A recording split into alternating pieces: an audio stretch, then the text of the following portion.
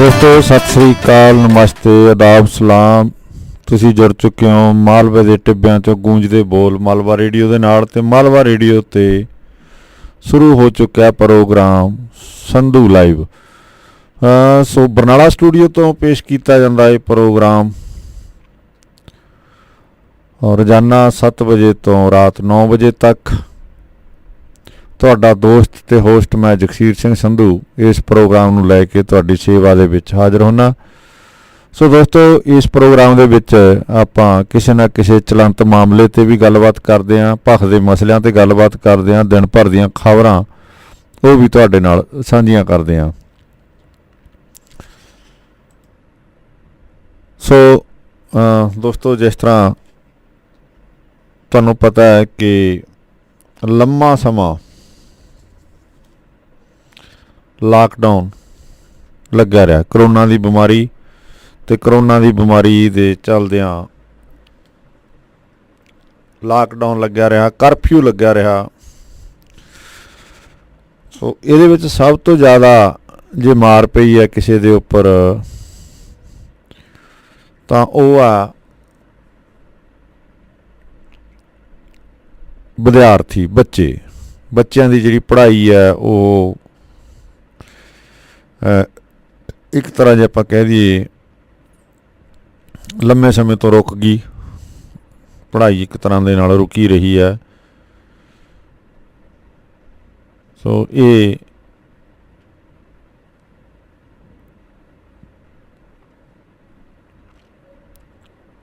लंबा समा इस तरह के हालात बने रहे नेगे। स्कूल बंद हो गए, बच्चों नूं ऑनलाइन पढ़ाई है जिहड़ी शुरू कर दी गई। ऑनलाइन पढ़ाई दे विच बच्चे पढ़े ना पढ़े वो एक वखरी गल है, किन्नी क पढ़ाई हुई है वो भी एक वखरा विशा गा। सो इहदे नाल नाल दोस्तों ये भी वखरा विशा रहा कि उहदे विचों जिहड़े बच्चे पास किए गए बिना पेपर लिया पिछले जिहड़ियां समैस्टरां की कारगुजारी नूं ला के ही बच्चों नूं पास कर दिता गया। सो ये इस तरह का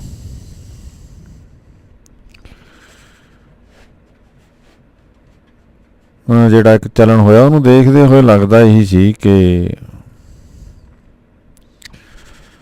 शायद ये पहली बार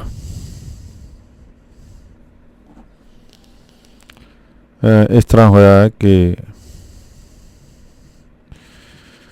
बच्चों के भविख के नाल एक तरह का इनू खलवाड़ कहीए, मजाक कहीए, की कहा जाए, क्योंकि कुदरत की मार है। ये भी गल की जाती है भी ये किहड़ा किसी का कीता सीगा, जिहड़ा करोना का मामला है किसी का थोड़ी कीता होया सी, ये तां परमात्मा की मार है, एक महामारी के रूप दे विच आया। हालांकि लंबा समय का जिहड़े विश्लेषण होंदे रहने आ भी बीमारी कित्थों आई, किवें आई, ये क्यों आई, ये मगर की सी, दवाइयां किहड़ियां बेचियां गईयां, की होया की ना होया, ये लंबा समा चलदा रहना ये सिस्टम। अजे करोना की बीमारी बारे जिहड़ी बहस मुहासबा है बहुत दूर तक जानी है गल।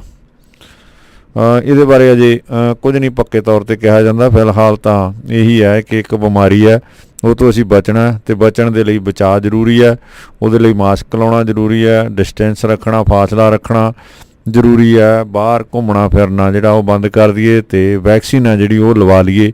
फिलहाल यही हत्थ पैर धोंदे रहिए। सो ये 2-3 जिहड़े परहेज ने तो उहदे नाल जिहड़ी वैक्सीन है वो लै लीए। यही गल जिहड़ी साडे सामने आउंदी हैगी। सो ये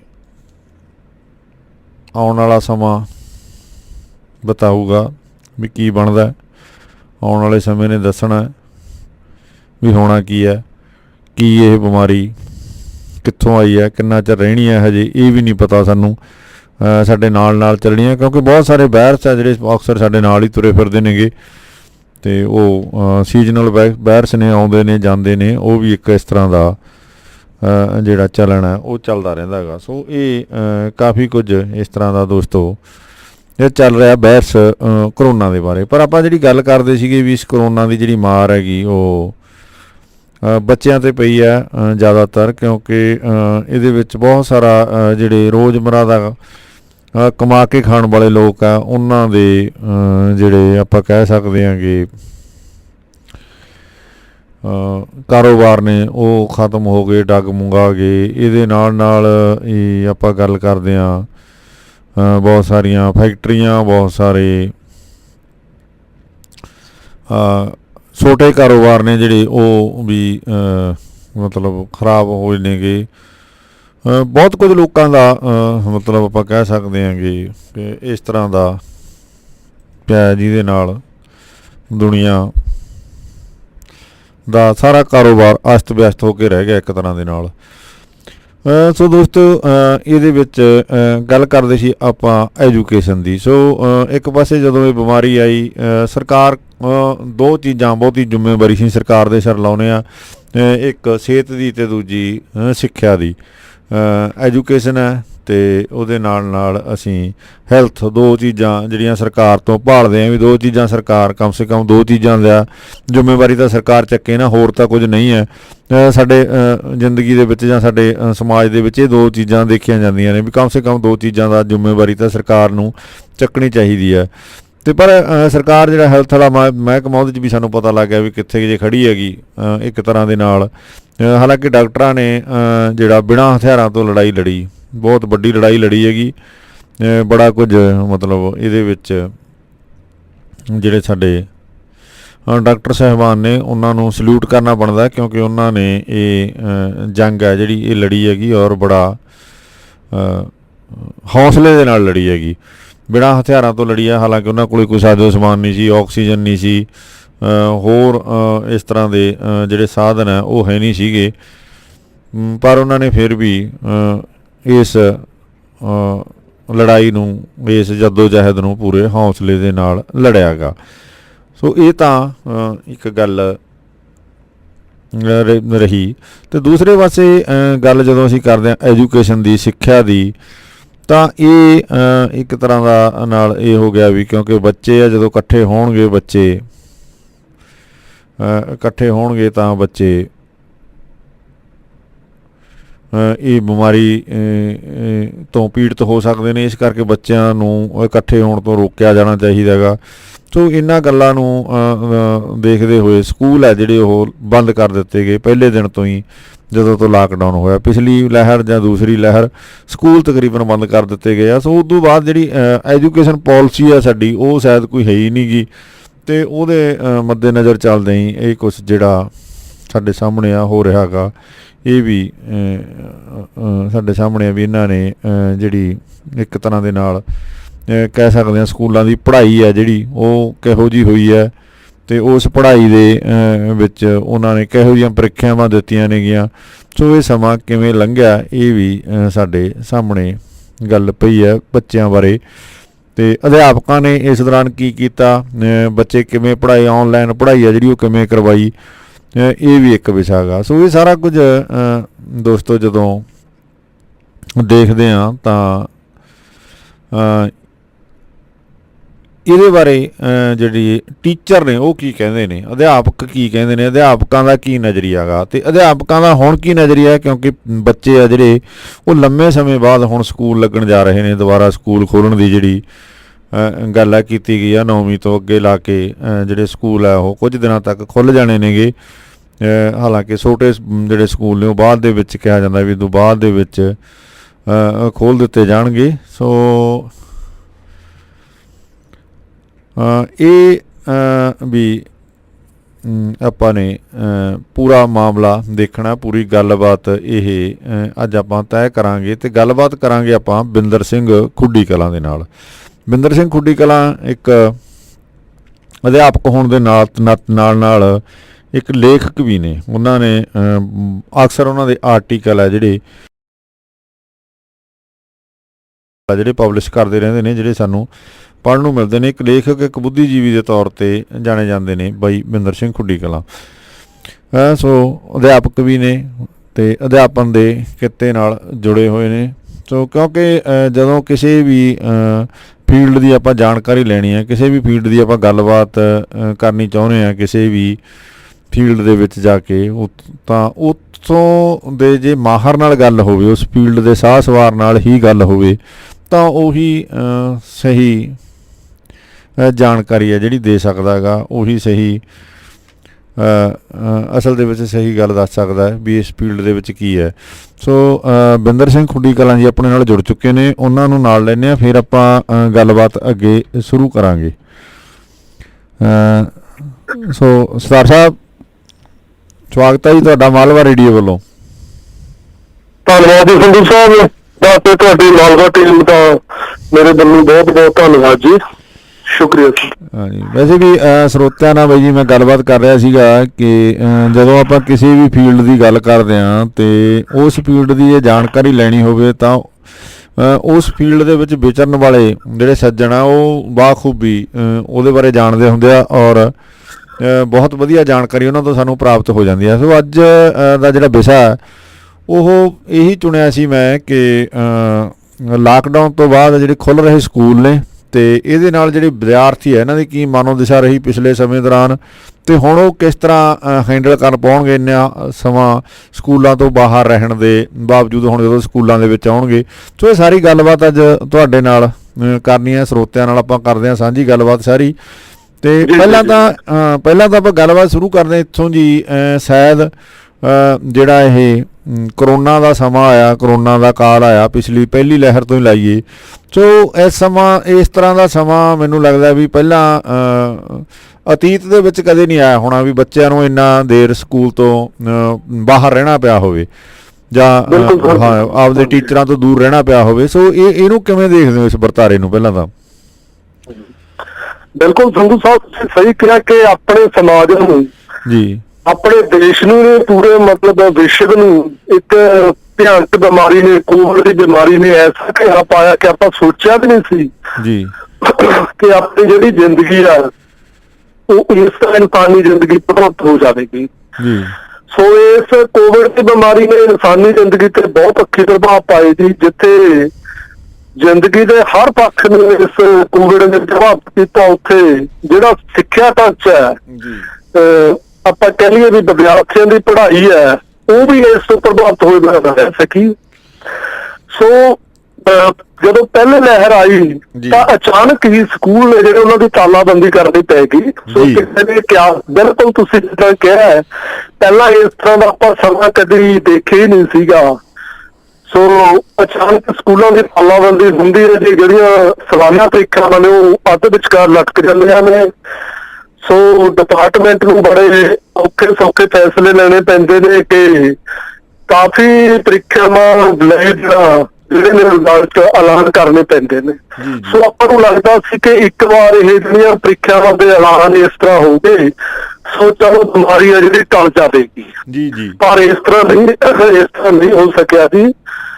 ਮਾੜੀ ਤਾਂ ਮੈਂ ਕਹੂੰਗਾ ਕਿ ਆਪਣੀ ਰੁੱਤੀ ਮਨੁੱਖਤਾ ਦੀ ਮਾੜੀ ਕਿਸਮਤੀ ਹੈ ਕਿ ਆਪਾਂ ਨੂੰ ਬਿਮਾਰੀ ਨੇ ਸੈਕਿੰਡ ਟਾਈਮ ਦੂਜੀ ਲਹਿਰ ਨੇ ਫੇਰ ਤੋਂ ਘੇਰਾ ਪਾ ਲਿਆ ਜੀ। ਜਿਹੜੀ ਤੁਸੀਂ ਗੱਲ ਕਹੀ ਹੈ ਕਿ ਆਪਾਂ ਅਤੀਤ ਦੇ ਵਿੱਚ ਇਹ ਗੱਲ ਨਹੀਂ ਸੀ ਦੇਖੀ। ਸੋ ਵਿਦਿਆਰਥੀਆਂ, ਅਧਿਆਪਕਾਂ, ਅਧਿਕਾਰੀਆਂ, ਇੱਥੋਂ ਤੱਕ ਕਿ ਮੇਰੇ ਖਿਆਲ ਦੇ ਵਿੱਚ ਸਰਕਾਰਾਂ ਲਈ ਜਾਂ ਸਮੁੱਚੇ ਵਿੱਦਿਅਕ ਢਾਂਚੇ ਲਈ ਇੱਕ ਚੁਣੌਤੀ ਬਣ ਗਈ ਕਿ ਸਕੂਲ ਬੰਦ ਹੋ ਗਏ, ਬੱਚੇ ਘਰਾਂ 'ਚ ਬੈਠ ਕੇ, ਤਾਂ ਬੱਚਿਆਂ ਨੂੰ ਪੜ੍ਹਾਈ ਦੇ ਨਾਲ ਕਿਸ ਤਰ੍ਹਾਂ ਜੋੜਿਆ ਜਾਵੇ ਜੀ। ਸੋ ਮੇਰੇ ਖਿਆਲ ਦੇ ਵਿੱਚ ਆਪਣੀ ਸੁਸਾਇਟੀ ਦੇ ਲਈ, ਆਪਣੇ ਸਮਾਜ ਦੇ ਲਈ, ਆਪਣੇ ਬੱਚਿਆਂ ਦੇ ਲਈ ਇੱਕ ਆਨਲਾਈਨ ਜਿਹੜੀ ਸਿੱਖਿਆ ਸੀ ਇਹ ਮੂਲੋਂ ਹੀ ਨਵਾਂ ਕਨਸੈਪਟ ਸੀਗਾ ਜੀ। ਸੋ ਸ਼ੁਰੂਆਤੀ ਦੌਰ ਦੇ ਵਿੱਚ ਜਿਹੜਾ ਸੋਸ਼ਲ ਮੀਡੀਆ ਕਦੇ ਆਪਾਂ ਸ਼ਰਾਪ ਮੰਨਿਆ ਜਾਂਦਾ ਸੀ, ਤਾਂ ਇਸ ਸਟੈਪ ਦੇ ਉੱਤੇ ਆ ਕੇ ਸੋਸ਼ਲ ਮੀਡੀਆ ਆਪਣੇ ਲਈ ਇੱਕ ਬੜਾ, ਮੈਂ ਕਹੂੰਗਾ ਵੀ ਮਦਦਗਾਰ ਹੈ ਜਿਹੜਾ ਉਹ ਸਿੱਧ ਹੋਇਆ, ਵਰਦਾਨ ਬਣ ਗਿਆ ਸਰ। ਬਿਲਕੁਲ ਆਪਣੇ ਲਈ ਜਿਹੜਾ ਸੋਸ਼ਲ ਮੀਡੀਆ ਸੀਗਾ, ਕੋਈ ਟਾਈਮ ਸੀ ਕਿ ਅਧਿਆਪਕ ਬੱਚਿਆਂ ਨੂੰ ਕਹਿਣਾ ਹੁੰਦੇ ਸੀ ਕਿ ਤੁਸੀਂ ਮੋਬਾਈਲ ਹੀ ਬੇਟੇ ਯੂਜ਼ ਕਰਨਾ, ਤੁਸੀਂ ਕੋਈ ਫੇਸਬੁੱਕ ਆਈਡੀ ਨਹੀਂ ਬਣਾਉਣੀ, ਤੁਸੀਂ WhatsApp ਤੋਂ ਦੂਰ ਰਹਿਣਾ। ਬਟ ਦੇਖੋ ਕਿ ਕੁਝ ਚੱਕਰ ਐਸਾ ਚੱਲਿਆ ਕਿ ਅਧਿਆਪਕਾਂ ਨੂੰ ਇਹ ਕਹਿਣਾ ਪੈ ਗਿਆ ਵੀ ਬੇਟੇ ਮੋਬਾਈਲ ਦਾ ਇੰਤਜ਼ਾਮ ਵੀ ਕਰ ਲਓ ਜੇ ਹੁੰਦਾ। ਸੋ ਸ਼ੁਰੂਆਤੀ ਦੌਰ ਦੇ ਵਿੱਚ ਜੀ WhatsApp ਗਰੁੱਪ ਬਣਾਏ ਗਏ ਸੀ ਅਧਿਆਪਕਾਂ ਦੇ, ਉਹ ਬੜੇ ਕਾਰਗਰ ਸਿੱਧ ਹੋਏ। ਜੇ ਮੈਂ ਸਰਕਾਰੀ ਸਕੂਲਾਂ ਦੀ ਗੱਲ ਕਰਾਂ ਤਾਂ ਸਰਕਾਰੀ ਸਕੂਲਾਂ ਦੇ ਅਧਿਆਪਕਾਂ ਵੱਲੋਂ ਪਹਿਲਾਂ ਹੀ ਆਪਣੇ ਵਿਦਿਆਰਥੀਆਂ ਦੇ ਨਾਲ ਰਾਬਤਾ ਰੱਖਣ ਦੇ ਲਈ WhatsApp ਗਰੁੱਪ ਤਿਆਰ ਕੀਤੇ ਹੋਏ ਸੀ।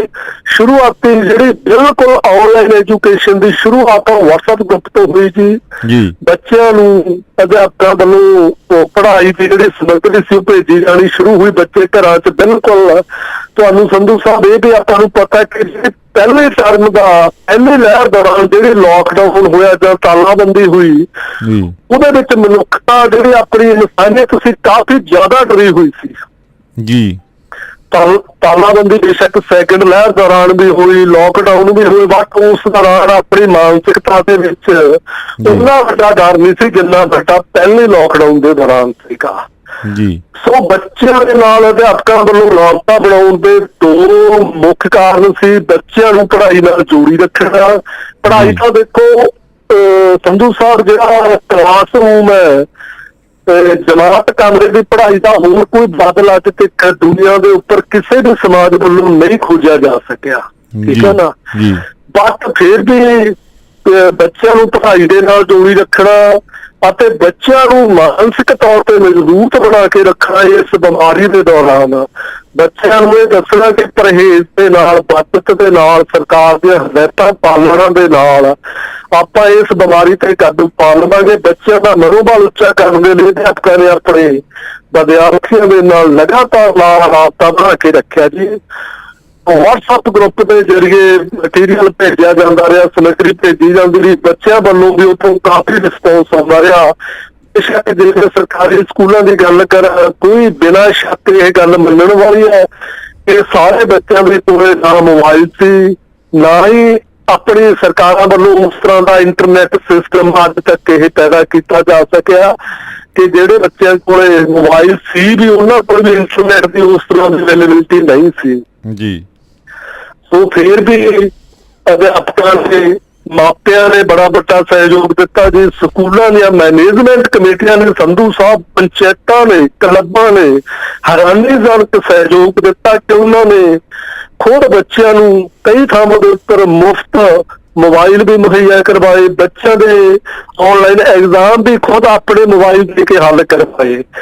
ਸੋ ਉਸ ਪਹਿਲੇ ਲਹਿਰ ਦੇ ਦੌਰਾਨ ਜੋ ਤਾਲਾਬੰਦੀ ਹੋਈ ਸੀ, ਉਸ ਦੌਰਾਨ ਪੜ੍ਹਾਈ ਨੂੰ, ਬੱਚਿਆਂ ਦੀ ਪੜ੍ਹਾਈ ਦੇ ਹੋਣ ਵਾਲੇ ਨੁਕਸਾਨ ਨੂੰ ਘੱਟ ਕਰਨ ਲਈ, ਬਿਲਕੁਲ ਆਪਾਂ ਕਹਿ ਦਈਏ ਵੀ ਪੜ੍ਹਾਈ ਦਾ ਨੁਕਸਾਨ ਨਹੀਂ ਹੋਇਆ, ਪੜ੍ਹਾਈ ਦਾ ਨੁਕਸਾਨ ਹੋਇਆ, ਪਰ ਉਹਨੂੰ ਮਿਨੀਮਾਈਜ਼ ਘੱਟ ਤੋਂ ਘੱਟ ਕਰਨ ਦੇ ਲਈ ਸਿੱਖਿਆ ਵਿਭਾਗ ਦੇ ਨਾਲ ਨਾਲ ਸਮਾਜ ਦਾ, ਮਾਪਿਆਂ ਦਾ, ਕਲੱਬਾਂ ਦਾ, ਪੰਚਾਇਤਾਂ ਦਾ, ਸਕੂਲ ਮੈਨੇਜਮੈਂਟ ਕਮੇਟੀਆਂ ਦਾ ਬੜਾ ਵੱਡਾ ਸਹਿਯੋਗ ਰਿਹਾ ਜੀ। ਸਿੱਖਿਆ ਵਿਭਾਗ ਨੇ ਇੱਕ ਹੋਰ ਬੜਾ ਵੱਡਾ ਉਪਰਾਲਾ ਕੀਤਾ ਜੀ। ਜਿਹੜੇ ਬੱਚਿਆਂ ਦੇ ਕੋਲ ਮੋਬਾਈਲ ਹੈ ਨਹੀਂ ਸੀ, ਇੰਟਰਨੈਟ ਹੈ ਨਹੀਂ ਸੀ, ਦੂਰ ਦਰਾਡੇ ਦੇ ਖੇਤਰਾਂ ਦੇ ਬੱਚਿਆਂ ਲਈ ਦੂਰਦਰਸ਼ਨ ਦੇ ਉੱਪਰ ਆਨਲਾਈਨ ਕਲਾਸਾਂ ਨੇ ਜਿਹੜੀਆਂ ਸ਼ੁਰੂ ਕੀਤੀਆਂ। ਸੰਧੂ ਸਾਹਿਬ, ਮੈਂ ਤੁਹਾਨੂੰ ਇੱਥੇ ਦੱਸਦਾ ਕਿ ਉਹ ਜਿਹੜੀਆਂ ਆਨਲਾਈਨ ਕਲਾਸਾਂ ਸੀਗੀਆਂ ਉਹ ਸਰਕਾਰੀ ਸਕੂਲਾਂ ਦੇ ਅਧਿਆਪਕਾਂ ਵੱਲੋਂ ਲਗਾਈਆਂ ਜਾਂਦੀਆਂ ਸੀਗੀਆਂ। ਉਹ ਕੋਈ ਇਸ ਤਰ੍ਹਾਂ ਨਹੀਂ ਸੀ ਕਿ ਕਿਸੇ ਕੋਈ ਹੋਰ ਸੰਸਥਾ ਦੇ ਅਧਿਆਪਕਾਂ ਵੱਲੋਂ ਤਿਆਰ ਕੀਤੀਆਂ ਜਾਂਦੀਆਂ ਸੀ। ਨਹੀਂ, ਸਰਕਾਰੀ ਸਕੂਲਾਂ ਦੇ ਅਧਿਆਪਕਾਂ ਨੇ ਖੁਦ ਲੈਕਚਰ ਤਿਆਰ ਕਰਕੇ ਦੂਰਦਰਸ਼ਨ ਨੂੰ ਦਿੱਤੇ। ਦੂਰਦਰਸ਼ਨ ਵੱਲੋਂ ਆਪਣੇ ਤਰੀਕੇ ਨਾਲ ਉਹਨਾਂ ਨੂੰ ਪੇਸ਼ਕਾਰੀ ਕੀਤੀ ਕਿ ਉਹਦਾ ਸੰਧੂ ਸਾਹਿਬ ਇੱਕ ਫਾਇਦਾ ਇਹ ਸੀਗਾ ਕਿ ਉਹ ਆਪਣੇ ਅਧਿਆਪਕਾਂ ਵੱਲੋਂ ਦਿੱਤੇ ਲੈਕਚਰ ਨੂੰ ਬੱਚਾ ਬਹੁਤ ਜਲਦੀ ਸਮਝਦਾ ਜੀ। ਬੇਸ਼ੱਕ ਜੇ ਆਪਾਂ ਬੱਚੇ ਦਾ ਸਕੂਲ ਜਦੋਂ ਕੋਈ ਵੀ ਚੀਜ਼ ਕਰਦੇ ਆ, ਬੱਚਾ ਤੇ ਅਧਿਆਪਕ ਇਸ ਲਈ ਥੋੜਾ ਝਿਜਕਦੇ ਹੁੰਦੇ ਨੇ ਕਿਉਂਕਿ ਨਵੇਂ ਅਧਿਆਪਕ ਕੋਲੋਂ ਪੜ੍ਹਨਾ ਬੱਚੇ ਲਈ ਥੋੜਾ ਮੁਸ਼ਕਲ ਹੋ ਜਾਂਦਾ ਹੈਗਾ। ਜਦੋਂ ਆਪਣੇ ਇਹ ਅਧਿਆਪਕਾਂ ਦੇ ਲੈਕਚਰ ਵਿਦਿਆਰਥੀਆਂ ਨੇ ਟੈਲੀਵਿਜ਼ਨ ਦੇ ਉੱਪਰ DD ਪੰਜਾਬੀ ਦੇ ਉੱਪਰ ਵਿਸ਼ੇਸ਼ ਪ੍ਰੋਗਰਾਮ ਰਾਹੀਂ ਦੇਖੇ ਤਾਂ ਉਹਦੇ ਨਾਲ ਵੀ ਪੜ੍ਹਾਈ ਨੂੰ ਸੌਖਾ ਕਰਨ ਦੇ ਵਿੱਚ, ਬੱਚਿਆਂ ਨੂੰ ਆਪਣੀ ਪੜ੍ਹਾਈ ਜਾਰੀ ਰੱਖਣ ਦੇ ਵਿੱਚ ਕਾਫੀ ਮਦਦ ਮਿਲੀ ਜੀ। ਸੋ ਸੰਧੂ ਸਾਹਿਬ, ਆਪਾਂ ਉਸ ਪਹਿਲੇ ਮਤਲਬ ਜਿਹੜੀ ਪਹਿਲੀ ਲਹਿਰ ਦੇ ਦੌਰਾਨ ਸਕੂਲਾਂ ਦੀ ਤਾਲਾਬੰਦੀ ਹੋਈ ਸੀ ਉਹਦੇ ਉੱਪਰ ਆਪਾਂ ਕਾਫੀ ਹੱਦ ਤੱਕ ਬੱਚਿਆਂ ਦੀ ਪੜ੍ਹਾਈ ਦੇ ਹੋਣ ਵਾਲੇ ਨੁਕਸਾਨ ਨੂੰ ਘੱਟ ਕੀਤਾ। ਪਰਮਾਤਮਾ ਨੇ ਮਿਹਰ ਕੀਤੀ ਕਿ ਪਹਿਲੀ ਲਹਿਰ ਥੋੜੀ ਠੰਡੀ ਪਈ। ਨਵੰਬਰ ਮਹੀਨੇ ਦੇ ਵਿੱਚ, ਅਕਤੂਬਰ ਦੇ ਵਿੱਚ ਜਿਹੜੇ ਸਕੂਲ ਸੀ ਆਪਣੇ ਦੁਬਾਰਾ ਖੁੱਲ ਗਏ ਸੀ। ਉਹ ਬੜਾ ਵਧੀਆ ਤਰੀਕੇ ਦੇ ਨਾਲ ਸਕੂਲਾਂ ਦੇ ਵਿੱਚ ਕਲਾਸਾਂ ਲੱਗਣ ਲੱਗੀਆਂ ਸੀ। ਇੱਥੋਂ ਤੱਕ ਕਿ ਬੱਚਿਆਂ ਦੇ ਸਾਲਾਨਾ ਪੇਪਰ ਵੀ ਸ਼ੁਰੂ ਹੋ ਗਏ ਸੀ। 5ਵੀਂ ਕਲਾਸ ਦੇ ਤਕਰੀਬਨ ਸਾਰੇ ਪੇਪਰ ਹੋ ਗਏ ਸੀ। 8ਵੀਂ ਕਲਾਸ ਦੇ ਪੇਪਰ ਸ਼ੁਰੂ ਹੋਣੇ ਹੀ ਸੀ ਕਿ ਆਪਾਂ ਨੂੰ ਦੂਜੀ ਲਹਿਰ ਨੇ ਘੇਰਾ ਪਾ ਲਿਆ ਜੀ। ਸੋ ਦੂਜੀ ਲਹਿਰ ਐਸਾ ਘੇਰਾ ਪਾਇਆ ਸੀ ਕਿ ਮੁੜ ਤੋਂ ਸਕੂਲਾਂ ਦੀ ਮਾਰਚ 2021 ਦੇ ਵਿੱਚ ਮੁੜ ਤੋਂ ਸਕੂਲਾਂ ਦੀ ਤਾਲਾਬੰਦੀ ਹੋ ਗਈ। ਸੋ ਇਸ ਤਾਲਾਬੰਦੀ ਦੇ ਦੌਰਾਨ ਮੁੜ ਤੋਂ ਅਧਿਆਪਕਾਂ ਨੂੰ ਨਵੇਂ ਸੈਸ਼ਨ ਦੇ ਦਾਖਲੇ, ਬੱਚਿਆਂ ਦੀਆਂ ਪੁਸਤਕਾਂ ਵੰਡਣੀਆਂ, ਬੱਚਿਆਂ ਨੂੰ ਘਰਾਂ ਦੇ ਵਿੱਚ ਮਿਡ ਡੇ ਮੀਲ ਅਨਾਜ ਪਹੁੰਚਾਉਣਾ, ਮਿਡ ਡੇ ਮੀਲ ਦੀ ਕੁਕਿੰਗ ਕਾਸਟ ਦੇਣਾ, ਉਹ ਸਾਰਾ ਕੁਛ ਅਧਿਆਪਕਾਂ ਨੇ ਫਿਰ ਮੁੜ ਤੋਂ ਬਾਖੂਬੀ ਉਸੇ ਤਰ੍ਹਾਂ ਨੇਪਰੇ ਚਾੜਿਆ ਜੀ। ਇਸ ਦੌਰਾਨ ਸੰਧੂ ਸਾਹਿਬ ਆਨਲਾਈਨ ਐਜੂਕੇਸ਼ਨ ਥੋੜੀ ਜਿਹੀ ਇਸ ਲਈ ਸੌਖੀ ਰਹੀ ਕਿਉਂਕਿ ਬੱਚੇ ਅਤੇ ਅਧਿਆਪਕ ਉਹਦੇ ਲਈ ਯੂਜ਼ ਹੋ ਗਏ ਸੀ। ਬੱਚਿਆਂ ਨੂੰ, ਅਧਿਆਪਕਾਂ ਨੂੰ ਉਹਦੇ ਬਾਰੇ ਪਤਾ ਲੱਗ ਗਿਆ ਸੀ। ਆਨਲਾਈਨ ਦੇ ਬਹੁਤ ਸਾਰੇ ਤਰੀਕੇ ਨੇ ਜੀ ਆਨਲਾਈਨ ਐਜੂਕੇਸ਼ਨ ਦੇਣ ਦੇ। ਜ਼ੂਮ ਕਲਾਸਿਸ ਹੋ ਗਈਆਂ, WhatsApp ਹੋ ਗਿਆ, ਗੂਗਲ ਮੀਟ ਹੋ ਗਿਆ, ਗੂਗਲ ਕਲਾਸਰੂਮ ਹੋ ਗਿਆ, ਕਾਫੀ ਸਾਰੇ ਤਰੀਕੇ ਨੇ ਜੀ। ਉਹਨਾਂ ਸਾਰੇ ਤਰੀਕਿਆਂ ਦਾ ਇਸਤੇਮਾਲ ਅਧਿਆਪਕਾਂ ਨੇ ਕਰਕੇ ਬੱਚਿਆਂ ਤੱਕ ਐਜੂਕੇਸ਼ਨ ਪਹੁੰਚਾਈ। ਇਸ ਵਾਰ ਫਿਰ ਤੋਂ ਸਿੱਖਿਆ ਵਿਭਾਗ ਨੇ DD ਪੰਜਾਬੀ ਰਾਹੀਂ ਵਿਦਿਆਰਥੀਆਂ ਲਈ ਜਿਹੜੇ ਨਵੇਂ ਸੈਸ਼ਨ ਦੀ ਪੜ੍ਹਾਈ ਆ ਉਹ ਸ਼ੁਰੂ ਕੀਤੀ ਜੀ। ਸੋ ਮੈਨੂੰ ਪ੍ਰਮਾਤਮਾ ਨੇ ਕਿਰਪਾ ਕੀਤੀ ਹੈ ਕਿ ਆਪਾਂ ਦੂਜੀ ਲਹਿਰ ਤੋਂ ਬਾਹਰ ਆਏ ਆ। ਤੋਂ ਦੂਜੀ ਲਹਿਰ ਤੋਂ ਬਾਹਰ ਆਉਣ ਦੇ ਨਾਲ ਹੀ ਸਰਕਾਰ ਨੇ ਸਟੈਪ ਦਰ ਸਟੈਪ ਆਪਣੀਆਂ ਜਿਹੜੀਆਂ ਛੋਟਾਂ ਨੇ ਵਧਾਉਣੀਆਂ ਸ਼ੁਰੂ ਕੀਤੀਆਂ ਨੇ। ਸੋ ਜਿਹੜੀ ਇਸ ਲੇਟੈਸਟ ਸਰਕਾਰ ਨੂੰ ਫੈਸਲਾ ਲਿਆ ਗਿਆ ਹੈ ਉਹਦੇ ਵਿੱਚ ਜਿੱਥੇ ਬਾਕੀ ਇਕੱਠਾਂ ਜਾਂ ਹੋਰ ਸੰਸਥਾਵਾਂ ਜਾਂ ਸਾਨੂੰ ਖੋਲ੍ਹਣ ਦੀ ਇਜਾਜ਼ਤ ਦਿੱਤੀ ਗਈ ਆ, ਉੱਥੇ ਸੰਧੂ ਸਾਹਿਬ ਤੁਹਾਨੂੰ ਪਤਾ ਹੀ ਹੈ ਮੀਡੀਆ ਦੇ ਵਿੱਚ ਖਬਰਾਂ ਨਸ਼ਰ ਹੋਈਆਂ ਨੇ ਕਿ ਸਰਕਾਰ ਨੇ ਫੈਸਲਾ ਕੀਤਾ 10ਵੀਂ 11ਵੀਂ 12ਵੀਂ ਤਿੰਨ ਜਮਾਤਾਂ ਦੇ ਬੱਚੇ ਨੇ ਜਿਹੜੇ 26 ਜੁਲਾਈ ਤੋਂ ਸਕੂਲ ਆ ਸਕਣਗੇ। ਵਿਦਿਆਰਥੀ ਸਕੂਲ ਆ ਸਕਣਗੇ ਦਾ ਮਤਲਬ ਇਹ ਹੈ ਕਿਉਂਕਿ ਅਧਿਆਪਕ ਤਾਂ ਪਹਿਲਾਂ ਤੋਂ ਹੀ ਸਕੂਲਾਂ ਵਿੱਚ ਆ ਰਹੇ ਨੇ ਜੀ। ਸੋ ਉਮੀਦ ਕਰਦੇ ਸੰਧੂ ਸਾਹਿਬ ਇਹ ਜਿਹੜੀ ਆਪਾਂ ਨੂੰ ਛੋਟ ਇਹ ਸਾਡੇ ਬੱਚਿਆਂ ਲਈ, ਸਾਡੇ ਅਧਿਆਪਕਾਂ ਲਈ, ਸਾਡੇ ਮਾਪਿਆਂ ਲਈ ਸੁਰੱਖਿਅਤ ਹੋਵੇਗੀ ਤੇ ਬੱਚਿਆਂ ਦੀ ਜਿਹੜੀ ਪੜ੍ਹਾਈ ਹੈ ਉਹਦਾ ਹੋਣ ਵਾਲਾ ਨੁਕਸਾਨ ਉਹ ਵੀ ਘੱਟ ਹੋਵੇਗਾ। ਇੱਥੇ ਮੈਂ ਤੁਹਾਨੂੰ ਜਿਹੜਾ ਇੱਕ ਗੱਲ ਵਿਸ਼ੇਸ਼ ਤੌਰ ਤੇ ਤੁਹਾਡੇ ਨਾਲ ਸਾਂਝੀ ਕਰਨੀ ਚਾਹੂੰਗਾ ਉਹ ਇਹ ਹੈ ਕਿ ਸਰਕਾਰਾਂ ਤੋਂ ਜਿਹੜਾ ਆਮ ਲੋਕ ਹੈ, ਸਰਕਾਰਾਂ ਤੋਂ ਦੋ ਚੀਜ਼ਾਂ ਦੀ ਮਤਲਬ ਲੋਕਾਂ ਨੂੰ ਝਾਕ ਹੁੰਦੀ ਹੈ, ਦੋ ਚੀਜ਼ਾਂ ਦੀ ਆਸਾ ਹੁੰਦੀ ਹੈ, ਦੋ ਚੀਜ਼ਾਂ ਦੀ ਜਿਹੜੀ ਤਵੱਕੋ ਰੱਖਦੇ ਨੇ ਲੋਕ ਵੀ। ਕਮ ਸੇ ਕਮ ਸਿਹਤ ਅਤੇ ਸਿੱਖਿਆ ਜਿਹੜੀ ਇਹ ਤਾਂ ਸਰਕਾਰਾਂ ਦਾ ਫਰਜ਼ ਬਣਦਾ ਆਪਣੀ ਪ੍ਰਜਾ ਨੂੰ ਦੇਣ ਦੀ, ਆਪਣੇ ਆਵਾਮ ਨੂੰ ਇਹ ਦੋ ਚੀਜ਼ਾਂ ਮੁਹੱਈਆ ਕਰਾਉਣ ਦੀ ਜ਼ਿੰਮੇਵਾਰੀ ਸਰਕਾਰਾਂ ਦੀ ਬਣਦੀ ਹੈ। ਔਰ ਆਵਾਮ ਵੀ ਇਸ ਗੱਲ ਦੀ ਜਿਹੜੀ ਇੱਕ ਤਰ੍ਹਾਂ ਦੇ ਨਾਲ ਆਪਾਂ ਕਹਿ ਸਕਦੇ ਹਾਂ ਵੀ ਸਰਕਾਰ ਤੋਂ ਇਹ ਇੱਛਾ ਰੱਖਦੇ ਨੇਗੇ ਵੀ ਸਾਨੂੰ ਸ਼ਾਇਦ ਇਹ ਦੋ ਚੀਜ਼ਾਂ ਦਾ ਸਰਕਾਰ ਦੇਊਗੀ ਹੋਈ। ਅਤੇ ਆਹ ਜਿਹੜਾ ਸਮਾਂ ਆਇਆ ਕਰੋਨਾ ਦਾ ਕਾਲ ਆਇਆ ਜਿਹੜਾ ਪਹਿਲੀ ਲਹਿਰ ਅਤੇ ਦੂਜੀ ਲਹਿਰ ਦੋਨਾਂ ਲਹਿਰਾਂ ਦਾ, ਕਿਉਂਕਿ ਇਹਦੇ 'ਚ ਫਰਕ ਵੀ ਰਿਹਾ। ਪਹਿਲੀ ਲਹਿਰ ਸੀ ਜਿਹੜੀ ਉਦੋਂ ਕੁਛ ਹਾਲਾਤ ਹੋਰ ਤਰ੍ਹਾਂ ਦੇ ਰਹੇ, ਉਦੋਂ ਲੋਕਾਂ ਦੇ ਵਿੱਚ ਡਰ ਸੀ ਪਰ ਲੋਕਾਂ ਦੇ ਵਿੱਚ ਇੱਕ ਇਹ ਵੀ ਸੀ ਉਦੋਂ ਲੋਕਾਂ ਨੇ ਇੱਕ ਦੂਸਰੇ ਦਾ ਸਾਥ ਵੀ ਦਿੱਤਾ। ਸ਼ਾਇਦ ਲੋਕਾਂ ਨੂੰ ਲੱਗਦਾ ਇਹ ਵੀ ਬਹੁਤੀ ਲੰਬੀ ਨਹੀਂ ਗੱਲ, ਥੋੜ੍ਹੇ ਚਿਰ ਦੀ ਗੱਲ ਹੈਗੀ, ਇਹ ਮਹੀਨੇ 2 ਮਹੀਨਿਆਂ ਦੀ ਗੱਲ ਆ, ਸਮਾਂ ਨਿਕਲ ਜੂਗਾ। ਉਦੋਂ ਇੱਕ ਦੂਜੇ ਦੇ ਨਾਲ ਲੋਕ ਖੜ੍ਹੇ ਵੀ। ਪਰ ਜਦੋਂ ਦੂਜੀ ਲਹਿਰ ਆ ਗਈ, ਦੂਜੀ ਲਹਿਰ ਦੇ ਵਿੱਚ ਫਿਰ ਲੋਕਾਂ ਦੇ ਵਿੱਚ ਡਰ ਤਾਂ ਘੱਟ ਗਿਆ। ਅਤੇ ਕਿਉਂਕਿ ਇਹਦੇ ਕਈ ਕਾਰਨ ਹੋ ਸਕਦੇ ਆ, ਜਿਵੇਂ ਆਪਾਂ ਕਹਿ ਸਕਦੇ ਹਾਂ ਵੀ ਰੋਜੀ ਰੋਟੀ ਦਾ ਵੀ ਮਸਲਾ ਬਣ ਜਾਂਦਾ ਹੈਗਾ। ਜਿਹਨੇ ਕਮਾ ਕੇ ਖਾਣਾ ਉਹਨੂੰ ਫਿਰ ਭੁੱਖ ਨਾ ਮਰਨ ਉਹਨੇ ਉਹ ਨਿਕਲਿਆ ਉਹਦੇ ਵਿੱਚ ਉਹਨੂੰ ਬਾਹਰ ਨਿਕਲਣਾ ਹੀ ਪਿਆ ਹੈਗਾ। ਤੇ ਪੇਟ ਦੀ ਅੱਗ ਮੂਹਰੇ ਸੰਧੂ ਸਾਹਿਬ ਸਾਰੇ ਡਰ ਆ ਜਿਹੜੇ ਉਹ ਛੋਟੇ ਪੈ ਜਾਂਦੇ। ਬਿਲਕੁਲ ਜੀ। ਉਹ ਉਦੋਂ ਆ ਕੇ ਫਿਰ ਮਤਲਬ ਹੋਰ ਤਰ੍ਹਾਂ ਦਾ ਮਾਹੌਲ ਬਣ ਗਿਆ। ਦੋਨੇ ਇਹ ਵੀ ਇੱਕ ਵੱਖਰੀ ਵਿਸ਼ਾ ਜੇ ਇਹਦੇ 'ਤੇ ਕਿਤੇ ਵਿਸ਼ਲੇਸ਼ਣ ਕਰਨਾ ਹੋਵੇ ਤਾਂ। ਸੋ ਇਹਦੇ ਨਾਲ ਮੈਂ ਇਹ ਗੱਲ ਜਾਣਨੀ ਚਾਹੁੰਦਾ ਵੀ ਦੋ ਜਿਹੜੀਆਂ ਚੀਜ਼ਾਂ ਬੁਨਿਆਦੀ ਜੋ ਦੋ ਜ਼ਰੂਰਤਾਂ ਨੇਗੀਆਂ ਆਵਾਮ ਦੀਆਂ, ਮਤਲਬ ਐਜੂਕੇਸ਼ਨ ਅਤੇ ਹੈਲਥ, ਸੋ ਇਹ ਦੋਨੇ ਹੀ ਇਸ ਸਮੇਂ ਦੌਰਾਨ ਆ ਕੇ ਪਰਖੀਆਂ ਗਈਆਂ। ਕਿਉਂਕਿ ਜਿਹੜੀ ਬਿਮਾਰੀ ਸੀਗੀ ਉਹ ਸਾਡੀ ਸਿੱਧਮ ਸਿੱਧੀ ਹੈਲਥ ਨਾਲ ਜੁੜੀ ਹੋਈ ਗੱਲ ਸੀਗੀ, ਉਹ ਤਾਂ ਜਿਹੜੀ ਮਹਾਂਮਾਰੀ ਹੈ। ਅਤੇ ਡਾਕਟਰਾਂ ਨੇ ਸਾਡਿਆਂ ਨੇ ਮਤਲਬ ਲੜਾਈ ਲੜੀ ਬਹੁਤ, ਜਿਨ੍ਹਾਂ ਨੂੰ ਕਿ ਸਲੂਟ ਕਰਨਾ ਬਣਦਾ। ਕੋਈ ਸਾਡੇ ਕੋਲੇ ਸਾਧਨ ਨਹੀਂ, ਬਿਨਾਂ ਹਥਿਆਰਾਂ ਤੋਂ ਜੰਗ ਲੜਨ ਵਾਲੀ ਗੱਲ ਸੀਗੀ, ਕਿਉਂਕਿ ਕਿਤੇ ਕੋਈ ਵੈਂਟੀਲੇਟਰ ਨਹੀਂ, ਕਿਤੇ ਕੋਈ ਆਕਸੀਜਨ ਨਹੀਂ ਸੀ, ਕੋਈ ਦਵਾਈਆਂ ਨਹੀਂ ਸੀ, ਕੁਛ ਵੀ ਉਸ ਤਰ੍ਹਾਂ ਦਾ ਸਾਡੇ ਕੋਲ ਇਨਫਰਾਸਟਰਕਚਰ ਨਹੀਂ ਸੀ ਜਿਹੇ ਜੀ ਮਤਲਬ ਸਾਨੂੰ ਹਾਲਾਤਾਂ ਦਾ ਸਾਹਮਣਾ ਕਰਨਾ ਪੈ ਰਿਹਾ ਸੀ। ਪਰ ਡਾਕਟਰਾਂ ਨੇ ਲੜਾਈ ਉਹ ਜੰਗ ਲੜੀ ਹੈਗੀ। ਸੋ ਦੂਸਰੇ ਪਾਸੇ ਐਜੂਕੇਸ਼ਨ ਦਾ ਵੀ ਹਾਲਾਤ ਉਹ ਜੀ ਤੁਸੀਂ ਜਿਵੇਂ ਦੱਸਿਆ ਵੀ ਹੁਣ ਨਾ ਤਾਂ ਸਕੂਲਾਂ ਸ਼ਾਇਦ ਇੰਟਰਨੈਟ ਹੀ ਹੋਣੇ ਆ, ਮੈਨੂੰ ਲੱਗਦਾ ਵੀ ਬਹੁਤ ਸਾਰੇ ਸਕੂਲ ਇੰਟਰਨੈਟ ਤੋਂ ਵੀ ਖਾਲੀ ਹੋਣਗੇ ਉਹਨਾਂ ਦਿਨਾਂ 'ਚ ਤਾਂ। ਸੋ ਹਾਂ, ਆਨਣ ਫਾਨਣ ਹੀ ਕਰਿਆ ਗਿਆ ਪ੍ਰਬੰਧ ਇਹ। ਫਿਰ ਦੂਜਾ ਇਹ ਹੈ ਵੀ ਜਿਹੜੇ ਸਰਕਾਰੀ ਸਕੂਲਾਂ 'ਚ ਪੜ੍ਹਦੇ ਬੱਚੇ ਨੇਗੇ, ਜਿਹੜੇ ਸਰਕਾਰੀ ਸਕੂਲਾਂ ਦੇ ਵਿੱਚ ਜ਼ਿਆਦਾਤਰ ਬੱਚੇ ਨੇ ਉਹ ਗਰੀਬ ਲੋਕਾਂ ਦੇ ਹੁੰਦੇ ਆ, ਮਤਲਬ ਜਿਹੜਾ ਆਪਾਂ ਕਹਿ ਸਕਦੇ ਹਾਂ, ਕਿਉਂਕਿ ਸਾਡੇ ਸਮਾਜ ਦਾ ਇੱਕ ਕਲਚਰ ਜਿਹਾ ਬਣ ਗਿਆ, ਜਿਹੜਾ ਖਾਂਦਾ ਪੀਂਦਾ ਉਹ ਤਾਂ ਜਿਹਦੇ ਕੋਲੇ 4 ਪੈਸੇ ਆ ਉਹ ਤਾਂ ਇੰਗਲਿਸ਼ ਸਕੂਲਾਂ ਵੱਲ ਭੱਜਦਾ ਗਾ ਹੈ ਜੀ, ਅਤੇ ਉਹ ਆਪਣੇ ਬੱਚੇ ਉਸ ਪਾਸੇ ਵੱਲ ਜਾਂਦਾ ਹੈਗਾ। ਸੋ ਉਹਨਾਂ ਕੋਲੇ ਹੁਣ ਇਸ ਤਰ੍ਹਾਂ ਦੇ ਸਾਧਨ ਵੀ ਨਹੀਂ ਸੀਗੇ ਵੀ ਉਹ ਬੱਚਿਆਂ ਨੂੰ ਪੂਰਾ ਉਸ ਤਰ੍ਹਾਂ, ਜਿਵੇਂ 1 ਲੱਖ ਜ਼ਰੂਰਤ ਪੈ ਗਈ ਵੀ ਉਹਨਾਂ ਨੂੰ ਮੋਬਾਇਲ ਵੀ ਚਾਹੀਦਾ, ਉਹਦੇ ਵਿੱਚ ਫਿਰ ਨੈੱਟ ਵੀ ਚਾਹੀਦਾ, ਫਿਰ ਹੀ ਉਹ ਔਨਲਾਈਨ ਫਿਰ ਹੀ ਪੜ੍ਹਾਈ ਕਰੂਗਾ। ਸੋ ਉਹਨਾਂ ਨੂੰ ਵੀ ਇੱਕ ਬੜੀ ਸਮੱਸਿਆ ਖੜੀ ਹੋ ਗਈ। ਇੱਕ ਤਾਂ ਕੰਮ ਰੁਕ ਗਿਆ, ਉੱਧਰੋਂ ਕਰੋਨਾ ਦੀ ਮਹਾਂਮਾਰੀ ਕਾਰਨ ਸਾਰਾ ਕੁਛ ਬੰਦ ਹੋ ਗਿਆ, ਲਾਕਡਾਊਨ ਹੋ ਗਿਆ, ਲੋਕਾਂ ਦੇ ਕੰਮ ਰੁਕ ਗਏ, ਦੂਸਰੇ ਪਾਸੇ ਇਸ ਤਰ੍ਹਾਂ ਖਰਚੇ ਵੱਧ ਗਏ।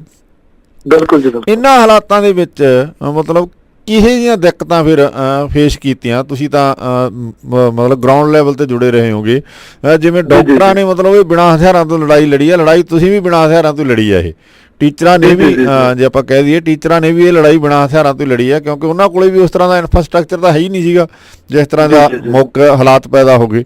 ਸੋ ਇਹ ਜਿਹੜੀਆਂ ਦਿੱਕਤਾਂ ਆਈਆਂ ਇਹਨਾਂ ਨੂੰ ਕਿਵੇਂ ਫੇਸ ਕੀਤਾ ਫਿਰ?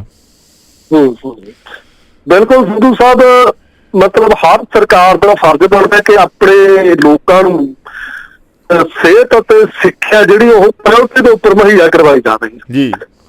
ਬੇਸ਼ੱਕ ਆਪਣੇ ਜਿਹੜੇ ਸਿਹਤ ਅਤੇ ਸਿੱਖਿਆ ਸਿਸਟਮ ਦੇ ਉੱਪਰ ਸਮੇਂ ਤੇ ਸਵਾਲ ਉੱਠਦੇ ਰਹੇ ਨੇ, ਪਰ ਜਦੋਂ ਚੁਣੌਤੀ ਬਣੀ, ਜਦੋਂ ਕੋਵਿਡ ਦੀ ਮਹਾਂਮਾਰੀ ਨੇ ਆਪਾਂ ਨੂੰ ਘੇਰਾ ਪਾਇਆ, ਤਾਂ ਮੈਂ ਬੜੇ ਫਖਰ ਨਾਲ ਇਹ ਦੋਨੇ ਸਿਸਟਮਾਂ ਨੇ, ਦੋਨੇ ਵਿਭਾਗਾਂ ਨੇ ਇੰਨਾ ਵਧੀਆ ਕੰਮ ਕੀਤਾ ਜੀ। ਮਤਲਬ ਮੈਂ ਤਾਂ ਨਿੱਜੀ ਤੌਰ ਤੇ ਦੋਨਾਂ ਹੀ ਵਿਭਾਗਾਂ ਨੂੰ ਸਲੂਟ ਕਰਨਾ ਚਾਹੁੰਦਾਗਾ। ਠੀਕ ਹੈ ਜੀ। ਜਿੱਦਾਂ ਡਾਕਟਰਾਂ ਦੀ ਤੁਸੀਂ ਗੱਲ ਕੀਤੀ ਹੈ ਕਿ ਡਾਕਟਰਾਂ ਨੇ ਆਪਣੀ ਜ਼ਿੰਦਗੀ ਦੀ ਪਰਵਾਹ ਕੀਤੇ ਬਗੈਰ ਜਿਸ ਤਰ੍ਹਾਂ ਦਾ ਵੀ ਸਿਸਟਮ ਆਪਣਾ ਸੀਗਾ, ਉਸ ਸਿਸਟਮ ਦੇ ਵਿੱਚ ਰਹਿੰਦੇ ਹਾਂ ਲੋਕਾਂ ਨੂੰ ਵੱਧ ਤੋਂ ਵੱਧ ਉਹਨਾਂ ਦੀਆਂ ਜਾਨਾਂ ਦੀ ਸੁਰੱਖਿਆ ਜਿਹੜੀ ਕਰਨ ਦੀ ਕੋਸ਼ਿਸ਼ ਕੀਤੀ ਹੈ। ਠੀਕ ਹੈ ਜੀ। ਬਿਲਕੁਲ ਸਰ, ਉਸੇ ਤਰ੍ਹਾਂ ਦਾ ਹੀ ਜੇ ਆਪਾਂ ਸਿੱਖਿਆ ਵਿਭਾਗ ਦੀ ਗੱਲ ਕਰੀਏ ਤਾਂ ਇੱਥੇ ਮੈਂ ਇੱਕ ਗੱਲ ਤੁਹਾਨੂੰ ਦੱਸਣੀ ਚਾਹੁੰਦਾ ਸੰਧੂ ਸਾਹਿਬ ਕਿ ਇਹਨਾਂ ਸਰਕਾਰੀ ਸਕੂਲਾਂ ਦਾ ਜਿਹੜਾ ਮੁਹਾਂਦਰਾ ਉਹ ਬਿਲਕੁਲ ਹੀ ਚੇਂਜ ਹੋ ਚੁੱਕਿਆ, ਬਿਲਕੁਲ ਹੀ ਬਦਲ ਚੁੱਕਿਆ ਜੀ। ਪਹਿਲੀ ਗੱਲ ਤਾਂ ਇਸ ਟਾਈਮ ਜਿਹੜੇ ਤੁਸੀਂ ਸ਼ਬਦ ਕਿਹਾ ਕਿ ਗਰੀਬ ਪਰਿਵਾਰਾਂ ਦੇ ਬੱਚੇ ਪੜ੍ਹਦੇ ਨੇ, ਠੀਕ ਹੈ ਜੀ, ਉਹ ਥੋੜੀ ਧਾਰਨਾ ਜਿਹੜੀ ਸੰਧੂ ਸਾਹਿਬ ਚੇਂਜ ਹੋ ਰਹੀ ਹੈ। ਠੀਕ ਹੈ, ਮੈਂ ਗਰੀਬ ਸ਼ਬਦ ਕਦੇ ਵੀ ਨਹੀਂ ਵਰਤਦਾ ਹੁੰਦਾ ਜੀ। ਜਿਹੜਾ ਗਰੀਬ ਸ਼ਬਦ ਹੈ ਨਾ, ਇੱਕ ਬੱਚੇ ਦੀ ਮਾਨਸਿਕਤਾ ਤੇ ਬੜਾ ਨਕਾਰਾਤਮਕ ਪ੍ਰਭਾਵ ਹੁੰਦਾ ਜੀ। ਬਿਲਕੁਲ ਜੀ, ਇਹ ਗੱਲ ਤੁਹਾਡੀ ਜਾਇਜ਼ ਹੈ ਜੀ। ਮੈਂ ਜ਼ਰੂਰਤਮੰਦ ਪਰਿਵਾਰ ਸ਼ਬਦ ਵਰਤਦਾ ਹੁੰਦਾ ਜੀ। ਠੀਕ ਹੈ ਜੀ। ਇੱਕ ਛੋਟੇ ਬੱਚੇ ਦੇ ਮਨ 'ਚ ਜੇ ਆਪਾਂ ਇਹ ਗੱਲ ਬਿਠਾਤੀ ਕਿ ਮੇਰਾ ਪਰਿਵਾਰ ਗਰੀਬ ਹੈ ਤਾਂ ਸ਼ਾਇਦ ਉਹਦੀ ਮਾਨਸਿਕਤਾ ਜਿਹੜੀ ਬਲੁੰਦਰੀ ਜਾਊਗੀ ਜੀ।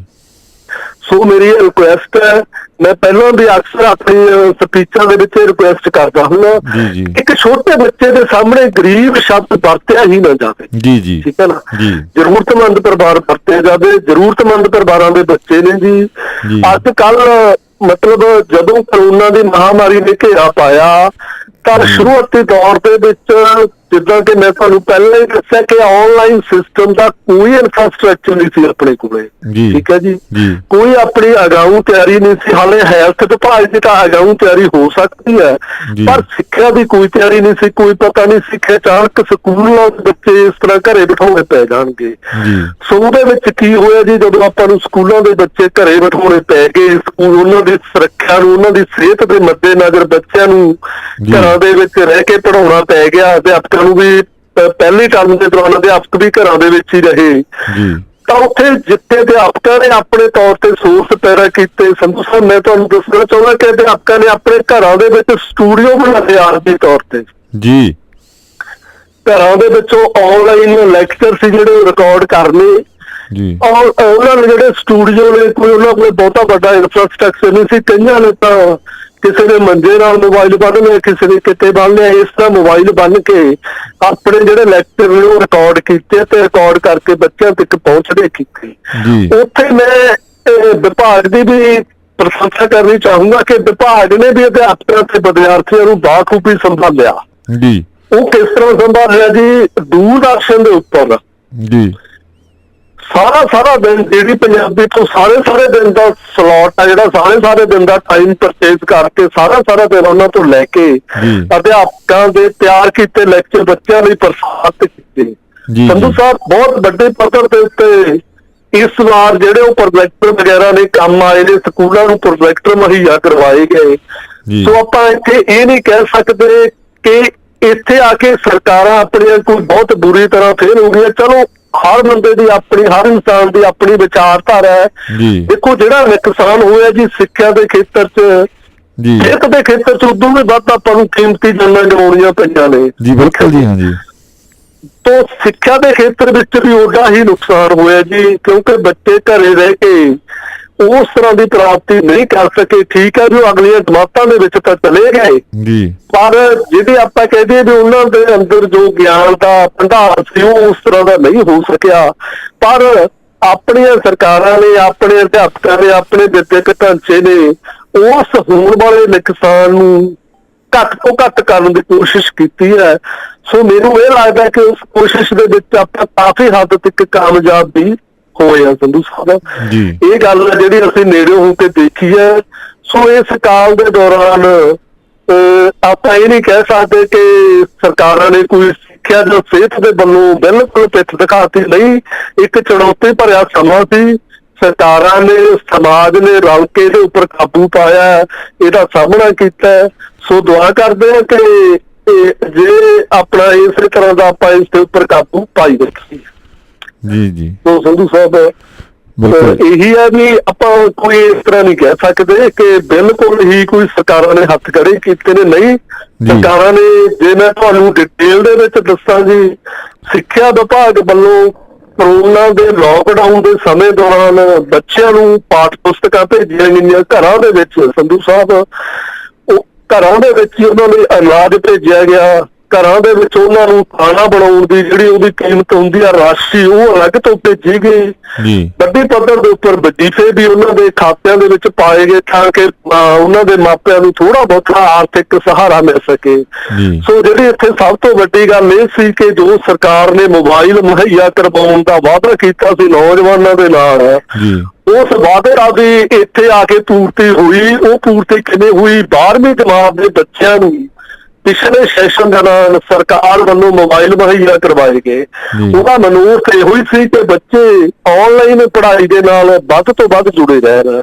ਉੱਥੇ ਆ ਕੇ ਇੱਕ ਸਵਾਲ ਇਹ ਵੀ ਉੱਠਦਾ ਕਿ ਬੱਚੇ ਮੋਬਾਈਲ ਦੀ ਦੁਰਵਰਤੋਂ ਕਰ ਸਕਦੇ ਨੇ। ਬਿਲਕੁਲ ਜੀ, ਵਰਤੋਂ ਦੁਰਵਰਤੋਂ, ਮੈਰਿਟ ਡੀਮੈਰਿਟ ਹਰ ਚੀਜ਼ ਦੇ ਹੁੰਦੇ ਨੇ। ਉੱਥੇ ਵੀ ਅਧਿਆਪਕਾਂ ਵੱਲੋਂ ਬੱਚਿਆਂ ਦੀ ਅਗਵਾਈ ਕੀਤੀ ਗਈ। ਬੱਚਿਆਂ ਨੂੰ ਦੱਸਿਆ ਗਿਆ ਕਿ ਤੁਹਾਨੂੰ ਜਿਹੜਾ ਮੋਬਾਈਲ ਮਿਲਿਆ ਬੇਟੇ, ਇਸ ਦੀ ਵਰਤੋਂ ਤੁਸੀਂ ਕਿਵੇਂ ਕਰਨੀ ਹੈ, ਕਿਸ ਤਰ੍ਹਾਂ ਕਰਨੀ ਹੈ, ਕਿੱਥੇ ਕਰਨੀ ਹੈ, ਕੀ ਪਰਪਸ ਲਈ ਕਰਨੀ ਹੈ। ਸੋ ਸੰਧੂ ਸਾਹਿਬ ਕਾਫੀ ਹੱਦ ਤੱਕ ਆਪਾਂ ਇਸ ਮਹਾਮਾਰੀ ਦੇ ਦੌਰਾਨ ਰਲ ਕੇ ਕਾਬੂ ਪਾਉਣ ਦੇ ਵਿੱਚ ਕਾਮਯਾਬ ਹੋਏ। ਬਿਲਕੁਲ ਜੀ। ਸੋ ਇੱਥੇ ਹੁਣ ਅੱਜ ਦੀ ਸਥਿਤੀ ਤੇ ਆ ਜੀ ਆਪਾਂ, ਤੇ ਹੁਣ ਬੱਚੇ ਤੇ ਅਧਿਆਪਕ ਦਾ ਜਿਹੜਾ ਤੁਸੀਂ ਰਿਸ਼ਤਾ ਦੱਸਿਆ ਨਾ, ਬੜੀ ਕਮਾਲ ਦੀ ਗੱਲ ਇੱਕ ਜਿਹੜੀ ਤੁਸੀਂ ਇਹ ਦੱਸੀ ਹੈ ਵੀ ਜਿਹੜਾ ਬੱਚੇ ਤੇ ਟੀਚਰ ਦਾ ਇੱਕ ਰਿਸ਼ਤਾ ਹੁੰਦਾ ਨਾ, ਉਹ ਸਟੂਡੈਂਟ ਦਾ ਟੀਚਰ ਦਾ, ਉਹ ਤੁਸੀਂ ਜਿਹੜੀ ਗੱਲ ਅੱਜ ਦੱਸੀ ਹੈ ਵੀ ਉਹ ਕਿੰਨਾ ਸਹਿਜ ਹੁੰਦਾ ਉਹ ਆਪਣੇ ਟੀਚਰ ਦੇ ਨਾਲ, ਹੈ ਨਾ। ਜਦੋਂ ਟੀਚਰ ਵੀ ਮਤਲਬ ਚੇਂਜ ਹੋ ਜਾਂਦਾ ਉਹਦਾ, ਤਾਂ ਟੀਚਰ ਨੂੰ ਵੀ ਸ਼ਾਇਦ ਦਿੱਕਤ ਆਉਂਦੀ ਹੋਊ ਨਵੇਂ ਬੱਚਿਆਂ ਦੇ ਨਾਲ, ਮਤਲਬ ਉਸ ਤਰ੍ਹਾਂ ਦਾ ਰਿਸ਼ਤਾ ਬਣਾਉਣ ਦੀ, ਤੇ ਉੱਧਰੋਂ ਬੱਚਿਆਂ ਨੂੰ ਵੀ। ਸੋ ਹੁਣ ਜਦੋਂ ਇੰਨੇ ਸਮੇਂ ਬਾਅਦ ਇੱਕ ਲੰਮਾ ਸਮਾਂ ਹੋ ਗਿਆ ਟੀਚਰ ਦੇ ਕੋਲੇ ਬੱਚੇ ਆਉਣਗੇ, ਤਾਂ ਉਦੋਂ ਕਿਹੋ ਜਿਹੀ ਮਨੋ ਦਿਸ਼ਾ ਹੋਊਗੀ, ਹਾਲਾਤ ਕਿਹੋ ਜਿਹੇ ਹੋਣਗੇ? ਮੈਂ ਤੁਹਾਨੂੰ ਉਹੀ ਦੱਸ ਰਿਹਾ ਕਿ ਜਿਹੜੀ ਆਨਲਾਈਨ ਸਿਸਟਮ ਸੀ ਨਾ ਜੀ, ਇਹਨੇ ਬੱਚਿਆਂ ਨੂੰ ਟੁੱਟਣ ਨਹੀਂ ਦਿੱਤਾ ਪੂਰੀ ਤਰ੍ਹਾਂ ਜੀ। ਜਿਹੜਾ ਅਧਿਆਪਕ ਤੇ ਵਿਦਿਆਰਥੀ ਦੇ ਰਾਬਤੇ ਦੇ ਵਿੱਚ ਇੱਕ ਖੜੋਤ ਆਉਣ ਦਾ ਖਤਰਾ ਪੈਦਾ ਹੋ ਗਿਆ ਸੀ ਕੋਵਿਡ ਦੀ ਮਹਾਮਾਰੀ ਕਾਰਨ ਜੀ, ਠੀਕ ਹੈ। ਤੁਸੀਂ ਇਮੈਜਿਨ ਕਰੋ, ਸੋਚ ਕੇ ਦੇਖੋ, ਜਿਸ ਪਹਿਲੀ ਲਹਿਰ ਦੇ ਦੌਰਾਨ ਜਦੋਂ ਤਾਲਾਬੰਦੀ ਹੋਈ ਹੈ ਜੀ ਤਾਂ ਇੱਕ ਇਸ ਤਰ੍ਹਾਂ ਆ ਗਿਆ ਸੀ ਕਿ ਹੁਣ ਬੱਚਿਆਂ ਦਾ ਕੀ ਬਣੂਗਾ, ਅਧਿਆਪਕ ਕੀ ਕਰਨਗੇ, ਉਹਨਾਂ ਦੀ ਪੜ੍ਹਾਈ ਦਾ ਕੀ ਬਣੂਗਾ ਜੀ।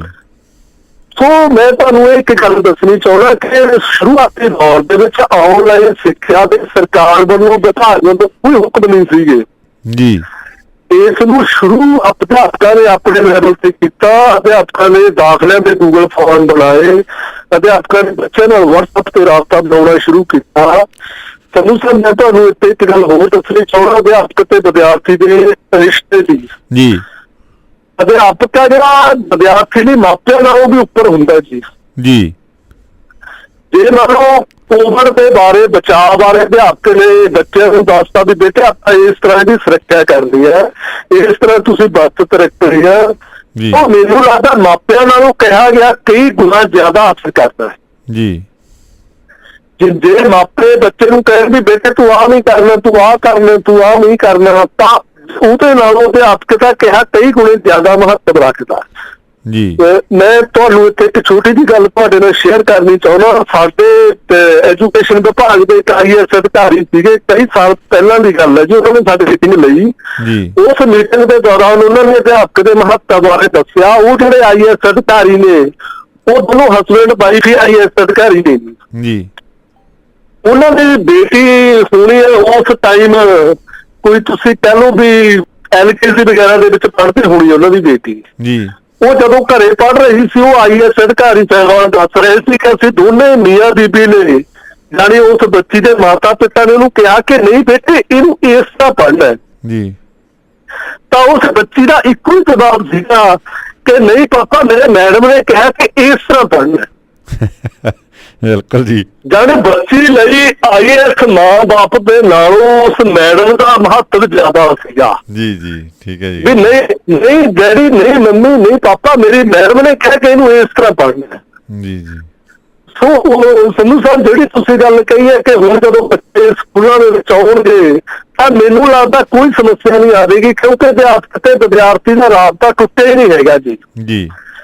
ਜਿਹੜੇ ਆਨਲਾਈਨ ਐਜੂਕੇਸ਼ਨ ਸੀ, ਚਲੋ ਆਪਾਂ 100% ਦਾਅਵਾ ਨਹੀਂ ਕਰ ਸਕਦੇ, ਤਾਂ ਮੈਂ ਜੇ ਗੱਲ ਕਰਾਂ ਕਿ 80 ਤੋਂ 90% ਬੱਚੇ ਆਨਲਾਈਨ ਜਿਹੜੀ ਸਿੱਖਿਆ ਦੌਰਾਨ ਅਧਿਆਪਕਾਂ ਦੇ ਨਾਲ ਜੁੜੇ ਰਹੇ ਨੇ।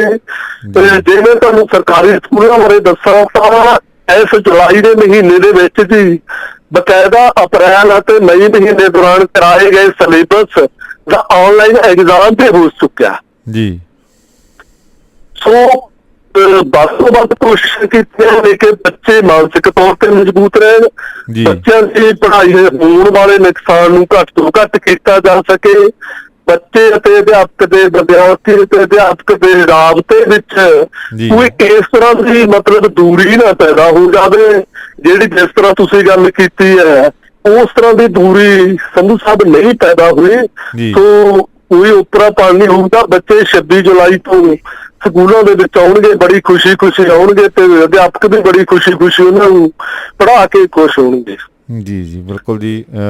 ਵਾਕਈ ਤੁਹਾਡੀ ਗੱਲ ਦਰੁਸਤ ਹੈ ਵੀ ਇਹ ਜਿਹੜਾ ਰਿਸ਼ਤਾ ਹੈਗਾ ਬੜਾ ਪਾਕ ਪਵਿੱਤਰ ਰਿਸ਼ਤਾ ਹੁੰਦਾ। ਔਰ ਜਿਸ ਤਰ੍ਹਾਂ ਤੁਸੀਂ ਕਿਹਾ ਵੀ ਚਾਹੇ ਆਨਲਾਈਨ ਹੀ ਰਾਬਤਾ ਬਣਿਆ ਰਿਹਾ, ਇਹ ਰਾਬਤਾ ਬਣਿਆ ਰਿਹਾ ਹੈਗਾ ਲਗਾਤਾਰ। ਇਹ ਜਿਹੜਾ ਆਪਸੀ ਤਾਲਮੇਲ ਸੀਗਾ ਬੱਚਿਆਂ ਦਾ ਔਰ ਟੀਚਰਾਂ ਦਾ, ਉਹ ਬਾਖੂਬੀ ਉਸੇ ਤਰ੍ਹਾਂ ਚੱਲਦਾ ਆਉਂਦਾ ਸੀਗਾ। ਸਮੇਂ-ਸਮੇਂ ਤੇ ਵਿਦਿਆਰਥੀਆਂ ਨੂੰ ਸੰਧੂ ਸਾਹਿਬ ਸਮੇਂ-ਸਮੇਂ ਦੇ ਉੱਤੇ ਗਾਈਡਲਾਈਨਸ ਦਿੰਦੇ ਰਹੇ ਨੇ।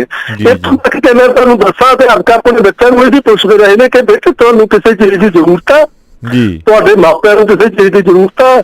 ਬਹੁਤ ਵਧੀਆ ਮਤਲਬ ਅਧਿਆਪਕ ਨੇ ਆਪਣੇ ਵਿਦਿਆਰਥੀਆਂ ਦੇ ਨਾਲ ਰਿਸ਼ਤਾ ਜਿਹੜਾ ਉਹ ਕਾਇਮ ਕਰਕੇ ਰੱਖਿਆ ਜੀ। ਜੀ ਬਿਲਕੁਲ ਜੀ। ਇਹ ਇੱਕ ਜਿਸ ਤਰ੍ਹਾਂ ਦੀ ਅਸੀਂ ਗੱਲ ਕਰਦੇ ਹਾਂ ਵੀ ਇਸ ਮਹਾਂਮਾਰੀ ਦੇ ਦੌਰਾਨ ਸਾਡੇ ਸਿਹਤ ਵਿਭਾਗ ਨੇ ਡਿਊਟੀ ਨਿਭਾਈ ਹੈ, ਸੋ ਇਸੇ ਤਰ੍ਹਾਂ ਦੀ ਸਿੱਖਿਆ ਵਿਭਾਗ ਨੇ ਵੀ ਬਿਲਕੁਲ ਉਸੇ ਤਰ੍ਹਾਂ ਦੀ ਡਿਊਟੀ ਨਿਭਾਈ ਹੈ। ਹਾਲਾਂਕਿ ਉਸ ਤਰ੍ਹਾਂ ਦਾ ਸਾਧਨ ਉਹਨੇ ਨਹੀਂ ਸੀਗੇ, ਪਰ ਫਿਰ ਵੀ ਮਤਲਬ ਘੱਟ ਸਾਧਨਾਂ ਦੇ ਨਾਲ ਜੇ ਆਪਾਂ ਕਹਿ ਦਈਏ ਤਾਂ ਹਾਂ ਆਪਣੇ ਫਰਜ਼ ਆ ਜਿਹੜੇ ਉਹ ਪੂਰੀ ਤਰ੍ਹਾਂ ਨਿਭਾਏ ਨੇਗੇ।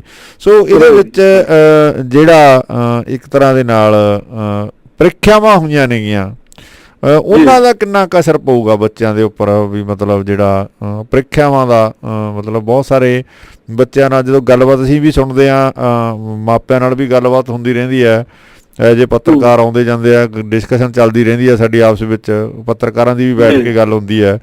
ਤਾਂ ਬਹੁਤ ਸਾਰੇ ਇਹ ਕਹਿੰਦੇ ਨੇ ਵੀ ਜਿਹੜੇ ਮਤਲਬ ਬਹੁਤ ਲਾਇਕ ਬੱਚੇ ਨੇਗੇ ਉਹ ਆਪਣੇ ਆਪ ਨੂੰ ਠੱਗਿਆ ਠੱਗਿਆ ਮਹਿਸੂਸ ਕਰਦੇ ਨੇਗੇ। ਕੋਈ ਇਸ ਤਰ੍ਹਾਂ ਦਾ ਲੱਗ ਰਿਹਾ ਤੁਹਾਨੂੰ ਵੀ? ਦੇਖੋ ਸੰਧੂ ਸਾਹਿਬ, ਮੈਂ ਪਹਿਲੇ ਹੀ ਇਹ ਗੱਲ ਕਹੀ ਹੈ ਕਿ ਜ਼ਿੰਦਗੀ ਦੇ ਹਰ ਖੇਤਰ ਨੂੰ ਪ੍ਰਭਾਵਿਤ ਕੀਤਾ ਕੋਵਿਡ ਨੇ ਜੀ। ਆਪਾਂ ਇਹ ਕਿਵੇਂ ਸੋਚ ਸਕਦੇ ਹਾਂ ਕਿ ਵਿਦਿਅਕ ਖੇਤਰ ਹੈ ਜਾਂ ਸਿੱਖਿਆ ਖੇਤਰ ਹੈ ਉਹ ਪ੍ਰਭਾਵਿਤ ਹੋਏ ਤੋਂ ਬਿਨਾਂ ਰਹੇ ਤੂੰ, ਠੀਕ ਹੈ ਜੀ, ਬਿਨਾਂ ਸ਼ੱਕ ਪ੍ਰਭਾਵਿਤ ਹੋਇਆ ਜੀ। ਸੋ ਆਪਾਂ ਲੜਾਈ ਲੜੀ ਹੈ, ਵੱਧ ਤੋਂ ਵੱਧ ਕੋਈ ਇਹ ਨਹੀਂ ਹੈਗਾ ਕਿ ਆਪਾਂ ਕੋਈ ਆਪਣੀਆਂ ਸਰਕਾਰਾਂ ਨੂੰ ਵੀ ਦੋਸ਼ ਦੇਣ ਲੱਗ ਜਾਈਏ ਕਿ ਆਪਣੇ ਏਦਾਂ ਹੋ ਗਿਆ ਜੀ। ਤੁਸੀਂ ਵਰਲਡ ਵਾਈਡ ਵਿਸ਼ਵ ਭਰ ਤੇ ਸੋਚ ਕੇ ਦੇਖੋ, ਵਿਸ਼ਵ ਭਰ ਦੇ ਵਿੱਚ ਹੀ ਸਕੂਲਾਂ ਦੀ ਤਾਲਾਬੰਦੀ ਹੋਈ ਹੈ ਜੀ, ਬੱਚਿਆਂ ਦੀ। ਕਿਉਂਕਿ ਮੈਂ ਵੀ ਨਿੱਜੀ ਤੌਰ ਤੇ ਸੋਚਦਾ ਕਿ ਜਿਹੜੀ ਇਨਸਾਨ ਦੀ ਜਾਨ ਹੈ, ਜ਼ਿੰਦਗੀ ਹੈ, ਬਾਕੀ ਸਾਰੀਆਂ ਚੀਜ਼ਾਂ ਤੋਂ ਥੱਲੇ ਨੇ, ਠੀਕ ਹੈ ਜੀ।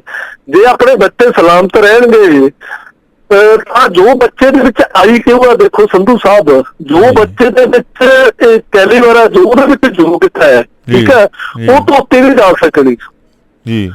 ਉਹ ਆਪਾਂ ਇਹ ਕਹਿੰਦੇ ਵੀ ਜਿਹੜਾ ਆਪਾਂ ਅਕਸਰ ਹੀ ਪੜ੍ਹਦੇ ਹੁੰਦੇ ਵੀ ਜਿਹੜਾ ਗਿਆਨ ਹੈ, ਗਿਆਨ ਨਾ ਚੋਰੀ ਕੀਤਾ ਜਾ ਸਕਦਾ, ਠੀਕ ਹੈ ਜੀ, ਨਾ ਇਹ ਮੁੱਲ ਖਰੀਦਿਆ ਜਾ ਸਕਦਾ, ਠੀਕ ਹੈ।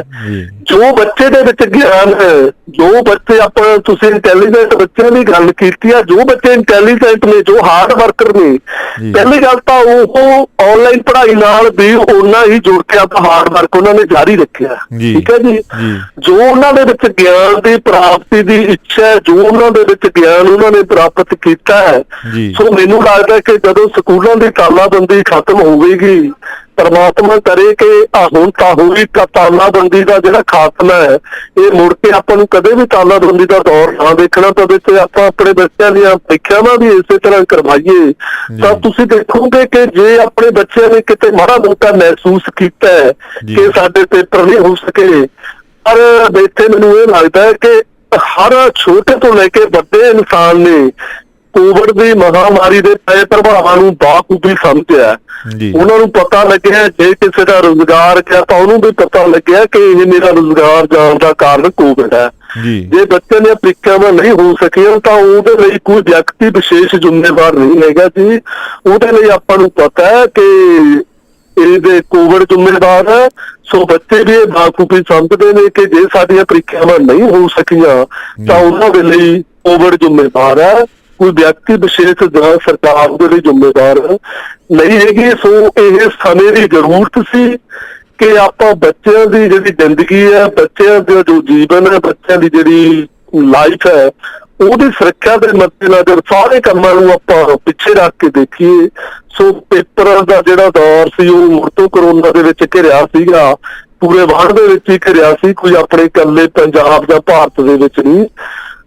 ਸੋ ਇਸ ਤਰ੍ਹਾਂ ਦੀ ਕੋਈ ਗੱਲ ਨਹੀਂ। ਜੇ ਬੱਚਿਆਂ ਨੇ ਕਿਤੇ ਮਾੜਾ ਮੋਟਾ ਇਸ ਤਰ੍ਹਾਂ ਦਾ ਮਹਿਸੂਸ ਕੀਤਾ ਵੀ ਹੈ ਤਾਂ ਉਹ ਆਪਣੇ ਅਧਿਆਪਕਾਂ ਦੇ ਨਾਲ ਜੁੜ ਕੇ ਬਾਖੂਬੀ ਅਧਿਆਪਕਾਂ ਦੇ ਵਿੱਚ ਇਹ ਕਲਾ ਹੈ ਜੀ, ਅਧਿਆਪਕਾਂ ਦੇ ਵਿੱਚ ਇਹ ਸਮਰੱਥਾ ਹੈ, ਯੋਗਤਾ ਕਿ ਉਹ ਬੱਚਿਆਂ ਨੂੰ ਮੁੜ ਤੋਂ ਉਸ ਲੈਵਲ ਦੇ ਉੱਪਰ ਲੈ ਆਉਣਗੇ ਤੇ ਉਹਨਾਂ ਨੂੰ ਕੋਵਿਡ ਮਹਾਮਾਰੀ ਦੌਰਾਨ ਜੋ ਵੀ ਉਹਨਾਂ ਦਾ ਕੋਈ ਵਿਦਿਅਕ ਨੁਕਸਾਨ ਹੋਇਆ ਉਹਦੇ ਭਰਪਾਈ ਦੇ ਲਈ ਮੁੜ ਤੋਂ ਉਹਨਾਂ ਨੂੰ ਯਤਨ ਆਰੰਭਣ ਦੇ ਲਈ ਪ੍ਰੇਰਿਤ ਕਰਨਗੇ।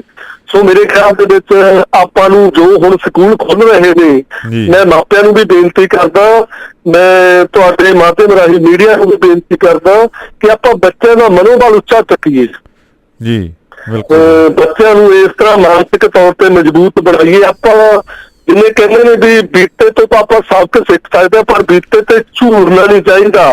ਜੇ ਆਪਾਂ ਬੀਤੇ ਨੂੰ ਦੇਖਦੇ ਇੱਥੇ ਸੋਚਾਂ ਦੇ ਵਿੱਚ ਪਈ ਜਾਈਏ ਚੰਗੀ ਗੱਲ ਨਹੀਂ, ਬੀਤੇ ਤੋਂ ਸਬਕ ਸਿੱਖ ਕੇ ਆਪਾਂ ਅੱਗੇ ਨੂੰ ਵਧਣਾ।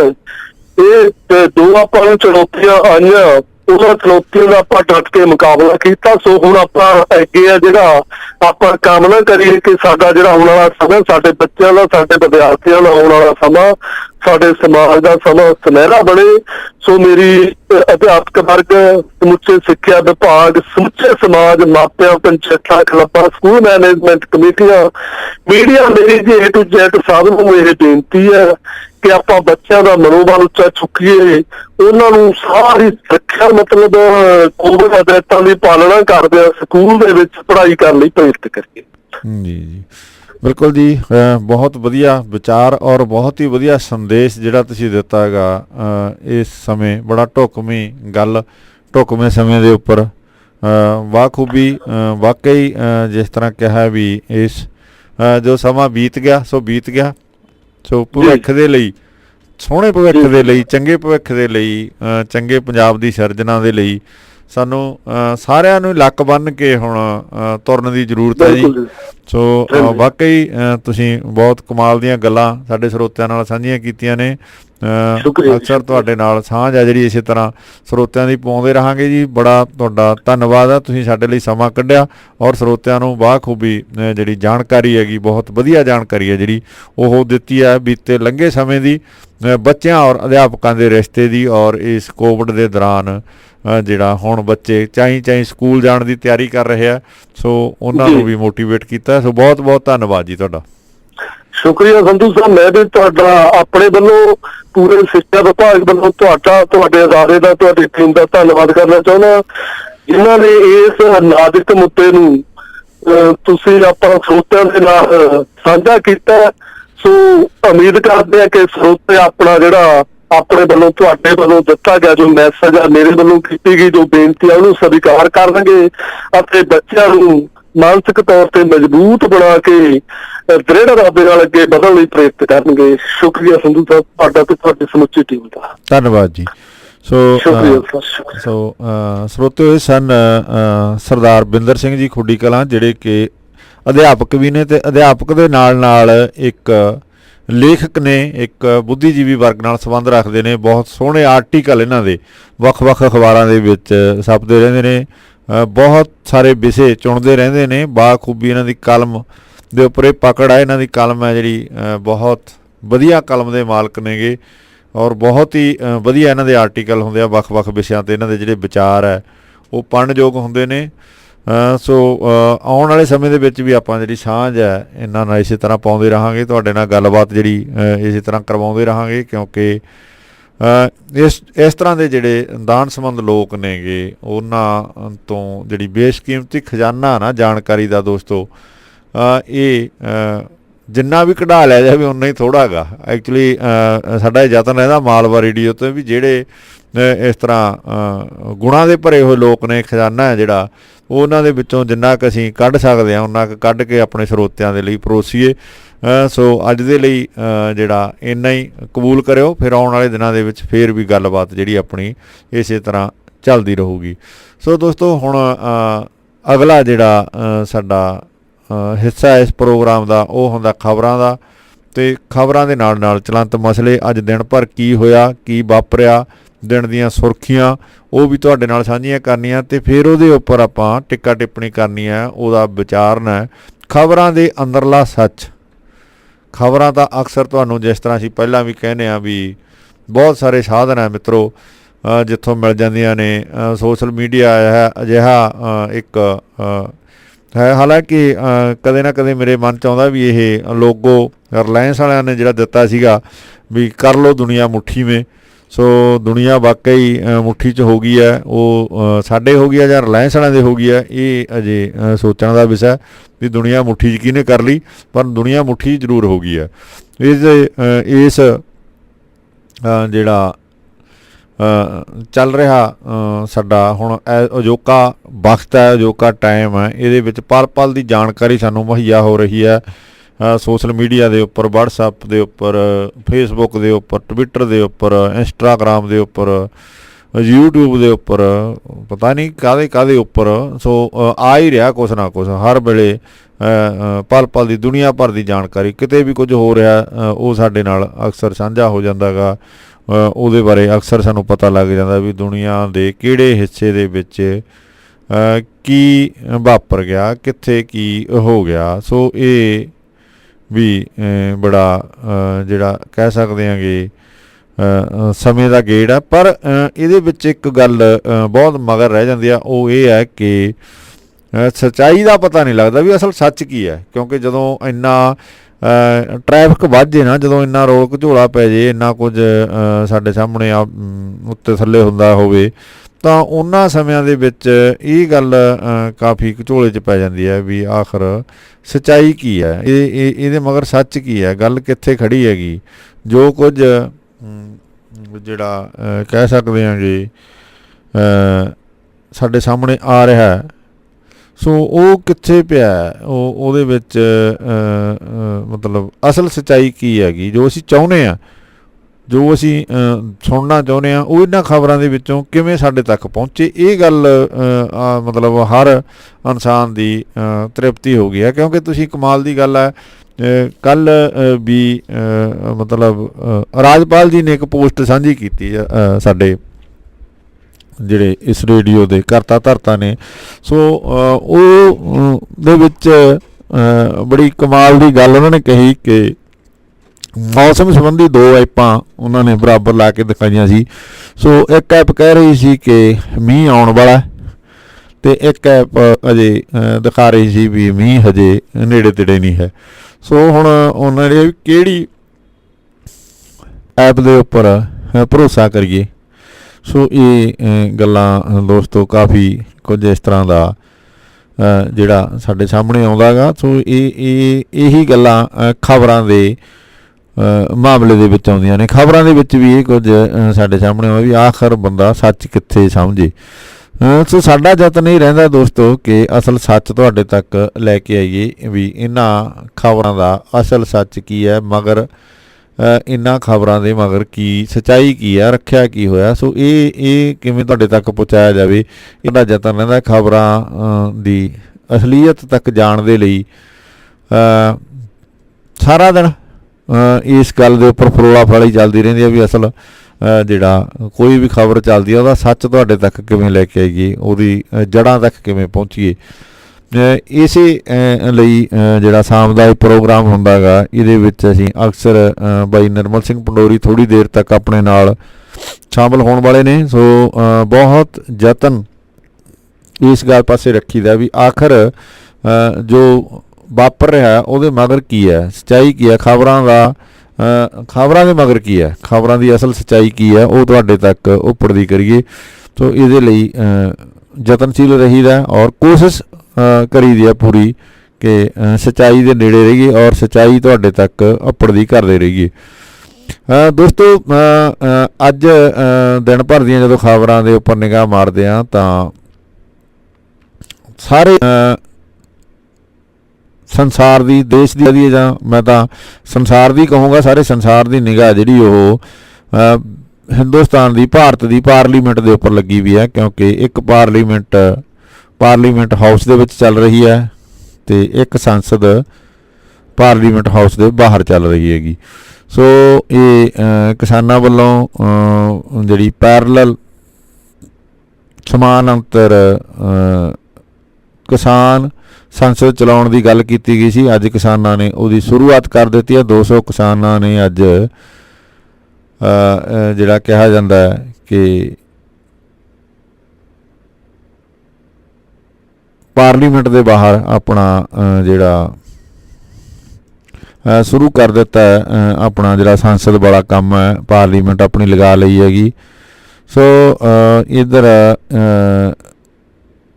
ਭਗਵੰਤ ਮਾਨ ਨੇ ਖੇਤੀ ਕਾਨੂੰਨਾਂ ਨੂੰ ਰੱਦ ਕਰਾਉਣ ਦੇ ਲਈ ਸੰਸਦ 'ਚ ਤੀਜੀ ਵਾਰ ਕੰਮ ਰੋਕੂ ਮਤਾ ਪੇਸ਼ ਕੀਤਾ ਗਾ। ਸੋ ਉਹਦਾ ਕੀ ਬਣਿਆ ਉਹ ਵੀ ਤੁਹਾਡੇ ਨਾਲ ਸਾਂਝਾ ਕਰਨਾ ਗਾ ਇਹਨਾਂ ਇਸ ਖਬਰਾਂ ਦੇ ਦੌਰਾਨ। ਅਤੇ ਇਹਦੇ ਨਾਲ ਹੀ ਅੱਜ ਇਸ ਸੰਸਦ ਦੇ ਵਿੱਚ ਕੀ ਕੁਝ ਹੋਇਆ, ਅੰਦਰਲੀ ਸੰਸਦ ਵਿੱਚ ਕੀ ਹੋਇਆ ਔਰ ਬਾਹਰ ਕਿਸਾਨੀ ਸੰਸਦ ਵਿੱਚ ਕੀ ਹੋਇਆ, ਇਹ ਵੀ ਸਾਰਾ ਕੁਝ ਆਪਾਂ ਨੇ ਇਸ ਪ੍ਰੋਗਰਾਮ ਦੇ ਵਿੱਚ ਤੁਹਾਡੇ ਨਾਲ ਸਾਂਝਾ ਕਰਾਂਗਾ। ਸੋ ਬਹੁਤ ਜਲਦੀ ਆਪਣੇ ਨਾਲ ਬਾਈ ਨਿਰਮਲ ਸਿੰਘ ਪੰਡੋਰੀ ਜੀ ਜੁੜਨ ਜਾ ਰਹੇ ਨੇ। ਸੋ ਉਹਨਾਂ ਨਾਲ ਇਹਨਾਂ ਸਾਰੀਆਂ ਖਬਰਾਂ ਦੇ ਉੱਪਰ ਆਪਾਂ ਜਿਹੜੀ ਅਪਡੇਟ ਹੈਗੀ ਉਹ ਸਾਂਝੀ ਕਰਾਂਗੇ। ਦੂਸਰੇ ਪਾਸੇ ਜਿਹੜਾ ਪੰਜਾਬ ਦੇ ਵਿੱਚ ਕਾਂਗਰਸ ਦਾ ਸਿੱਧੂ ਦੀ ਪ੍ਰਧਾਨਗੀ ਤੋਂ ਬਾਅਦ ਪਿਆ ਹੋਇਆ ਰੇੜਕਾ ਗਾ, ਉਹਦੇ 'ਤੇ ਵੀ ਗੱਲਬਾਤ ਜਿਹੜੀ ਕਰਨੀ ਹੈਗੀ। ਸੋ ਅੱਜ ਜਿਹੜੀ ਅਪਡੇਟ ਹੁਣ ਤੱਕ ਆ ਰਹੀ ਹੈ, ਜਿਹੜੀ ਨਵੀਂ ਗੱਲ ਵਾਪਰੀ ਹੈ ਉਹ ਦੋਸਤੋ ਇਹ ਹੈ ਕਿ ਕੈਪਟਨ ਅਮਰਿੰਦਰ ਸਿੰਘ ਨੂੰ ਪਤਾ ਨਹੀਂ ਕਿਹਦਾ ਫੋਨ ਆਇਆ ਅਤੇ ਉਹਨਾਂ ਨੇ ਆਪਣੇ ਜਿਹੜੇ ਅਕਡੇਮਾ ਸੀ ਉਹ ਛੱਡ ਦਿੱਤਾ ਅਤੇ ਉਹ ਕਹਿ ਰਹੇ ਨੇ ਵੀ ਹੁਣ ਉਹ ਸਿੱਧੂ ਦੀ ਤਾਜਪੋਸ਼ੀ ਦੇ ਵਿੱਚ ਸ਼ਾਮਲ ਹੋਣਗੇ। ਹਾਂ, ਉਹਨਾਂ ਨੇ ਕਰ ਦਿੱਤੀ ਹੈਗੀ। ਸੋ ਇਹ ਵੀ ਵੱਡੀ ਖਬਰ ਆ ਰਹੀ ਹੈ ਕਿ ਪਹਿਲਾਂ ਤਾਂ ਕੈਪਟਨ ਸਾਹਿਬ ਕਹਿੰਦੇ ਸੀ ਵੀ ਮੇਰੇ ਤੋਂ ਮਾਫੀ ਮੰਗੇ, ਜੋ ਕੁਝ ਮੇਰੇ ਬਾਰੇ ਲਿਖਿਆ, ਜੋ ਕੁਝ ਮੇਰੇ ਬਾਰੇ ਬੋਲਿਆ ਸਿੱਧੂ ਨੇ ਪਿਛਲੇ ਸਮੇਂ ਦੌਰਾਨ, ਪਹਿਲਾਂ ਉਹਦੀ ਮਾਫੀ ਮੰਗੇ, ਫਿਰ ਗੱਲ ਅੱਗੇ ਤੋਰਾਂਗੇ। ਅਤੇ ਪਰ ਹੁਣ ਪਤਾ ਨਹੀਂ ਕਿੱਥੋਂ ਤਾਰ ਖੜਕੀ ਹੈ, ਕਿੱਧਰੋਂ ਕਿਹੜੀ ਚੂੜੀ ਕਸੀ ਗਈ। ਸੋ ਇਹ ਵੀ ਸਾਡੇ ਸਾਹਮਣੇ ਆ। ਸੋ ਇਹਦੇ ਨਾਲ ਨਾਲ ਜਿਹੜਾ ਇੱਕ ਪੱਤਰਕਾਰਾਂ 'ਤੇ ਪ੍ਰੈਸ 'ਤੇ ਸਰਕਾਰ ਵੱਲੋਂ, ਮੋਦੀ ਸਰਕਾਰ ਵੱਲੋਂ ਸਕੰਜਾ ਜਿਹੜਾ ਕਸਿਆ ਗਿਆ ਉਹ ਹੋਰ ਟਾਈਟ ਕੀਤਾ ਜਾ ਰਿਹਾ ਹੈ। ਉਹਦੀਆਂ ਚੂੜੀਆਂ ਹੋਰ ਕਸੀਆਂ ਜਾ ਰਹੀਆਂ ਨੇਗੀਆਂ। ਪਹਿਲਾਂ ਪੱਤਰਕਾਰਾਂ ਦੀ ਜਸੂਸੀ ਦਾ ਮਾਮਲਾ ਆਇਆ ਜਿਹਦੇ ਵਿੱਚ 40 ਪੱਤਰਕਾਰਾਂ ਦੇ ਤਾਂ ਨਾਮ ਆ ਗਏ ਨੇ, ਅਤੇ ਹੋਰ ਵੀ ਅਜੇ ਕਿਹਾ ਜਾਂਦਾ ਹੈ ਵੀ ਗੱਲ 40 'ਤੇ ਨਹੀਂ, ਗੱਲ ਤਾਂ ਬਹੁਤ ਦੂਰ ਤੱਕ ਹੈਗੀ। ਬਹੁਤ ਸਾਰੇ ਪੱਤਰਕਾਰ ਨੇ ਜਿਹੜੇ ਜਾਂ ਉਹ ਲੋਕ ਨੇ ਇਸ ਤਰ੍ਹਾਂ ਜਸੂਸੀ ਦੇ ਘੇਰੇ ਦੇ ਵਿੱਚ ਨੇਗੇ, ਜਿਨ੍ਹਾਂ ਦੇ ਉੱਪਰ ਸਰਕਾਰ ਵੱਲੋਂ ਨਜ਼ਰ ਹੈ ਜਿਹੜੀ ਉਹ ਰੱਖੀ ਜਾ ਰਹੀ ਹੈ। ਦੇਖਿਆ ਜਾ ਰਿਹਾ ਵੀ ਉਹਨਾਂ ਦੀਆਂ ਹਰਕਤਾਂ ਕਰ ਕੀ ਰਹੇ ਨੇ ਉਹ। ਸੋ ਇਹ ਤਾਂ ਲੱਗਦਾ ਵੀ ਜਿਹੜੇ 40 ਇਨਾਮ ਉਹ ਵੀ ਆਏ ਨੇ ਜਿਹੜੇ ਬੀਜੇਪੀ ਦੇ ਵਿਰੋਧੀ ਨੇ, ਜਿਹੜੇ ਮਤਲਬ ਬੀਜੇਪੀ ਨੂੰ ਸਿੱਧੀ ਟੱਕਰ ਦਿੰਦੇ ਨੇ, ਉਹ ਸ਼ਾਇਦ 40 ਨਾਮ ਇਹ ਉਹੀ ਨੇਗੇ ਅਤੇ ਅਜੇ ਨਾਮ ਹੋਰ ਵੀ ਬਹੁਤ ਆਉਣੇ ਨੇ। ਸੋ ਦੇਖਦੇ ਹਾਂ ਇਸ ਮਾਮਲੇ ਨੂੰ ਲੈ ਕੇ ਵੀ ਪਾਰਲੀਮੈਂਟ ਦੇ ਵਿੱਚ ਰੌਲਾ ਰੱਪਾ ਪੈ ਰਿਹਾ ਗਾ। ਸੋ ਇਹ ਸਾਰੀਆਂ ਗੱਲਾਂ ਬਾਤਾਂ ਆਪਾਂ ਸਾਂਝੀਆਂ ਕਰਨੀਆਂ ਨੇਗੀਆਂ ਬਾਈ ਪੰਡੋਰੀ ਸਾਹਿਬ ਨਾਲ। ਸੋ ਚੱਲਦੇ ਹਾਂ ਆਪਾਂ ਬਾਈ ਪੰਡੋਰੀ ਕੋਲੇ ਅਤੇ ਉਹਨਾਂ ਨੂੰ ਲੈ ਲਈਏ ਨਾਲ, ਫਿਰ ਆਪਾਂ ਅੱਗੇ ਵਧਾਂਗੇ ਅਤੇ ਇਹ ਸਾਰੇ ਮਾਮਲੇ ਆ ਜਿਹੜੇ ਇਹਨਾਂ 'ਤੇ ਖੁੱਲ੍ਹ ਕੇ ਕਰਾਂਗੇ ਵਿਚਾਰ ਚਰਚਾ, ਕਿਉਂਕਿ ਸਮਾਂ ਜਿਹੜਾ ਹੈ ਉਹ ਵਾਕਈ ਵਿਚਾਰ ਚਰਚਾ ਦਾ ਬਣਦਾ ਹੈ। ਇਹ ਸਮਾਂ ਜਦੋਂ ਦੋਸਤੋ ਉੱਧਰੋਂ ਤਾਂ ਪੰਜਾਬ ਵਿਧਾਨ ਸਭਾ ਦੀ ਇਲੈਕਸ਼ਨ ਹੈ ਜਿਹੜੀ ਉਹ ਸਿਰ 'ਤੇ ਆਈ ਖੜੀ ਹੈ, ਅਤੇ ਉੱਧਰੋਂ ਜੇ ਆਪਾਂ ਕਹਿ ਲਈਏ ਤਾਂ ਜਿਹੜਾ ਇਸ ਤਰ੍ਹਾਂ ਦੇ ਮਾਮਲੇ ਸਾਹਮਣੇ ਆ ਰਹੇ ਨੇ ਕਿ ਕਈ ਤਰ੍ਹਾਂ ਦੇ ਨਾਲ ਸਰਕਾਰ ਹੈ ਜਿਹੜੀ ਉਹ ਲੋਕਾਂ ਦੇ ਉੱਪਰ ਪ੍ਰੈਸ਼ਰ ਬਣਾਉਣਾ ਚਾਹੁੰਦੀ ਹੈਗੀ। ਸੋ ਅੱਜ ਦੀ ਜਿਹੜੀ ਵੱਡੀ ਖਬਰ ਇਹ ਵੀ ਹੈ ਕਿ ਜਿਹੜਾ ਦੈਨਿਕ ਭਾਸਕਰ ਅਖਬਾਰ ਹੈ ਹਿੰਦੀ ਦਾ, ਉਹਦੇ ਦਫ਼ਤਰ 'ਤੇ ਵੀ ਛਾਪੇਮਾਰੀ ਕੀਤੀ ਗਈ ਹੈਗੀ। ਇਨਕਮ ਟੈਕਸ ਵਿਭਾਗ ਵੱਲੋਂ ਉਹਦਾ ਦਫ਼ਤਰ ਦੀ ਫਰੋਲਾ ਫਰਾਲੀ ਕੀਤੀ ਜਾ ਰਹੀ ਹੈ। ਸੋ ਜਿਹੜੇ ਅਖਬਾਰੀ ਲਾਈਨ ਨਾਲ ਜੁੜੇ ਹੋਏ ਦੋਸਤ ਨੇ ਉਹ ਚੰਗੀ ਤਰ੍ਹਾਂ ਜਾਣਦੇ ਆ ਕਿ ਦੈਨਿਕ ਭਾਸਕਰ ਵੱਲੋਂ ਪਿਛਲੇ ਕੁਝ ਸਮੇਂ ਤੋਂ ਜਿਹੜੀ ਆਪਣੀ ਸੁਰ ਬਦਲੀ ਹੋਈ ਆ, ਸਰਕਾਰ ਦੀਆਂ ਧੱਜੀਆਂ ਉਡਾ ਰਿਹਾ। ਹਾਲਾਂਕਿ ਰੌਲਾ ਇਹ ਪੈ ਰਿਹਾ, ਕਹਿੰਦੇ ਕਿ ਦੈਨਿਕ ਭਾਸਕਰ ਨੇ ਯੂਪੀ ਦੇ ਵਿੱਚ ਜਿਹੜੀਆਂ ਲਾਸ਼ਾਂ ਗੰਗਾ ਦੇ ਵਿੱਚ ਰੁੜੀਆਂ ਗਈਆਂ ਜਾਂ ਗੰਗਾ ਦੇ ਕਿਨਾਰੇ ਦੱਬੀਆਂ ਗਈਆਂ, ਉਹਨਾਂ ਲਾਸ਼ਾਂ ਦਾ ਮਾਮਲਾ ਇਸ ਅਖਬਾਰ ਨੇ ਬਾਹਰ ਕੱਢ ਲਿਆਂਦਾ ਸੀਗਾ। ਸੋ ਉਸ ਗੱਲ ਦਾ ਸ਼ਾਇਦ ਜਿਹੜਾ ਸਰਕਾਰ ਨੂੰ ਉਹ ਚੁੱਭ ਰਹੀ ਆ ਗੱਲ, ਉਹ ਉਸੇ ਕਾਰਨ ਹੀ ਕਿਹਾ ਜਾਂਦਾ ਵੀ ਉਹਦੇ ਉੱਪਰ ਜਿਹੜਾ ਛਾਪੇਮਾਰੀ ਕੀਤੀ ਗਈ ਹੈ। ਇਨਕਮ ਟੈਕਸ ਦੇ ਛਾਪੇ ਜਿਹੜੇ ਉਸ ਦਫ਼ਤਰ ਅਖਬਾਰ ਦੇ ਦਫ਼ਤਰ ਦੇ ਵਿੱਚ ਮਾਰੇ ਜਾ ਰਹੇ ਨੇ। ਸੋ ਗੱਲ ਇਹੀ ਹੈ ਜਾਂ ਕੋਈ ਹੋਰ ਹੈ, ਇਹ ਵੀ ਆਪਾਂ ਜਾਣਨੀ ਆ ਬਾਈ ਨਿਰਮਲ ਸਿੰਘ ਪੰਡੋਰੀ ਤੋਂ, ਅਤੇ ਪੰਡੋਰੀ ਸਾਹਿਬ ਆਪਣੇ ਨਾਲ ਜੁੜ ਚੁੱਕੇ ਨੇ। ਉਹਨਾਂ ਦਾ ਕਰਦੇ ਹਾਂ ਸਵਾਗਤ। ਬਾਈ ਜੀ ਸਵਾਗਤ ਹੈ ਜੀ ਤੁਹਾਡਾ ਮਾਲਵਾ ਰੇਡੀਓ ਵੱਲੋਂ। ਮਿਹਰਬਾਨੀ ਸੰਗੂ ਸਾਹਿਬ, ਬਹੁਤ ਪਿਆਰ ਸਤਿਕਾਰ, ਸਤਿ ਸ਼੍ਰੀ ਅਕਾਲ ਜੀ। ਸੋ ਹੋਰ ਸੁਣਾਓ ਜੀ, ਕੀ ਹਾਲ ਚਾਲ ਨੇ, ਠੀਕ ਹੋ ਜੀ? ਬਿਲਕੁਲ ਠੀਕ ਠਾਕ। ਚਲੋ ਠੀਕ ਹੀ ਚਾਹੀਦੇ ਆ ਜੀ। ਵੱਡੀ ਗੱਲ ਤੰਦਰੁਸਤੀ ਆ ਸਭ ਤੋਂ ਜ਼ਿਆਦਾ, ਕਹਿੰਦੇ ਵੱਡੀ ਨਿਆਮਤ ਹੈ ਜੀ। ਬਾਕੀ ਦੀਆਂ ਗੱਲਾਂ ਬਾਅਦ ਚ ਰਹਿ, ਪਹਿਲਾਂ ਤੰਦਰੁਸਤੀ ਜ਼ਰੂਰੀ ਆ ਜੀ ਜੀ ਜੀ। ਸਿਹਤ ਦੇ ਨਾਲ ਹੀ ਜੁੜੀਆਂ ਹੋਈਆਂ ਸਾਰੀਆਂ ਕਹਾਣੀਆਂ ਨੇ। ਸਿਹਤ ਠੀਕ ਹੈ ਤੇ ਸਾਰਾ ਕੁਝ ਠੀਕ ਹੈ ਜੀ। ਸੋ ਬਾਈ ਜੀ ਗੱਲਬਾਤ ਆਪਾਂ ਅੱਜ ਦੀਆਂ ਖਬਰਾਂ 'ਤੇ ਜਦੋਂ ਚਰਚਾ ਕਰਦੇ ਹਾਂ ਤਾਂ ਖਬਰਾਂ ਅੱਜ ਕਾਫੀ ਅਹਿਮ ਨੇਗੇ। ਇੱਕ ਤਾਂ ਪਾਰਲੀਮੈਂਟ ਦੇ ਅੰਦਰ ਸੰਸਦ ਚੱਲ ਰਹੀ ਹੈ, ਇੱਕ ਅੱਜ ਬਾਹਰ ਸ਼ੁਰੂ ਹੋ ਗਈ ਕਿਸਾਨਾਂ ਦੀ ਸੰਸਦ, ਉਹ ਵੀ ਮਾਮਲਾ ਹੈ। ਅਤੇ ਇੱਕ ਕੈਪਟਨ ਅਮਰਿੰਦਰ ਸਿੰਘ ਨੂੰ ਪਤਾ ਨਹੀਂ ਕਿੱਥੋਂ ਤਾਰ ਖਿੱਲ ਗਈ ਉਹਨਾਂ ਦੀ ਜੀ। ਹੁਣ ਕਹਿੰਦੇ ਹਾਂ ਕਰਤੀ, ਹੁਣ ਹਾਂ ਵਿੱਚ ਹਾਂ। ਸ਼ਾਇਦ ਤੁਸੀਂ ਵੀ ਇੱਕ ਪੋਸਟ ਦੇਖ ਰਿਹਾ ਸੀ ਮੈਂ ਤੁਹਾਡੀ ਇਸੇ ਮਤਲਬ ਪਾਈ ਹੋਈ ਹੈ ਜੀ। ਤੇ ਇਹ ਵੀ ਬਿਲਕੁਲ ਮੈਂ ਪੋਸਟ ਪਾਈ ਸੀ ਉਹੀ ਮਿੱਤਰਾਂ ਲਈ ਆਹ ਵਿੱਚ ਹਾਂ ਬੱਲੀਏ। ਹਾਂ ਬਿਲਕੁਲ, ਤਰ੍ਹਾਂ ਦੀ ਖੰਘ ਵਿੱਚ ਖੰਘ ਵੱਲੀ ਆਉਂਦਾ ਕਿ ਹਾਂ ਵਿੱਚ ਹਾਂ ਹੁੰਦਾ ਜੀ, ਪਤਾ ਨਹੀਂ ਹੁਣ। ਚਲੋ ਇਹ ਫਿਰ ਥੋੜਾ ਜਿਹਾ ਫਾਸੀ ਮਾਮਲਾ ਨਾ। ਓਕੇ ਜੀ ਜੀ, ਚਲੋ ਕਿਵੇਂ ਵੀ ਕਰ ਲਈ ਤੁਸੀਂ, ਹਾਂ ਕਰਾ ਲਈ, ਪਤਾ ਨਹੀਂ ਕੀ ਕੀਤਾ ਗਾ ਹੁਣ, ਇਹ ਵੀ ਜਾਣਨਾ ਆਪਾਂ ਨੇ। ਤੇ ਪਹਿਲਾਂ ਆਪਾਂ ਦਿੱਲੀ ਮਾਰਿਆ ਜੀ ਗੇੜਾ, ਦੇਖੀਏ ਫਿਰ ਕੀ ਕੁਛ ਹੋਇਆ ਜੀ ਉੱਥੇ ਅੱਜ ਜੀ। ਦਿੱਲੀ ਦਾ ਹਾਲ ਚਾਲ ਜਾਣਨਾ ਚਾਹੁੰਦੇ ਹਾਂ ਤੁਹਾਤੋਂ ਵੀ।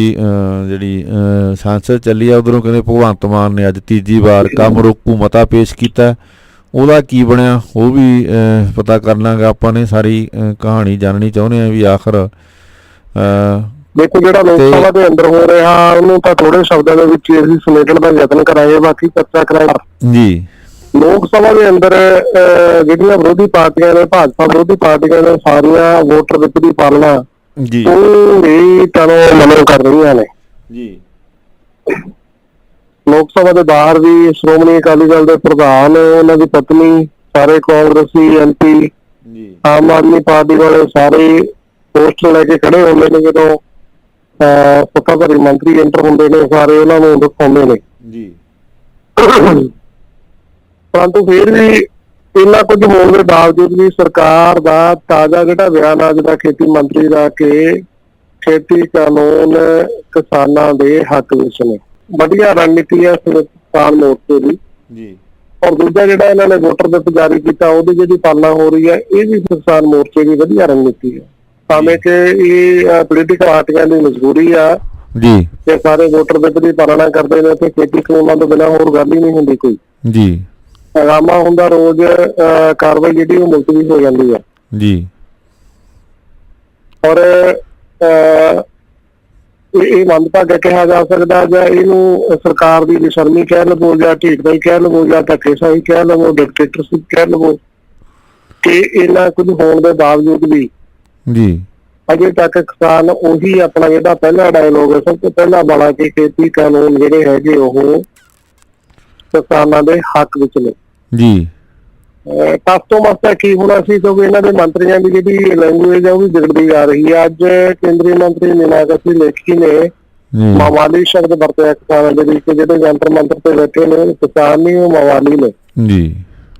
ਦੇਖੋ ਇਸ ਤਰ੍ਹਾਂ ਦਾ ਵਿਵਹਾਰ ਜਿਹੜਾ ਹੈਗਾ ਕੇਂਦਰ ਸਰਕਾਰ ਦਾ ਕਿਸਾਨਾਂ ਦੇ ਪ੍ਰਤੀ, ਉਹਦੀ ਨਿੰਦਿਆ ਹੀ ਕੀਤੀ ਜਾਣੀ ਚਾਹੀਦੀ ਹੈ, ਇਹ ਅਤੀ ਨਿੰਦਣਯੋਗ ਹੈ ਜੀ ਜੀ। ਦੂਜੇ ਪਾਸੇ ਇੱਕ ਜਿਹੜੇ ਹੈਗੇ ਨੇ ਵੱਡੇ ਕਿਸਾਨ ਆਗੂ ਰਾਕੇਸ਼ ਟਕੈਤ ਜੀ, ਉਹਨਾਂ ਦਾ ਵੀ ਬਿਆਨ ਆਇਆ ਸਾਹਮਣੇ ਕਿ ਗੱਲਬਾਤ ਸ਼ੁਰੂ ਹੋ ਸਕਦੀ ਹੈ ਜੀ। ਸਾਰਾ ਕੁਝ ਸੰਧੂ ਸਾਹਿਬ ਨਾਲੋਂ ਨਾਲ ਹੀ ਚੱਲੀ ਜਾਂਦਾ।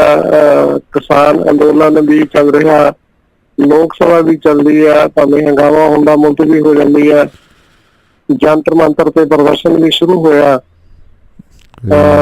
ਜਿਹੜੇ ਹਰਿਆਣਾ ਦੇ ਵਿੱਚ 5 ਕਿਸਾਨ ਜਿਨ੍ਹਾਂ ਨੇ ਸਪੀਕਰ ਦੀ ਗੱਡੀ ਤੇ ਹਮਲਾ ਕਰਨ ਦਾ ਇਲਜ਼ਾਮ ਜਿਹੜਾ ਹੈਗਾ, ਉਹਨਾਂ ਦੀ ਅੱਜ 5 ਕਿਸਾਨਾਂ ਦੀ ਜ਼ਮਾਨਤ ਵੀ ਹੋਊਗੀ ਜੀ। ਪਰੰਤੂ ਇਹ ਸਾਰਾ ਕੁਝ ਹੋਣ ਦੇ ਬਾਵਜੂਦ ਸਰਕਾਰ ਵਾਲੇ ਪਾਸੇ ਤੋਂ ਅਜੇ ਤੱਕ ਕੋਈ ਵੀ ਹੁੰਗਾਰਾ ਨਹੀਂ ਹੈ ਜੀ।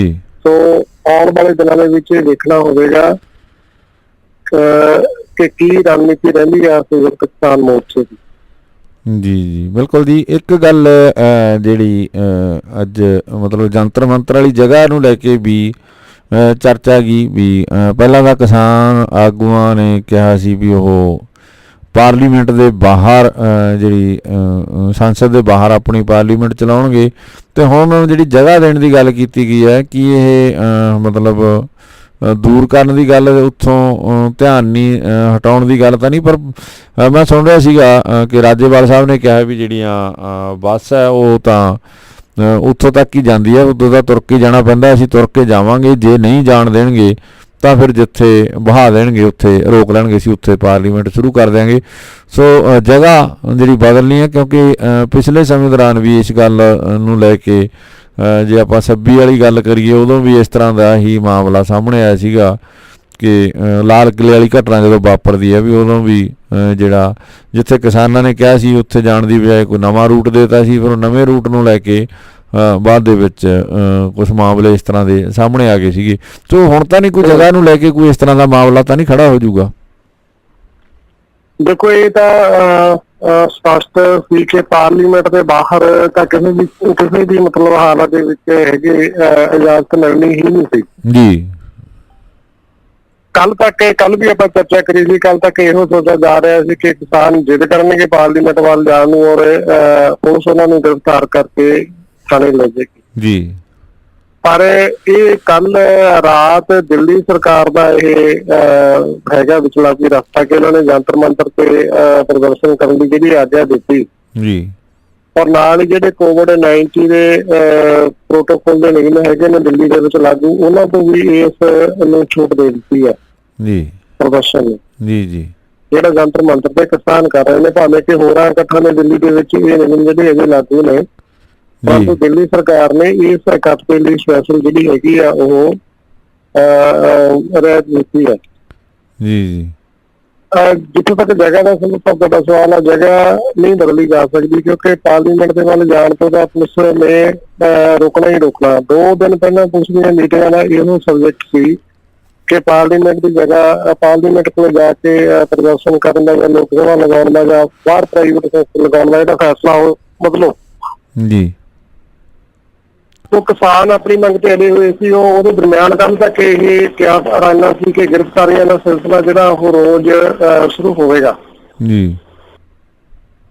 ਪਰ ਇਹ ਬਦਲ ਦਿੱਲੀ ਸਰਕਾਰ ਦਾ ਆਉਣ ਵਾਲਾ ਕੱਲ ਕੀ ਹੋਏਗਾ ਅਜੇ ਤੱਕ ਕਿਸਾਨ ਮੋਰਚੇ ਦਾ ਕੀ ਮੇਰਾ ਖਿਆਲ ਸੀ ਫੈਸਲਾ ਸਾਹਮਣੇ ਨਹੀਂ ਆਇਆ ਜੀ ਕਿ ਜੰਤਰ ਮੰਤਰ ਤੇ ਹੀ ਬੈਠਣਾ ਜਾਂ ਉਸ ਤੋਂ ਅੱਗੇ ਜਾਣਾ। ਇਹਦੇ ਵਿੱਚ ਇੱਕ ਟਕੈਤ ਸਾਹਿਬ ਦਾ ਬਿਆਨ ਬੜਾ ਵਾਇਰਲ ਹੋ ਰਿਹਾ। ਉਹ ਕਹਿ ਰਿਹਾ ਵੀ ਟਰੈਕਟਰਾਂ 'ਚ ਤੇਲ ਭਰਾ ਕੇ ਰੱਖਿਓ, ਦਿੱਲੀ ਵੜਦੇ ਹੀ ਉਹਨਾਂ ਨੇ ਕਿਸਾਨਾਂ ਨੂੰ ਵੀ ਇਹ ਕਹਿਤਾ। ਸੋ ਇਹ ਵੀ ਡਰਾਉਣ ਲਈ ਕਹਿ ਰਹੇ ਆ ਜਾਂ ਕੋਈ ਹੋਰ ਰਣਨੀਤੀ ਹੈ? ਬਿਲਕੁਲ ਜੀ, ਕੁਝ ਵੀ ਹੋ ਸਕਦਾ। ਔਰ ਇੱਕ ਗੱਲ ਸਮਝ ਹੋਰ ਸਾਹਮਣੇ ਆ ਰਹੀ ਹੈ ਜੀ ਕਿ ਕਿਸਾਨ ਦੁਨੀਆ ਦਾ ਜਿਹੜਾ ਵੀ ਫੈਸਲਾ ਕਿਸਾਨ ਮੋਰਚੇ ਵੱਲੋਂ ਆਉਂਦਾ ਹੈ ਜੀ, ਉਹਦੀ ਵੀ ਕਿਤੇ ਨਾ ਕਿਤੇ ਭਾਵੇਂ ਆਫ ਦੀ ਰਿਕਾਰਡ ਆ, ਉਹਦੀ ਵਿਰੋਧਤਾ ਵੀ ਦੇਖਣ ਨੂੰ ਮਿਲਦੀ ਆ ਜੀ। ਭਾਵੇਂ ਕਿ ਕੋਈ ਜਥੇਬੰਦੀ ਖੁੱਲ੍ਹ ਕੇ ਮੀਡੀਆ ਤੇ ਸਾਹਮਣੇ ਨਹੀਂ ਆਉਂਦੀ, ਪਰੰਤੂ ਆਫਦਾ ਰਿਕਾਰਡ ਹੀ ਦੇਖਣ ਦੇ ਵਿੱਚ ਆਇਆ ਜੀ ਕਿ ਜਿਹੜੇ ਵੀ ਫੈਸਲੇ ਕਿਸਾਨ ਆਗੂਆਂ ਦੇ ਵੱਲੋਂ ਕਰੇ ਜਾਂਦੇ ਨੇ ਜੀ, ਕਿਸੇ ਨਾ ਕਿਸੇ ਜਥੇਬੰਦੀ ਨੂੰ ਉਹ ਵੀ ਚੰਗੇ ਨਹੀਂ ਲੱਗਦੇ, ਉਹਦਾ ਵੀ ਮਤਲਬ ਅੰਦਰ ਖਾਤੇ ਉਹਦਾ ਵੀ ਵਿਰੋਧ ਹੁੰਦਾ ਜੀ। ਇੱਕ ਅੱਧੀ ਜਥੇਬੰਦੀ ਹੈ ਜਾਂ ਕਾਫੀ ਕੁਝ ਜਥੇਬੰਦੀਆਂ ਦੀ ਗੱਲ ਕਰਦੇ ਹੋ? ਨਹੀਂ, ਜਿਹੜੀਆਂ ਬਾਹਰ ਨੇ ਕਿਸਾਨ ਮੋਰਚੇ ਤੋਂ ਤਾਂ ਆਲਰੇਡੀ ਬਾਹਰ ਦੀਆਂ ਜਿਹੜੀਆਂ ਹਿੱਸਾ ਹੈ ਨਹੀਂ, ਉਹਨਾਂ ਦੇ ਵਿਰੋਧ ਦਾ ਤਾਂ ਅਸੀਂ ਲੈਣ ਨਹੀਂ ਰਹਿ ਜਾਂਦੇ ਜੀ। ਅੰਦਰੋਂ ਕੁਝ ਜਿਹੜੇ ਆਗੂ ਨੇ ਉਹ ਵੀ ਮਤਲਬ ਸਾਹਮਣੇ ਆਇਆ ਵੀ ਉਹ ਵੀ ਔਖੇ ਨੇ ਇਸ ਤਰ੍ਹਾਂ ਦੇ ਜਿਹੜੇ ਐਲਾਨ ਕੀਤੇ ਜਾਂਦੇ ਨੇ ਜੀ, ਉਹ ਉੱਥੇ ਵੀ ਕਿਤੇ ਨਾ ਕਿਤੇ ਕੋਈ ਮਾਮਲਾ ਹੈ ਜੀ। ਬਿਲਕੁਲ ਜੀ, ਇਹ ਤਾਂ ਕਾਫੀ ਦੇਰ ਤੋਂ ਗੱਲ ਚੱਲਦੀ ਹੁੰਦੀ ਹੈ। ਇਹਦੇ ਨਾਲ ਹੀ ਕਿਸਾਨ ਜਥੇਬੰਦੀਆਂ ਦੇ ਨਾਲ ਜੁੜੀ ਇੱਕ ਹੋਰ ਜਿਹੜੀ ਵੱਡੀ ਗੱਲ ਨੂੰ ਵੱਡੀ ਕਿਹਾ ਜਾ ਸਕਦਾ ਕਿਉਂਕਿ ਇਹਨਾਂ ਹਾਲਾਤਾਂ ਦੇ ਵਿੱਚ ਇਸ ਤਰ੍ਹਾਂ ਹੋਣਾ, ਇਸ ਤਰ੍ਹਾਂ ਦੀਆਂ ਘਟਨਾਵਾਂ ਨੂੰ ਵੱਡਾ ਕਿਹਾ ਜਾ ਸਕਦਾ ਕਿ ਲੀਗਲ ਜੋ ਕਾਦੀਆਂ ਵੱਡੀ ਕਿਸਾਨ ਜਥੇਬੰਦੀ ਆ ਉਹ ਦਫਾੜ ਹੋ ਗਈ ਪੰਜਾਬ ਦੇ ਵਿੱਚ ਜੀ। ਰੋਪੜ ਜ਼ਿਲ੍ਹੇ ਦੇ ਤੇ ਹੋਰ ਜ਼ਿਲ੍ਹਿਆਂ ਦੇ ਕੁਝ ਕਿਸਾਨਾਂ ਨੇ ਮੌਜੂਦਾ ਪ੍ਰਧਾਨ ਹਰਮੀਤ ਸਿੰਘ ਕਾਦੀਆਂ ਦੇ ਖਿਲਾਫ ਝੰਡਾ ਚੁੱਕਿਆ, ਕੁਝ ਇਲਜ਼ਾਮ ਲਾ ਕੇ ਜੀ। ਇਹਨਾਂ ਹਾਲਾਤਾਂ 'ਚ ਕਿਸੇ ਜਥੇਬੰਦੀ ਦੇ ਭਾਵੇਂ ਕਿ ਅੰਦਰੂਨੀ ਮਾਮਲਾ, ਇਹਦਾ ਮਤਲਬ ਕਿਸਾਨ ਅੰਦੋਲਨ ਦੇ ਨਾਲ ਸੰਬੰਧਿਤ ਹੈ ਨਹੀਂ ਜੀ, ਪਰੰਤੂ ਮੈਟਰ ਕੋਈ ਬਿਲਕੁਲ ਏਦਾਂ ਨਹੀਂ ਹੁੰਦਾ ਜੀ। ਸੋ ਮੇਰੀ ਤੁਸੀਂ ਮੈਂ ਜਿਹੜੀ ਇਹ ਤੁਹਾਨੂੰ ਮਤਲਬ ਖਬਰ ਦਿੱਤੀ ਹੈ, ਤੁਹਾਡੇ ਉਹ ਸਵਾਲ ਦਾ ਜਵਾਬ ਹੈ ਜਿਹੜਾ ਕਿ ਮੈਂ ਪਹਿਲਾਂ ਚਰਚਾ ਜੀ ਜੀ ਜੀ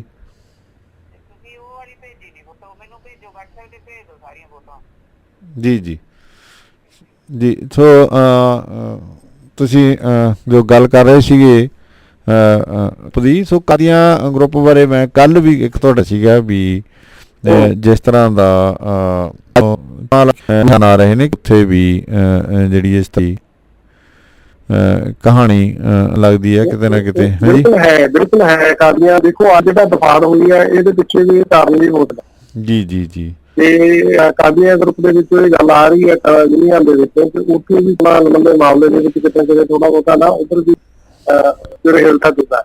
ਜੀ ਬਿਲਕੁਲ ਜੀ, ਇਹ ਕਿਤੇ ਨਾ ਕਿਤੇ ਹੈ ਗੱਲ ਕੋਈ ਇਹਦੇ ਵਿੱਚ, ਕਿਉਂਕਿ ਇਹ ਜਿਹੜੀ ਨਾ ਇੱਕ ਰਾਜਨੀਤਿਕ ਇੱਛਾ ਸ਼ਕਤੀ ਵਾਲੀ ਗੱਲ ਹੈਗੀ, ਇਹ ਕਿਤੇ ਨਾ ਕਿਤੇ ਗੜਬੜ ਜ਼ਰੂਰ ਕਰ ਰਹੀ ਹੈ ਨਾ ਜੀ। ਇਸ ਗੱਲ ਨੂੰ ਲੈ ਕੇ ਕਿਤੇ ਨਾ ਕਿਤੇ ਪੰਗਾ ਜਿਹੜਾ ਖੜਾ ਹੁੰਦਾ ਦਿਖਾਈ ਦੇ ਰਿਹਾ ਹੈਗਾ, ਜਿਹੜਾ ਜਿਸ ਤਰ੍ਹਾਂ ਵੈਸੇ ਵੀ ਇੱਕ ਗੱਲ ਤੁਹਾਨੂੰ ਹੋ ਰਹਾ ਹੈ ਕਿ ਫੋਕ ਵਜਾ ਕੇ ਤਾਂ ਕਿਸੇ ਤੋਂ ਨਹੀਂ ਇਹ ਐਲਾਨ ਕੀਤਾ ਨਹੀਂ ਕਿ ਅਸੀਂ ਚੋਣ ਲੜਨੀ ਹੋਈ ਨਹੀਂ ਜੀ। ਮਤਲਬ ਕਹਿੰਦੇ ਕਿ ਜਿਹੜੀਆਂ ਵੀ ਪਾਰਟੀਆਂ ਦੀ ਇਸ ਤਰ੍ਹਾਂ ਦੀ ਗੱਲ ਸਾਹਮਣੇ ਆਉਂਦੀ ਹੈ ਜਾਂ ਜਿਹੜੇ ਆਗੂ ਦੀ ਗੱਲ ਸਾਹਮਣੇ ਆਉਂਦੀ ਹੈ ਜੀ, ਜਿਵੇਂ ਰਾਜਿਆਲ ਸਾਹਿਬ ਦੀ ਗੱਲ ਸਾਹਮਣੇ ਆਈ ਆਮ ਆਦਮੀ ਪਾਰਟੀ ਦੇ ਮਾਮਲੇ 'ਚ ਉਹਨਾਂ ਨੇ ਉਹਦਾ ਖੰਡਨ ਕਰ ਦਿੱਤਾ ਜੀ। ਤੇ ਉਹ ਇਕੱਲੇ ਤੇ ਇਕੱਲਾ ਆਗੂ ਆ ਕੇ ਮਤਲਬ ਖੰਡਨ ਦਾ ਜ਼ਰੂਰ ਕਰਦਾ ਰਿਹਾ, ਪਰ ਸੰਯੁਕਤ ਕਿਸਾਨ ਮੋਰਚੇ ਦਾ ਅਜੇ ਤੱਕ ਕੋਈ ਸਾਂਝਾ ਬਿਆਨ ਜਾਰੀ ਨਹੀਂ ਹੋਇਆ ਉੱਥੇ ਜਾ ਕੇ ਕਿ ਜਿਹੜੀਆਂ ਇਹਦੇ ਵਿੱਚ ਜਥੇਬੰਦੀਆਂ ਨੇ ਉਹ ਚੋਣਾਂ ਦੇ ਨਹੀਂ ਲੜਨਗੀਆਂ ਜੀ ਬਿਲਕੁਲ ਜੀ। ਸੋ ਇਹ ਵੀ ਇੱਕ ਤਰ੍ਹਾਂ ਨਾਲ ਹਜੇ ਫਸਿਆ ਹੋਇਆ ਪੇਚ ਹੈ, ਕੀ ਨਿਕਲਦਾ ਇਹਦੇ ਵਿੱਚੋਂ, ਕਿਉਂਕਿ ਪਿਛਲੇ ਸਮੇਂ ਦੌਰਾਨ ਵੀ ਇਹ ਗੱਲ ਚੱਲਦੀ ਰਹੀ ਹੈਗੀ ਕਿ ਜਿਹੜਾ ਆਪਾਂ ਕਹਿ ਸਕਦੇ ਹਾਂ ਕਿ ਪੰਜਾਬ ਵਿਧਾਨ ਸਭਾ ਦੀਆਂ ਚੋਣਾਂ ਨੇਗੀਆਂ, ਮੈਂ ਇਹਦੇ ਬਾਰੇ ਇੱਕ ਦੋ ਵਾਰ ਖਦਸ਼ਾ ਵੀ ਪ੍ਰਗਟ ਕੀਤਾ ਕਿਤੇ ਇਹ ਕਿਸਾਨ ਮੋਰਚੇ 'ਤੇ ਭਾਰੂ ਨਾ ਪੈ ਜਾਣ। ਸੋ ਇਹ ਵੀ ਇੱਕ ਵੱਡਾ ਮਸਲਾ ਹੈ, ਪ੍ਰਮਾਤਮਾ ਕਰੇ ਉਦੋਂ ਪਹਿਲਾਂ ਹੀ ਕੰਮ ਨਿਬੜ ਜੇ ਜਿਹੜਾ ਇਹ ਮੋਰਚਾ ਹੈਗਾ, ਕਿਉਂਕਿ ਅਕਸਰ ਆਪਾਂ ਮੇਰੇ ਨਾਲ ਇਹ ਵੀ ਗੱਲ ਜੁੜ ਜਾਂਦੀ ਹੈ, ਕਈ ਵਾਰ ਤੁਸੀਂ ਵੀ ਜ਼ਿਕਰ ਕਰਦੇ ਰਹੇ ਨਾ ਵੀ ਸ਼ਾਇਦ ਕਈ ਸੱਜਣਾਂ ਨੂੰ ਲੱਗਦਾ ਹੀ ਕੋਈ ਕੋਈ ਆਲੋਚਨਾ ਕਰਦੇ ਨੇ ਇਹ, ਪਰ ਜਿਹੜੀ ਸੱਚਾਈ ਆ ਉਹ ਗੱਲ ਸਾਹਮਣੇ ਆਉਂਦੀ ਹੈਗੀ। ਸੋ ਅਰਦਾਸ ਇਹੀ ਕਰਦੇ ਹਾਂ ਵੀ ਪਹਿਲਾਂ ਹੀ ਕੰਮ ਨਿਬੜ ਜੇ ਔਰ ਮੋਰਚਾ ਜਿੱਤਿਆ ਜਾਵੇ, ਗੱਲ ਕਿਸੇ ਤਣ ਪੱਤਣ ਲੱਗ ਜੇ। ਸੋ ਲੱਗਦਾ ਇਹ ਹੈ ਕਿਉਂਕਿ ਇਹ ਬਹੁਤ ਸਾਰੇ ਸਾਡੇ ਨਾ ਕਿਸਾਨ ਆਗੂ ਨੇ, ਸੱਚ ਇਹ ਹੈ ਕਿ ਉਹ ਕਿਸੇ ਨਾ ਕਿਸੇ ਰਾਜਨੀਤਿਕ ਧਿਰ ਨਾਲ ਜੁੜੇ ਹੋਏ ਆ, ਚਾਹੇ ਸਾਨੂੰ ਬਾਹਰੋਂ ਕੁਝ ਨਹੀਂ ਦਿਖਾਈ ਦੇ ਰਿਹਾ, ਪਰ ਅੰਦਰ ਖਾਤੇ ਸਾਂਝਾਂ ਜ਼ਰੂਰ ਹੈਗੀਆਂ ਨੇਗੀਆਂ। ਅਤੇ ਜਿਹੜੀਆਂ ਇਹ ਸਾਂਝਾਂ ਨੇ ਫਿਰ ਇਹ ਵੋਟਾਂ ਲਈ ਪਾਈਆਂ ਜਾਂਦੀਆਂ ਨੇ, ਮਤਲਬ ਜੇ ਰਾਜਨੀਤਿਕ ਪਾਰਟੀਆਂ ਕਿਸੇ ਨਾਲ ਸਾਂਝਾਂ ਰੱਖਦੀਆਂ ਨੇਗੀਆਂ ਜਾਂ ਸਾਡਾ ਕਿਸਾਨ ਆਗੂ ਕਿਸੇ ਰਾਜਨੀਤਿਕ ਪਾਰਟੀ ਨਾਲ ਕੋਈ ਸਾਂਝ ਰੱਖਦੇ ਨੇ, ਅਤੇ ਉਹ ਤਾਂ ਫਿਰ ਇਲੈਕਸ਼ਨ ਵੇਲੇ ਵਾਸਤੇ ਰੱਖੀ ਹੁੰਦੀ ਆ ਸਾਂਝ, ਉਹ ਇਲੈਕਸ਼ਨ ਦੇ ਸਮੇਂ ਕੰਮ ਆਉਣੀ ਆ। ਸੋ ਇਲੈਕਸ਼ਨ ਦੇ ਸਮੇਂ ਇਹ ਸਾਂਝਾਂ ਜਿਹੜੀਆਂ ਕਿਤੇ ਨਾ ਕਿਤੇ ਕੋਈ ਕੰਮ ਵਿਗਾੜ ਨਾ ਦੇਣ।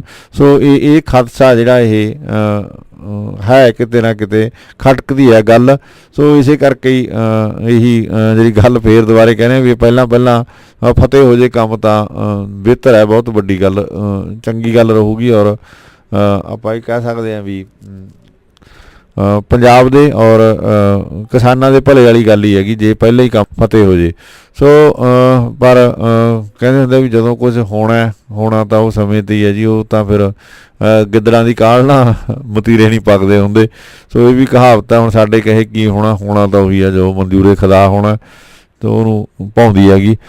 ਸੋ ਵਾਕਈ ਫਿਕਰਮੰਦੀ ਜ਼ਾਹਰ ਕਰਨੀ ਜਿਹੜੀ ਉਹ ਸਾਡਾ ਇੱਕ ਫਰਜ਼ ਵੀ ਬਣਦਾ ਗਾ ਔਰ ਇੱਕ ਸਾਡੀ ਡਿਊਟੀ ਵੀ ਹੈ, ਇਸ ਸਟੇਜ 'ਤੇ ਬੈਠੇ ਆਂਗੇ। ਸੋ ਇਹਦੇ ਨਾਲ ਦਿੱਲੀ ਗਏ ਹੋਏ ਆ ਜੀ, ਅਤੇ ਦਿੱਲੀ ਸਿੱਖ ਗੁਰਦੁਆਰਾ ਪ੍ਰਬੰਧਕ ਕਮੇਟੀ DSGMC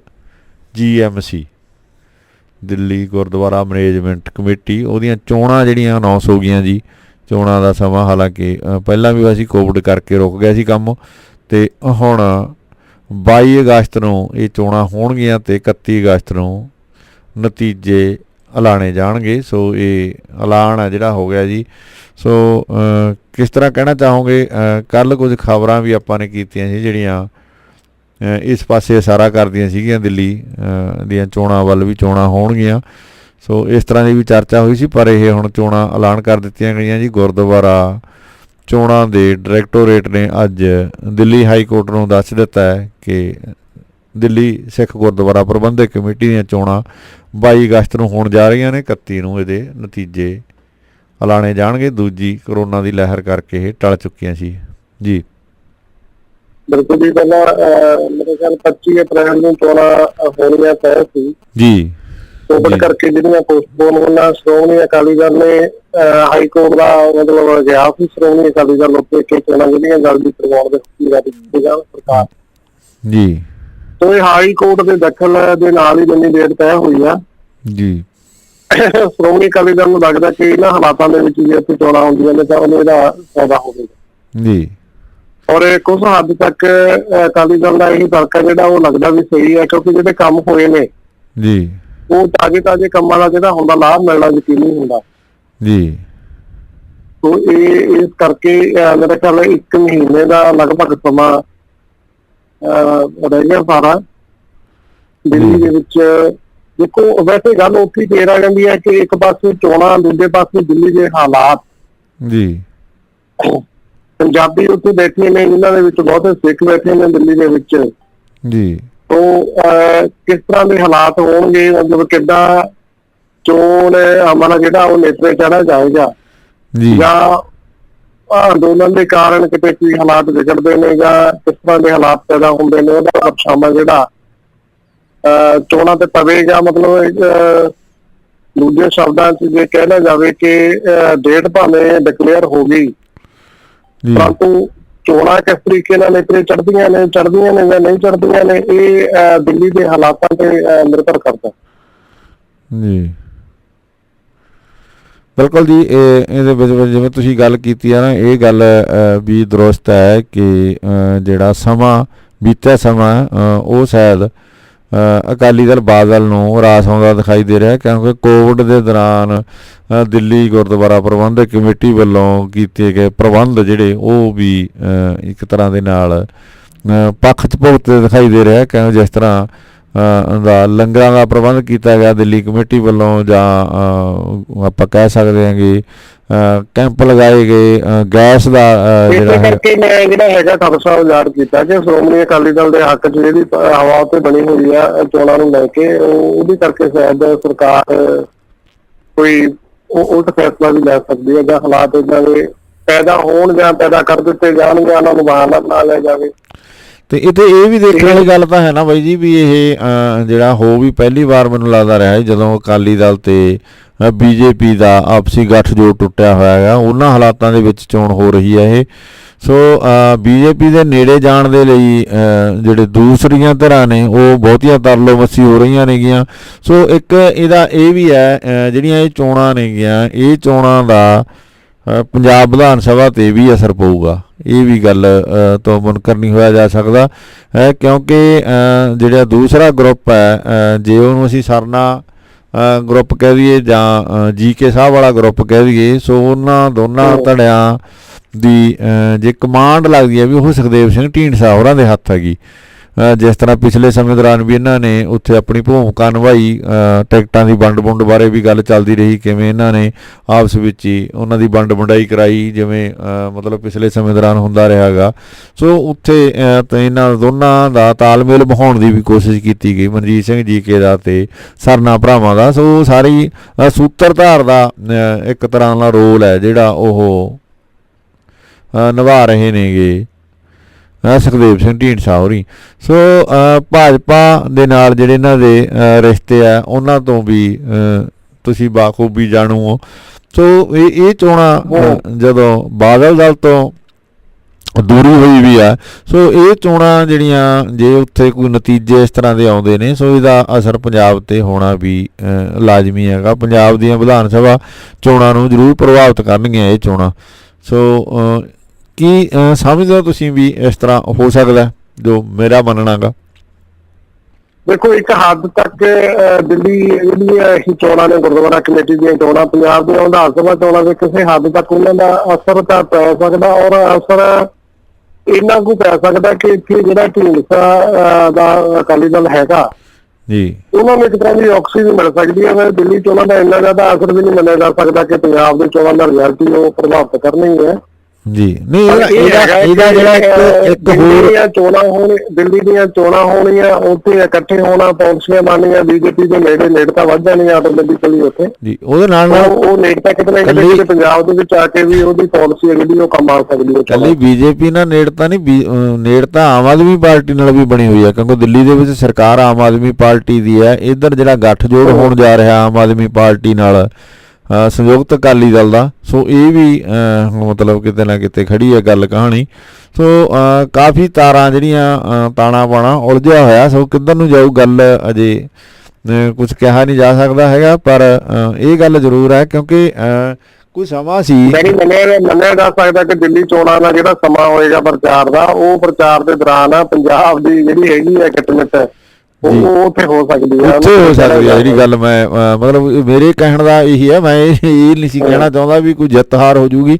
ਮੇਰੇ ਕਹਿਣ ਦਾ ਭਾਵ ਇਹ ਸੀਗਾ ਵੀ ਨਵੇਂ ਸਮੀਕਰਨ ਹੈ ਜਿਹੜੇ ਉਹ ਇਹਨਾਂ ਚੋਣਾਂ ਦੇ ਦੌਰਾਨ ਬਣ ਸਕਦੇ ਨੇ ਉੱਥੋਂ ਪੰਜਾਬ ਦੇ ਲਈ। ਦਿੱਲੀ ਚੋਣਾਂ ਦਾ ਹੋਏਗਾ ਉੱਥੇ ਗੱਲਬਾਤ ਪੰਜਾਬ ਦੀ ਵੀ ਹੋ ਸਕਦੀ ਹੈ। ਹਾਂ, ਗੱਲਬਾਤ ਪੰਜਾਬ ਦੀ ਵੀ ਹੋ ਸਕਦੀ ਹੈ ਕਿਉਂਕਿ ਇੱਕ ਸਮਾਂ ਸੀਗਾ ਬਾਈ ਜੀ ਨਾ, ਮੇਰੇ ਗੱਲ ਯਾਦ ਆ ਗਈ ਦਿੱਲੀ ਚੋਣਾਂ ਤੋਂ, ਤੇ ਇੱਕ ਸਮਾਂ ਸੀ ਉਦੋਂ ਇਹ ਸ਼ਾਇਦ ਸਵੇਰ ਵਾਲੇ ਪ੍ਰੋਗਰਾਮ 'ਚ ਵੀ ਜ਼ਿਕਰ ਆਇਆ ਜੀ ਕਿਤੇ, ਉਦੋਂ ਦਿੱਲੀ ਦੇ ਵਿੱਚ ਦਿੱਲੀ ਦੀ ਜਿਹੜੀ ਸਿੱਖ ਸਿਆਸਤ ਸੀਗੀ ਉਹਦੇ ਵਿੱਚ ਜਥੇਦਾਰ ਸੰਤੋਖ ਸਿੰਘ ਦਾ ਦਬਦਬਾ ਹੁੰਦਾ ਸੀ, ਜਿਹੜੇ ਕਿ ਮਨਜੀਤ ਸਿੰਘ ਜੀ ਕੇ ਉਹਨਾਂ ਦੇ ਫਾਦਰ ਸੀ ਜਥੇਦਾਰ ਸੰਤੋਖ ਸਿੰਘ, ਉਹਨਾਂ ਦਾ ਉੱਥੇ ਦਬਦਬਾ ਹੁੰਦਾ ਸੀ ਦਿੱਲੀ ਦੇ ਵਿੱਚ। ਅਤੇ ਪੰਜਾਬ ਦੀ ਸਿਆਸਤ ਦੇ ਵਿੱਚ ਪ੍ਰਕਾਸ਼ ਸਿੰਘ ਬਾਦਲ ਉਹਨਾਂ ਦਾ ਦਬਦਬਾ ਪਹਿਲਾਂ ਤੋਂ ਹੀ ਰਿਹਾ ਹੈਗਾ ਸਿੱਖ ਸਿਆਸਤ ਦੇ ਵਿੱਚ।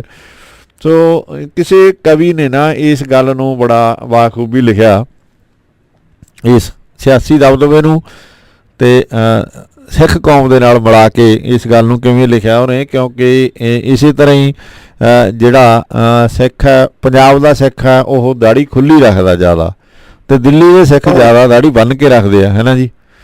ਜ਼ਿਆਦਾ ਤੁਸੀਂ ਦੇਖੋਗੇ ਦਿੱਲੀ ਦੇ ਜਿਹੜੇ ਸਿੱਖ ਨੇ ਉਹਨਾਂ ਦੀ ਦਾੜੀ ਜ਼ਿਆਦਾਤਰ ਬੰਨੀ ਹੁੰਦੀ ਹੈਗੀ।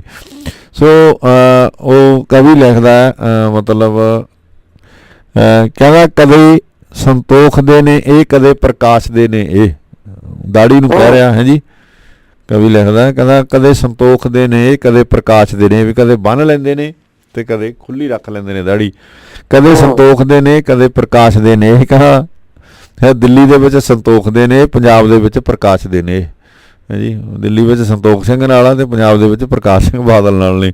ਸੋ ਬੜੀ ਹਾਂਜੀ ਬੜੀ ਮਤਲਬ ਦੋ ਲਾਈਨਾਂ ਦੇ ਵਿੱਚ ਪੂਰੀ ਰਾਜਨੀਤੀ ਬਿਆਨ ਕੀਤੀ ਹੋਈ ਸੀ ਕਿਸੇ। ਬੜੀ ਅਸਰਦਾਰ ਟਿੱਪਣੀ ਹੈ ਜੀ, 2 ਲਾਈਨਾਂ ਦੇ ਵਿੱਚ ਉਹਦਾ ਅਸਰਦਾਰ ਜਿਹੜੀ ਸੱਚਾਈ ਵੀ ਹੈ। ਹਾਂ, ਬੜੀ ਸੱਚਾਈ ਮੌਕੇ ਦੀ, ਮਤਲਬ ਇਹਨੂੰ ਪੰਚ ਕਿਹਾ ਜਾ ਸਕਦਾ ਮੌਕੇ ਦੀ ਰਾਜਨੀਤੀ ਤੇ ਬੜਾ ਤਕੜਾ ਪੰਚ ਹੈ। ਹਾਂਜੀ ਹਾਂਜੀ।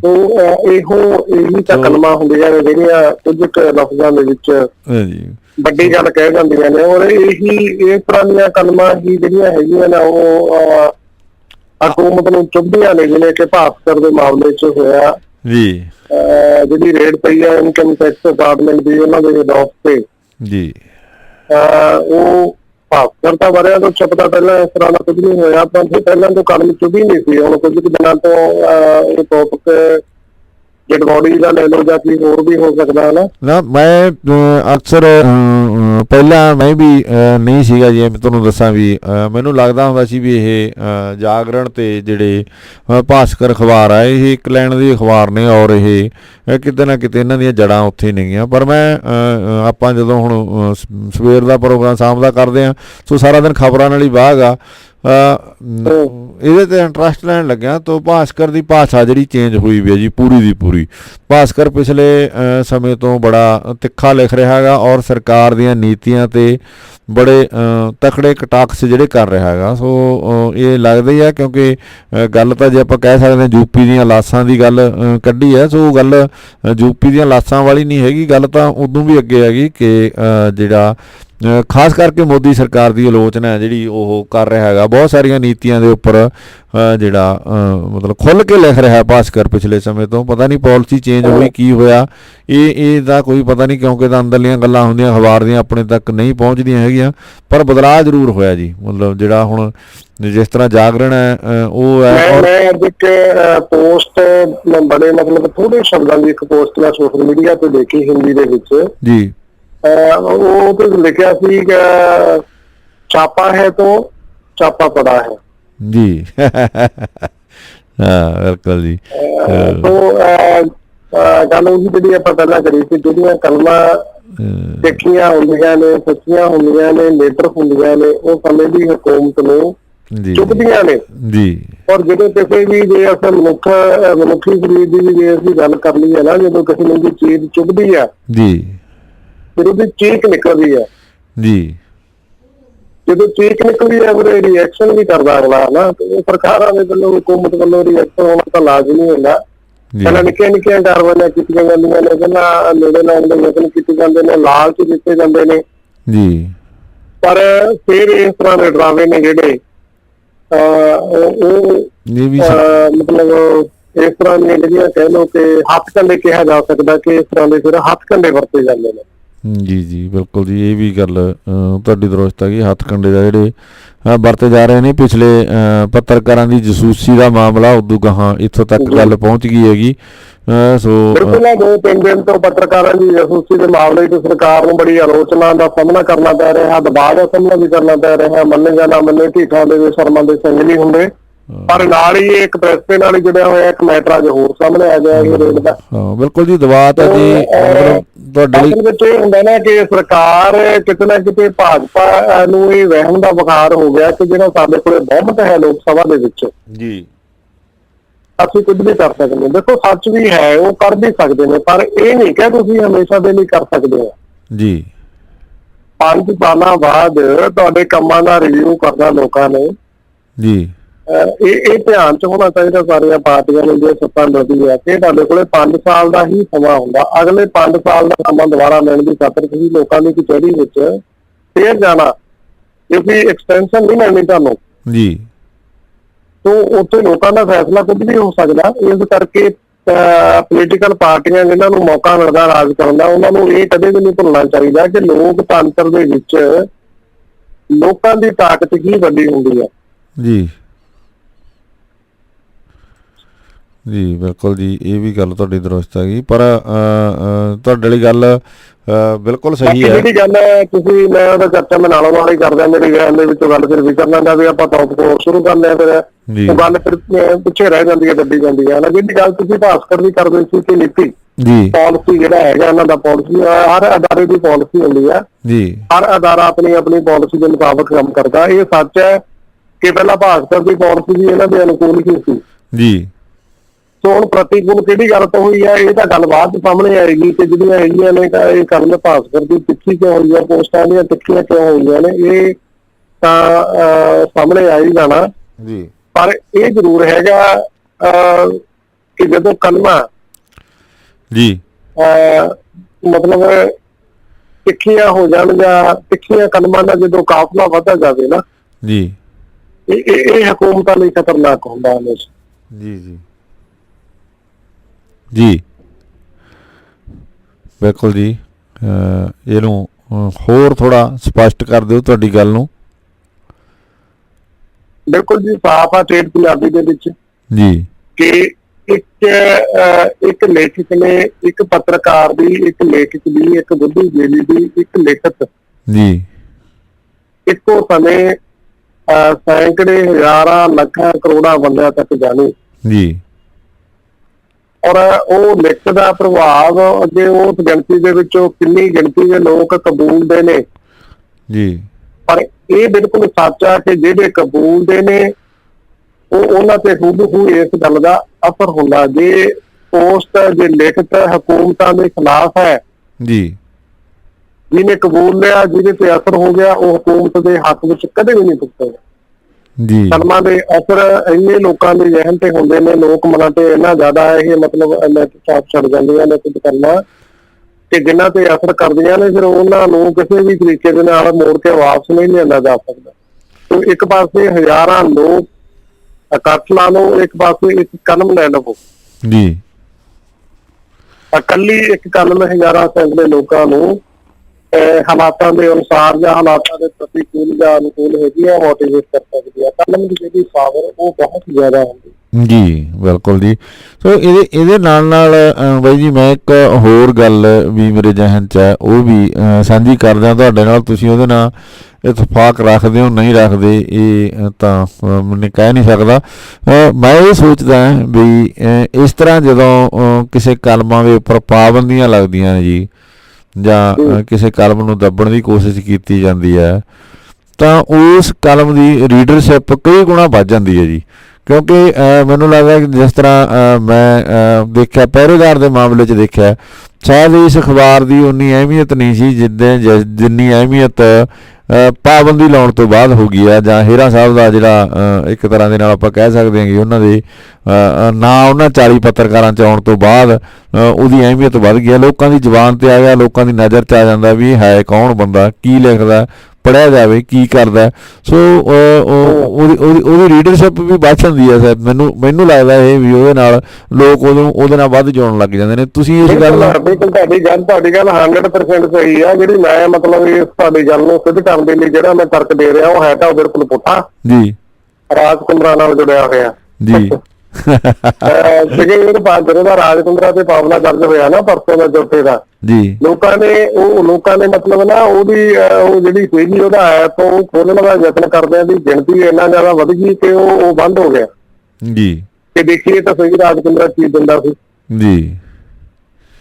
ਤੋ ਇਸੇ ਤਰ੍ਹਾਂ ਮਤਲਬ ਜਿਨ੍ਹਾਂ ਨੇ ਕਿਤੇ ਨਹੀਂ ਪਹਿਰੇਦਾਰ ਨੂੰ ਪੜ੍ਹਿਆ ਸੀ, ਜਸਪਾਲ ਸਿੰਘ ਹੇਰਾ ਨੂੰ ਨਹੀਂ ਪੜ੍ਹਿਆ ਸੀ ਕਿਤੇ ਜੀ, ਉਹ ਬੰਦੇ ਬੰਦੇ ਦੇ ਮਨ ਦੇ ਵਿੱਚ, ਪਾਠਕ ਦੇ ਮਨ 'ਚ ਜਿਗਿਆਸਾ ਹੁੰਦੀ ਹੈ ਕਿ ਦੇਖਦੇ ਆ ਕਿ ਜੇ ਇਹਦੇ ਤੇ ਕਾਰਵਾਈ ਹੋਈ ਆ ਤੇ ਤਾਂ ਕਿਉਂ ਹੋਈ ਆ, ਮਤਲਬ ਕਿਹੋ ਜਿਹਾ ਇਹਨਾਂ ਦਾ ਮੈਟਰ ਹੈ, ਅਖਬਾਰ ਦੀ ਕਿੱਦਾਂ ਦੀ ਪਾਲਿਸੀ ਹੈ, ਕੀ ਦਿਖਦੇ ਨੇ, ਕੀ ਚੱਕਦਾ ਹੈ ਜੀ। ਤੋ ਇਹਦਾ ਜਿਹੜੀ ਸਰਕੂਲੇਸ਼ਨ ਦੇ ਵਿੱਚ ਕਹਿ ਲਵੋ ਜਾਂ ਇਹਦੀ ਪੋਪੂਲਰਿਟੀ 'ਚ ਕਹਿ ਲਓ, TRP ਕਹਿ ਲਵੋ, ਇਹਨਾਂ ਗੱਲਾਂ ਦਾ ਮਤਲਬ ਹੁੰਦਾ ਤਾਂ ਅਖਬਾਰ ਨੂੰ ਫਾਇਦਾ, ਪਰੰਤੂ ਇਹ ਹੈ ਤਰੀਕੇ ਬੜੇ ਗਲਤ ਨੇ ਸਰਕਾਰਾਂ ਦੇ। ਜਦੋਂ ਇਸ ਤਰ੍ਹਾਂ ਦੀਆਂ ਨੀਤੀਆਂ ਬਣਾਈਆਂ ਜਾਂਦੀਆਂ ਨੇ, ਕਿਸੇ ਨੂੰ ਟਾਰਗੇਟ ਕੀਤਾ ਜਾਂਦਾ ਕਿਸੇ ਨੂੰ ਦਬਾਉਣ ਦੇ ਲਈ ਜੀ, ਇਹ ਜਿਹੜੀਆਂ ਹੈਗੀਆਂ ਲੋਕਤੰਤਰ ਦੇ ਵਿੱਚ ਇਸ ਤਰ੍ਹਾਂ ਦਾ ਨਹੀਂ ਹੋਣਾ ਚਾਹੀਦਾ। ਇਹ ਕੋਈ ਲੋਕਤੰਤਰ ਨਹੀਂ ਹੈ ਜੇ ਤੁਸੀਂ ਇਸ ਤਰ੍ਹਾਂ ਦੇ ਹੱਥ ਕੰਡੇ ਬਣਾ ਕੇ ਕਿਸੇ ਦੀ ਜ਼ੁਬਾਨ ਬੰਦ ਕਰਦੇ ਹੋ ਜੀ। ਇਹਨੂੰ ਲੋਕਤੰਤਰ ਤਾਂ ਕਦੇ ਵੀ ਨਹੀਂ ਕਿਹਾ ਜਾ ਸਕਦਾ, ਇਹ ਡਿਕਟੇਟਰਸ਼ਿਪ ਦਾ ਤਰੀਕਾ ਹੈ ਜੀ। ਜੀ ਬਿਲਕੁਲ ਜੀ। ਸੋ ਅੱਜ 22 ਜੁਲਾਈ ਹੈ ਜੀ। ਸੋ 22 ਜੁਲਾਈ ਨੂੰ ਪਹਿਰੇਦਾਰ ਦੇ ਵਿੱਚ ਹੀ ਇੱਕ ਮੇਰੀ ਲਿਖਤ ਛਪੀ ਸੀਗੀ, ਜਿਹੜਾ ਕਿ 2018 ਦੇ ਵਿੱਚ ਉਹ ਲਿਖਤ ਛਪੀ ਸੀ, ਜਿਹੜਾ ਕਿ ਬਾਬਾ ਸਾਹਿਬ ਡਾਕਟਰ ਭੀਮ ਰਾਓ ਅੰਬੇਦਕਰ ਸਾਹਿਬ ਦੇ ਲਿਖੇ ਸੰਵਿਧਾਨ ਨੂੰ ਚੈਲੰਜ ਕਰਦਾ ਇੱਕ ਜਿਹੜੀ ਪੈਫਲੇਟ ਸੀਗਾ, ਉਹ ਛਪਿਆ ਸੋਸ਼ਲ ਮੀਡੀਆ 'ਤੇ ਮੈਨੂੰ ਮਿਲਿਆ ਸੀ, ਜਿਹੜਾ ਕਿ ਜਿਹਦੇ ਉੱਤੇ ਮੋਹਨ ਭਾਗਵਤ ਦੀ ਫੋਟੋ ਲੱਗੀ ਹੋਈ ਸੀ। ਮੈਂ ਉਹਦੇ 'ਤੇ ਰਿਪੋਰਟ ਕੀਤੀ ਸੀ, ਅਤੇ ਉਸ ਤੋਂ ਬਾਅਦ ਮੇਰੇ 'ਤੇ ਮਤਲਬ ਸਾਰੇ ਪੰਜਾਬ ਦੇ ਵਿੱਚ, ਸਾਰੇ ਜ਼ਿਲ੍ਹਿਆਂ ਦੇ ਵਿੱਚ RSS ਵੱਲੋਂ ਦਰਖਾਸਤਾਂ ਦਿੱਤੀਆਂ ਗਈਆਂ ਸੀ ਪਰਚਾ ਦਰਜ ਕਰਨ ਦੀਆਂ। ਉਲਟਾ ਮੈਨੂੰ ਕਿਹਾ ਗਿਆ ਸੀ ਵੀ ਇਹ ਬੰਦੇ ਨੇ ਸੰਵਿਧਾਨ ਦੀ ਮਤਲਬ ਅਪਮਾਨ ਕੀਤਾ ਗਾ। ਅਤੇ ਹਾਲਾਂਕਿ ਮੈਂ ਉਹ ਸੰਵਿਧਾਨ ਨੂੰ ਚੈਲੰਜ ਕਰਦਾ ਇੱਕ ਪੈਫਲੇਟ ਸੀ ਜਿਹੜਾ, ਉਹਦੇ ਬਾਰੇ ਰਿਪੋਰਟ ਕੀਤੀ ਸੀਗੀ। ਸੋ ਵਾਕਈ ਤੁਹਾਡੀ ਗੱਲ ਨਾਲ ਮੈਂ ਇਸ ਗੱਲ ਨਾਲ ਇਤਫਾਕ ਰੱਖਦਾ ਵੀ ਜਦੋਂ ਵੀ ਕੋਈ ਇਸ ਤਰ੍ਹਾਂ ਦੀ ਗੱਲ ਕਰਦਾ ਤਾਂ ਉਹਨੂੰ ਦੱਬਣ ਦੇ ਲਈ, ਮੈਨੂੰ ਪਤਾ ਹੈ ਚਾਹੇ ਮੇਰੇ 'ਤੇ ਅਜੇ ਤੱਕ ਕੇਸ ਤਾਂ ਨਹੀਂ ਦਰਜ ਹੋਇਆ ਕਿਤੇ, ਕਿਉਂਕਿ ਮੇਰੇ ਕੋਲ ਇਹਦੇ ਬਕਾਇਦਾ ਪ੍ਰੂਫ ਸੀਗੇ, ਜਿੱਥੇ ਮੈਨੂੰ ਬੁਲਾਇਆ ਜਾਂਦਾ ਸੀ ਮੈਂ ਉਹ ਪੈਫਲੇਟ ਬਕਾਇਦਾ ਉੱਥੇ ਦਿੰਦਾ ਰਿਹਾ। ਹਾਲਾਂਕਿ ਪੰਚਕੂਲੇ ਸਮੇਤ ਮੈਨੂੰ 8-7 ਜ਼ਿਲ੍ਹਿਆਂ ਦੇ ਵਿੱਚ ਹੁਣ ਤੱਕ ਬੁਲਾਇਆ ਜਾ ਚੁੱਕਿਆ ਉਹਦੇ ਮਾਮਲੇ 'ਚ। ਅਜੇ ਵੀ ਪਤਾ ਨਹੀਂ ਉਹਦਾ ਕੀ ਬਣੂਗਾ, ਉਹਦਾ ਵੀ ਕੀ ਕਿੱਥੇ ਖੜੀ ਆ ਗੱਲ, ਮੈਨੂੰ ਉਹਦੇ ਬਾਰੇ ਕੋਈ ਪਤਾ ਨਹੀਂ ਹੈਗਾ। ਸੋ ਪਰ ਮੈਨੂੰ ਪਰੇਸ਼ਾਨ ਬਹੁਤ ਕੀਤਾ ਗਿਆ ਉਸ ਮਾਮਲੇ ਦੇ ਵਿੱਚ, ਕਿਉਂਕਿ ਜਦੋਂ ਤੁਹਾਨੂੰ ਕਿਤੇ ਬਾਹਰ ਬੁਲਾਇਆ ਜਾਂਦਾ ਤਾਂ ਐਂ ਲਾ ਲਓ ਵੀ ਜਿਹੜੇ ਬੰਦੇ ਆਪਣੇ ਵਰਗੇ ਬੰਦੇ ਨੇ ਮਤਲਬ ਹੈਂਡ ਟੂ ਮਾਊਥ ਵਾਲੇ, ਉਹਨਾਂ ਦਾ ਹੁਣ ਲਾ ਲਓ ਵੀ 1000-2000 ਦਾ ਖਰਚਾ ਉਹਨਾਂ 'ਤੇ ਕੋਈ ਇਸ ਤਰ੍ਹਾਂ ਦਾ ਡਿੱਗਦਾ, ਜਦੋਂ ਕਿਤੇ ਬਾਹਰ ਜਾਣਾ ਆਉਣਾ ਪੈਂਦਾ ਤਾਂ ਉਹਨਾਂ ਦਾ ਸਾਰਾ ਬਜਟ ਹੀ ਵਿਗੜ ਜਾਂਦਾ ਢਾਂਚਾ। ਸੋ ਇਸ ਤਰ੍ਹਾਂ ਪਰੇਸ਼ਾਨ ਜ਼ਰੂਰ ਕਰਦੇ ਨੇ ਜੀ ਇਸ ਤਰ੍ਹਾਂ ਇਹ ਜਦੋਂ ਕੋਈ ਇਸ ਤਰ੍ਹਾਂ ਦੀਆਂ ਕਲਮਾਂ ਉਹਦਾ ਹਰ ਤਰੀਕਾ ਤੋੜਨ ਬੰਦੇ ਨੂੰ ਮਾਨਸਿਕ ਤੌਰ 'ਤੇ ਨਾ, ਮਾਨਸਿਕ ਤੌਰ 'ਤੇ ਆਰਥਿਕ ਤੌਰ 'ਤੇ ਤੋੜਨ ਦਾ ਹਰ ਤਜਰਬਾ ਵਰਤਿਆ ਜਾਂਦਾ ਹਕੂਮਤਾਂ ਤੋਂ ਜੀ। ਜੀ ਸੋ ਇਹ ਬਿਲਕੁਲ ਜੀ ਸੱਚ ਲਿਖਣ ਦਾ ਖਮਿਆਜਾ ਜ਼ਰੂਰ ਭੁਗਤਣਾ ਪੈਂਦਾ ਹੈਗਾ। ਸੋ ਇਹ ਵੀ ਪੱਕੀ ਗੱਲ ਹੈ, ਇਹਦੇ ਵਿੱਚ ਵੀ ਕੋਈ ਦੋ ਰਾਏ ਨਹੀਂ ਹੈਗੀ। ਸੋ ਗੱਲ ਆਪਾਂ ਲੈ ਆਈਏ ਜੀ ਹੁਣ ਕਾਂਗਰਸ ਵਾਲੇ ਪਾਸੇ ਵੀ।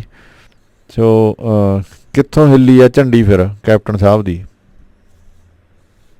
ਮੇਰਾ ਖਿਆਲ ਹੈ ਕਿ ਜਿਹੜੀ ਵਿਧਾਇਕਾਂ ਦੀ ਗਿਣਤੀ ਹੈ ਨਾ ਨਵਜੋਤ ਸਿੰਘ ਸਿੱਧੂ ਦੇ ਹੱਕ 'ਚ, ਉਹਨੇ ਹਾਲਾਤੇ ਉਹਦਾ ਬਹੁਤ ਅਸਰ ਹੋਇਆ। ਕਿਤੇ ਇਹ ਤਾਂ ਨਹੀਂ ਹੈ ਕਿ ਹਾਈ ਕਮਾਂਡ ਤੋਂ ਕੋਈ ਆਰਡਰ ਆਇਆ ਹੋਵੇ ਕਿ ਤੁਸੀਂ ਜਿਹੜਾ ਹੈਗਾ ਇਹ ਤੁਸੀਂ ਸਮਾਗਮ ਨੂੰ ਅਟੈਂਡ ਕਰੋ।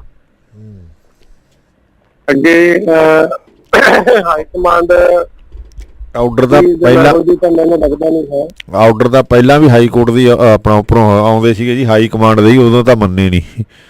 ਹਾਂ, ਤੇ ਇਸੇ ਕਰਕੇ ਮੈਂ ਤਰਕ ਦੇ ਰਿਹਾ ਕਿ ਪਹਿਲਾਂ ਨਹੀਂ ਹਾਈ ਕਮਾਂਡ ਦੇ ਆਰਡਰ ਮੰਨੇ, ਤਾਂ ਹੁਣ ਉੱਥੇ ਜਾਣ ਵਾਲਾ ਆਰਡਰ ਨਾ ਤਾਂ ਹਾਈ ਕਮਾਂਡ ਦੇਵੇ ਔਰ ਨਾ ਹੀ ਅੱਗੇ ਕਪਤਾਨ ਸਾਹਿਬ ਮੰਨਣ ਵਾਲੇ ਨੇ ਜੀ।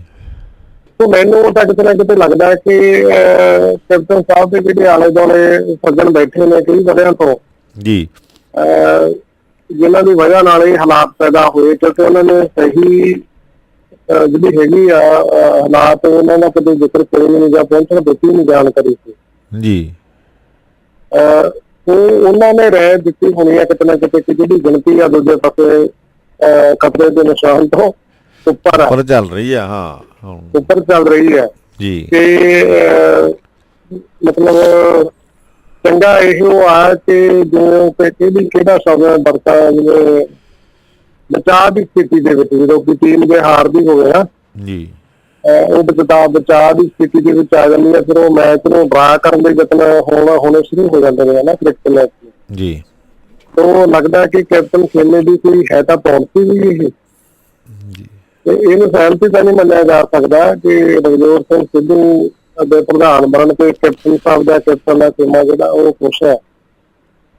ਦੇਖੋ ਲੱਤਾਂ ਦਾ ਖਿੱਚਣੀਆਂ ਹੋਣਗੀਆਂ ਜੀ, ਅੱਗੇ ਹੋਣੀ ਹੈ ਨਾ ਜੀ। ਇਹਦੇ ਵਿੱਚ ਨਾ ਇੱਕੋ ਹਿੰਦੀ ਦਾ ਗਾਣਾ ਆਉਂਦਾ ਸੀ ਕਿਸੇ ਹਿੰਦੀ ਫਿਲਮ ਦਾ, ਮੇਰੇ ਯਾਦ ਆਉਂਦਾ, ਮੇਰੀ ਮੰਮੀ ਨੇ ਤੁਝੇ ਚਾਏ ਪੇ ਬੁਲਾਇਆ ਹੈ।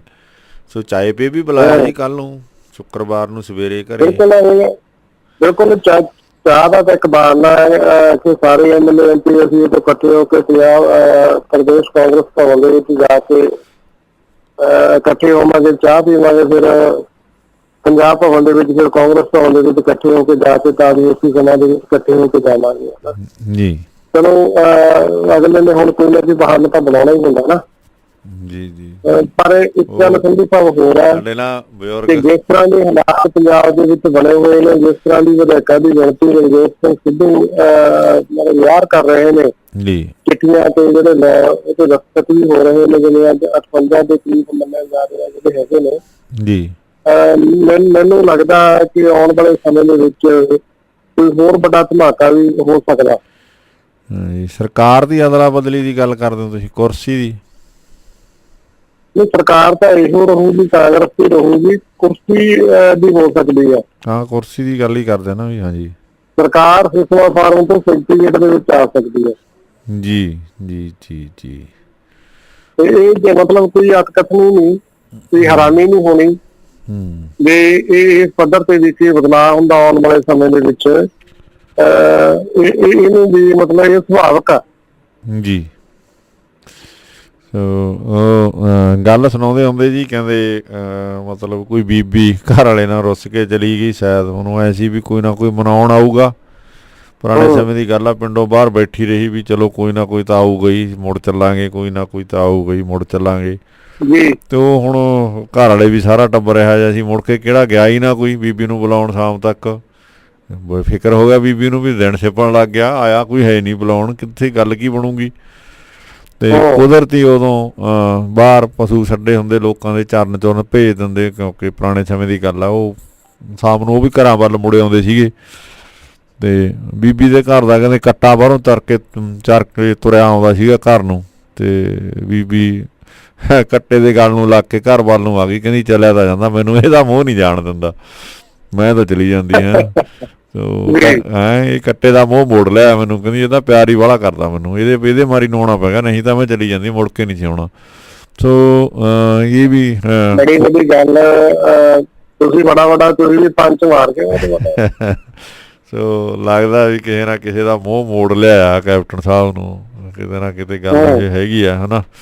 ਸੋ ਵਾਕਈ ਜੀ ਕਹਿੰਦੇ ਤਾਂ ਹੁੰਦੇ ਆ ਵੀ ਮਤਲਬ ਸਭ ਕੁਝ ਲਟਾ ਕੇ ਹੋਸ਼ ਮੇ ਆਏ ਤੋਂ ਕਿਆ ਆਏ। ਹੁਣ ਵੇਲਾ ਬੀਤ ਗਿਆ ਜਦੋਂ, ਕਿਉਂਕਿ ਹੁਣ ਕਿਸੇ ਨੂੰ ਚਾਹ ਪਿਆਈ ਜਾਓ, ਕਿਸੇ ਨੂੰ, ਹੈ ਨਾ, ਕਿਉਂਕਿ ਇਹ ਸਮਾਂ ਇੱਥੋਂ ਹੀ ਗੱਲ ਸ਼ੁਰੂ ਹੋਈ ਸੀਗੀ। ਉਹ ਪੁੱਤ ਜੱਟਾਂ ਦੇ ਫਿਲਮ 'ਚ ਕਹਿੰਦਾ ਹੁੰਦਾ, ਉਹ ਕਹਿੰਦਾ ਐਸ ਚੁੰਨੀ ਨਾਲ ਕਹਾਣੀ ਸ਼ੁਰੂ ਹੋਈ ਸੀ ਤੇ ਇਸੇ ਚੁੰਨੀ ਨਾਲ ਖ਼ਤਮ ਕਰ ਚੱਲਿਆ। ਸੋ ਇਹ ਕੌਫੀ ਵਿਦ ਕੈਪਟਨ ਤੋਂ ਸ਼ੁਰੂ ਹੋਈ ਸੀ ਸਰਕਾਰ, ਮੈਨੂੰ ਲੱਗਦਾ ਕੌਫੀ ਵਿਦ ਕੈਪਟਨ ਤੇ ਆ ਕੇ ਖਤਮ ਨਾ ਹੋ ਜੇ, ਕੌਫੀ ਤੋਂ ਚਾਹ ਤੇ ਆ ਗਈ ਹੈ ਜੀ।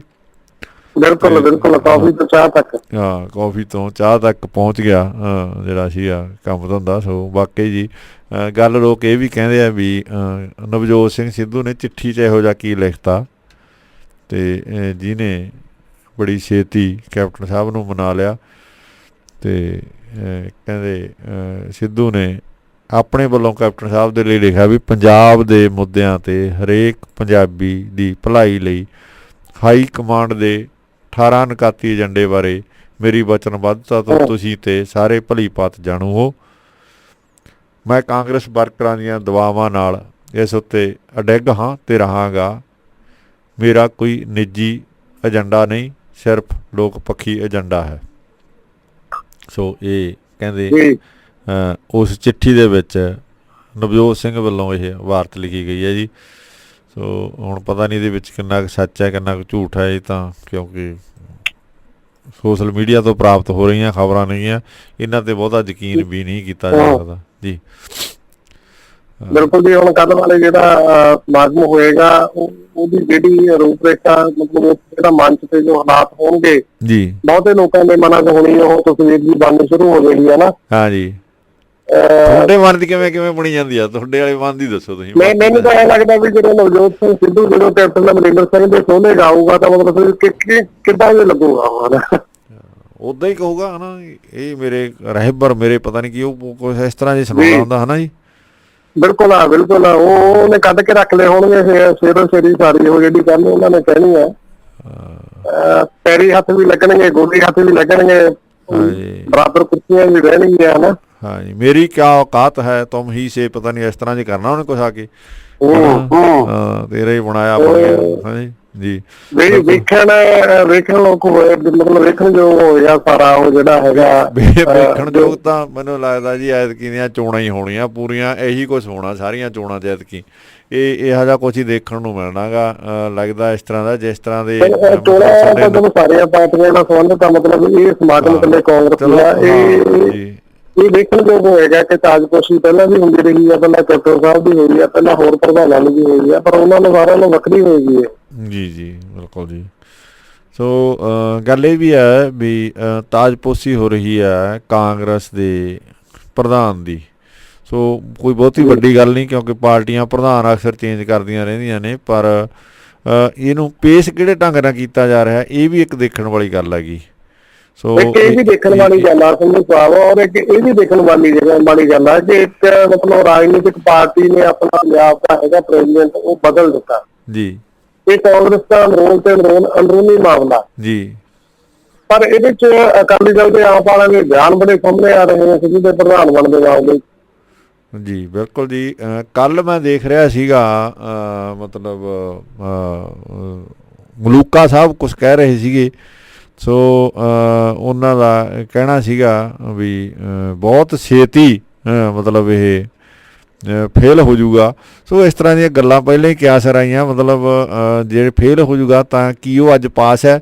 ਸੋ ਇਹ ਗੱਲਾਂ ਵੀ ਤੇ ਆਉਂਦੀਆਂ ਨੇ, ਪਰ ਇਹਦੇ ਵਿੱਚ ਇੱਕ ਤਰ੍ਹਾਂ ਦਾ ਇਹਨਾਂ ਮਤਲਬ ਇਹਨਾਂ ਗੱਲਾਂ ਤੋਂ ਇਹ ਵੀ ਸਾਹਮਣੇ ਆਉਂਦਾ ਕਿ ਅਕਾਲੀ ਦਲ ਅਤੇ ਆਮ ਆਦਮੀ ਪਾਰਟੀ ਨਵਜੋਤ ਸਿੰਘ ਸਿੱਧੂ ਨੂੰ ਮਜ਼ਬੂਤ ਮੰਨ ਰਹੀ ਆ, ਮਤਲਬ ਮੁਕਾਬਲੇਬਾਜ਼ ਤੱਕ ਦਾ ਮੁਕਾਬਲੇਬਾਜ਼। ਬਿਲਕੁਲ ਜੀ, ਇਹੀ ਗੱਲ ਮੈਂ ਕਹਿਣੀ ਚਾਹੁੰਦਾ ਸੀ ਵੀ ਉਹਨਾਂ ਨੂੰ ਡਰ ਲੱਗਣ ਲੱਗ ਗਿਆ ਕਿਤੇ ਨਾ ਕਿਤੇ ਜਿਹੜਾ ਇਸ ਤਰ੍ਹਾਂ ਹੈ ਜੀ।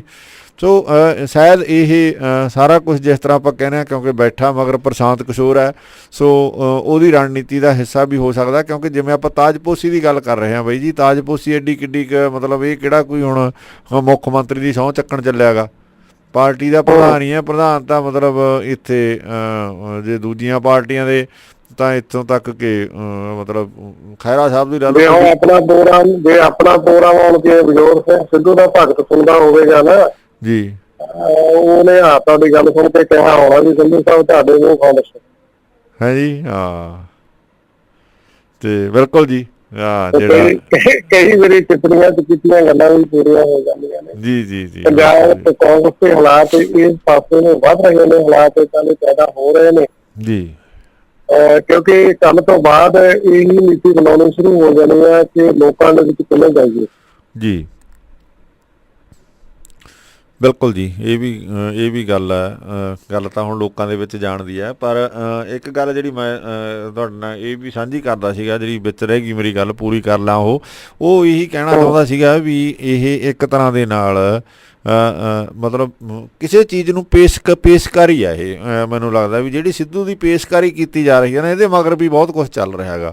ਸੋ ਸਿੱਧੂ ਨੂੰ ਇਸ ਢੰਗ ਨਾਲ ਪੇਸ਼ ਹੀ ਇਸ ਢੰਗ ਨਾਲ ਕੀਤਾ ਜਾ ਰਿਹਾ ਹੈਗਾ, ਲਿਆ ਕੇ ਉਹਦੀ ਪ੍ਰੈਜ਼ੈਂਟੈਂਸ ਇਸ ਤਰ੍ਹਾਂ ਕੀਤੀ ਜਾ ਰਹੀ ਹੈ ਕਿ ਉਹ ਜਿਵੇਂ ਤਰ੍ਹਾਂ ਤੁਸੀਂ ਜ਼ਿਕਰ ਕੀਤਾ ਵੀ ਵਿਰੋਧੀ ਪਾਰਟੀਆਂ ਵੀ ਹਿਲਾ ਕੇ ਰੱਖਤੀਆਂ, ਔਰ ਪੰਜਾਬ ਦੇ ਵਿੱਚ ਵੀ ਇਸ ਤਰ੍ਹਾਂ ਹੀ ਲੱਗਣ ਲੱਗ ਗਿਆ ਵੀ ਬਸ ਸਿੱਧੂ ਆ ਗਿਆ ਤਾਂ ਪਤਾ ਨਹੀਂ ਕੀ ਹੋ ਜਾਣਾ। ਸੋ ਇਹ ਵਾਕਈ ਜਿਹੜਾ ਇੱਕ ਤਰ੍ਹਾਂ ਦੇ ਨਾਲ ਉਹਨੂੰ ਧਮਾਕੇਦਾਰ ਐਂਟਰੀ ਉਹਦੀ ਆਪਾਂ ਕਹਿ ਸਕਦੇ ਹਾਂ ਇਹ ਕੀਤੀ ਜਾ ਰਹੀ ਹੈ। ਸੋ ਇਹ ਸਾਰਾ ਕੁਝ ਗਿਣਿਆ ਮਿਥਿਆ ਲੱਗਦਾ, ਕਦੇ ਨਾ ਕਦੇ ਲੱਗਦਾ ਵੀ ਇਹ ਸਾਰਾ ਕੁਝ ਜਿਹੜਾ ਸਕ੍ਰਿਪਟਡ ਤਾਂ ਨਹੀਂ ਹੈਗਾ, ਹੈ ਨਾ। ਇਸ ਤਰ੍ਹਾਂ ਵੀ ਲੱਗਦਾ ਵੀ ਸਾਰਾ ਕੁਝ ਇਦਾਂ ਹੀ ਐਂਟਰੀ ਹੋਈ ਆ। ਪਹਿਲਾਂ ਲੱਗਦਾ ਸੀ ਕਿ ਐਲਾਨ ਹੋ ਗਿਆ, ਪਹਿਲਾਂ ਉਹ ਲੈਟਰ ਵੀ ਐਵੇਂ ਦਿੱਤਾ ਗਿਆ। ਜੀ ਹਰੀਸ਼ ਰਾਵਤ ਦਾ ਬਿਆਨ ਵੀ ਆਇਆ, ਉਸ ਤੋਂ ਬਾਅਦ ਇੱਕ ਫੇਕ ਲੈਟਰ ਵੀ ਆਇਆ, ਹਨਾ। ਜੀ ਤੇ ਕਦੇ ਲੱਗਦਾ ਸੀ ਕਿ ਸਿੱਧੂ ਬਣ ਗਿਆ ਪ੍ਰਧਾਨ, ਕਦੇ ਲੱਗਦਾ ਸੀ ਕਿ ਨਹੀਂ ਬਣ ਗਿਆ ਜੀ। ਤੋ ਐ ਦਿਖਾ ਕੇ ਜੇ ਫਿਰ ਮਤਲਬ ਮੋੜ ਕੇ ਜੇ ਦਿਖਾ ਕੇ ਜੇ ਪੂਰੀ ਜ਼ਬਰਦਸਤ ਹਾਲਾਤ ਬਣਾ ਕੇ ਜਿਹੜਾ ਫਿਰ ਐਂਟਰੀ ਕੀਤੀ ਜਾ ਰਹੀ ਹੈ। ਹਾਂਜੀ ਬਿਲਕੁਲ। ਸੋ ਪਿਛਲੇ ਸਮੇਂ ਤੋਂ ਵੀ ਜਦੋਂ ਇਹਨੂੰ ਸਾਰਾ ਕੁਝ ਰਲਾ ਮਿਲਾ ਕੇ ਦੇਖਦੇ ਆ ਨਾ ਜੀ, ਮਤਲਬ ਇਹ ਜਿਹੜੀ ਗੱਲ ਅਕਸਰ ਮੈਂ ਤਾਂ ਕਈ ਵਾਰ ਇਹ ਗੱਲ ਲਿਖਦਾ ਵੀ ਅਕਸਰ ਇਹ ਕਹਿਣਾ ਵੀ ਮੇਰਾ ਇਹ ਮੰਨਣਾ ਹੈਗਾ ਕਿ ਜਿਹੜੀ ਪੰਜਾਬ ਸਟੇਟ ਹੈਗੀ, ਪੰਜਾਬ ਬਾਕੀ ਸਟੇਟਾਂ ਦੇ ਨਾਲੋਂ ਵੱਖਰੀ ਸਟੇਟ ਹੈ, ਕਿਉਂਕਿ ਇਹ ਪਹਿਲੀ ਗੱਲ ਤਾਂ ਇਹ ਬਾਰਡਰ ਦੀ ਸਟੇਟ ਆ, ਸਿੱਖ ਸਟੇਟ ਹੈਗੀ ਇਹਨੂੰ ਮੰਨਿਆ ਜਾਂਦਾ। ਸਿੱਖ ਉਹ ਜਿਹੜੇ ਕਿ ਅੱਜ ਤੋਂ 150 ਸਾਲ ਪਹਿਲਾਂ ਇਸ ਖਿੱਤੇ ਦੇ ਵਿੱਚ ਰਾਜ ਕਰਦੀ ਰਹੀ ਕੌਮ, ਜਿਹੜੀ ਉਸ ਕੌਮ ਦਾ ਇਸ ਸਟੇਟ ਦੇ ਵਿੱਚ ਬੋਲਬਾਲਾ ਹੈਗਾ। ਸੋ ਜਿਹੜੀਆਂ ਕੌਮਾਂ ਰਾਜ ਕਰ ਚੁੱਕੀਆਂ ਹੁਣ, ਉਹਨਾਂ ਦੇ ਵਿੱਚੋਂ ਰਾਜ ਕਰਨ ਦੀ ਭਾਵਨਾ ਜਿਹੜੀ ਉਹ ਕਦੇ ਖਤਮ ਨਹੀਂ ਹੁੰਦੀ ਹੈਗੀ, ਉਹ ਕਦੇ ਵੀ ਉਸ ਪਾਸੇ ਵੱਲ ਜਿਹੜਾ ਉਹ ਗੱਲ ਤੁਰ ਸਕਦੀ ਹੈ। ਸੋ ਇਹ ਸਾਰੇ ਦੇਖ ਕੇ ਸਾਰੇ ਸਿਸਟਮ ਨੂੰ, ਸੋ ਪੰਜਾਬ ਦਾ ਜਿਹੜਾ ਬਾਗਡੋਰ ਆ ਜਾਂ ਪੰਜਾਬ ਦਾ CM ਹੈ ਉਹ ਸੈਂਟਰ ਤੈਅ ਕਰਦਾ ਗਾ, ਦਿੱਲੀ ਤੈਅ ਕਰਦੀ ਆ, ਸਟੇਟ ਤੈਅ ਕਰਦੀ ਆ ਵੀ ਕਿਹੜੇ ਬੰਦੇ ਨੂੰ 5 ਸਾਲਾਂ ਦੇ ਲਈ ਪੰਜਾਬ ਸੰਭਾਉਣਾ। ਸੋ ਸਿੱਧੂ ਸਾਹਿਬ ਦੀ ਤਿਆਰੀ ਤਾਂ ਲੰਮੇ ਸਮੇਂ ਤੋਂ ਹੁੰਦੀ ਤੁਰੀ ਆ ਰਹੀ ਹੈ। ਮੈਨੂੰ ਇਹ ਲੱਗ ਰਿਹਾ ਵੀ ਇਹ ਕੋਈ ਅੱਜ ਜਾਂ 7 ਗੱਲ ਨਹੀਂ ਹੈਗੀ। ਸੋ ਇਹਨਾਂ ਦੀ ਤਿਆਰੀ ਹੈ ਜਿਹੜੀ ਇਹ ਜਿਹੜਾ ਕਰਤਾਰਪੁਰ ਸਾਹਿਬ ਦੇ ਲਾਂਘੇ ਦੀ ਗੱਲ ਕਰ ਲਈਏ, ਉਸ ਤੋਂ ਬਾਅਦ ਸਿੱਧੂ ਸਾਹਿਬ ਦਾ ਵਿਰੋਧ ਕਰਾਉਣਾ ਇੱਧਰ ਆਏ ਦਾ। ਸੋ ਇਹ ਸਾਰੀਆਂ ਗੱਲਾਂ ਰਲਾ ਮਿਲਾ ਕੇ ਜੋੜ ਕੇ ਦੇਖੋ, ਇਹਨਾਂ ਨੂੰ ਸਾਰਾ ਤਾਣਾ ਬਾਣਾ ਇਹੀ ਲੱਗਦਾ ਵੀ ਇਹਨਾਂ ਦੀ ਤਿਆਰੀ ਤਾਂ ਸਟੇਟ ਵੱਲੋਂ ਕਰਾਈ ਗਈ ਹੈਗੀ। ਲੰਮੇ ਸਮੇਂ ਤੋਂ ਇਹ ਤਿਆਰੀ ਹੈ ਜਿਹੜੀ ਚੱਲਦੀ ਆ ਰਹੀ ਹੈ। ਸਿੱਧੂ ਉਭਾਰਤਾ, ਬਾਕੀ ਸਾਰੀਆਂ ਪਾਰਟੀਆਂ ਦੇ ਵਿੱਚੋਂ ਵੀ ਆਵਾਜ਼ਾਂ ਦੇਣੀਆਂ ਵੀ ਸਿੱਧੂ ਸਾਡੇ ਵੱਲ ਆ ਜਾ ਜੀ, ਅਸੀਂ ਤੈਨੂੰ CM ਬਣਾਉਂਦੇ ਹਾਂ, ਜੇ ਸਾਡੇ ਵੱਲ ਆ ਜੇ ਆਪ ਵਾਲੇ ਕਹੀ ਗਏ, ਕੋਈ ਵੀ ਕਹੀ ਗਏ, ਮਤਲਬ ਇੱਕ ਪੂਰੇ ਦਾ ਪੂਰਾ ਇਹ ਵਰਤਾਰਾ ਨੈਰੇਟਿਵ ਸਿਰਜਿਆ ਗਿਆ ਜਿਹਨੂੰ ਆਪਾਂ ਕਹਿ ਸਕਦੇ ਹਾਂ ਜੀ, ਹੈ ਨਾ। ਪੂਰੇ ਦਾ ਪੂਰਾ ਨੈਰੇਟਿਵ ਸਿਰਜ ਕੇ ਸਿੱਧੂ ਨੂੰ ਲਿਆਂਦਾ ਗਿਆ ਹੈਗਾ। ਸੋ ਇਹ ਲੱਗਦਾ ਕਿਤੇ ਨਾ ਕਿਤੇ ਇਸ ਤਰ੍ਹਾਂ ਦਾ ਵਰਤਾਰਾ ਇਹ ਮਗਰੋਂ ਦੇਖਣ ਨੂੰ ਮਿਲ ਰਿਹਾ ਹੈਗਾ।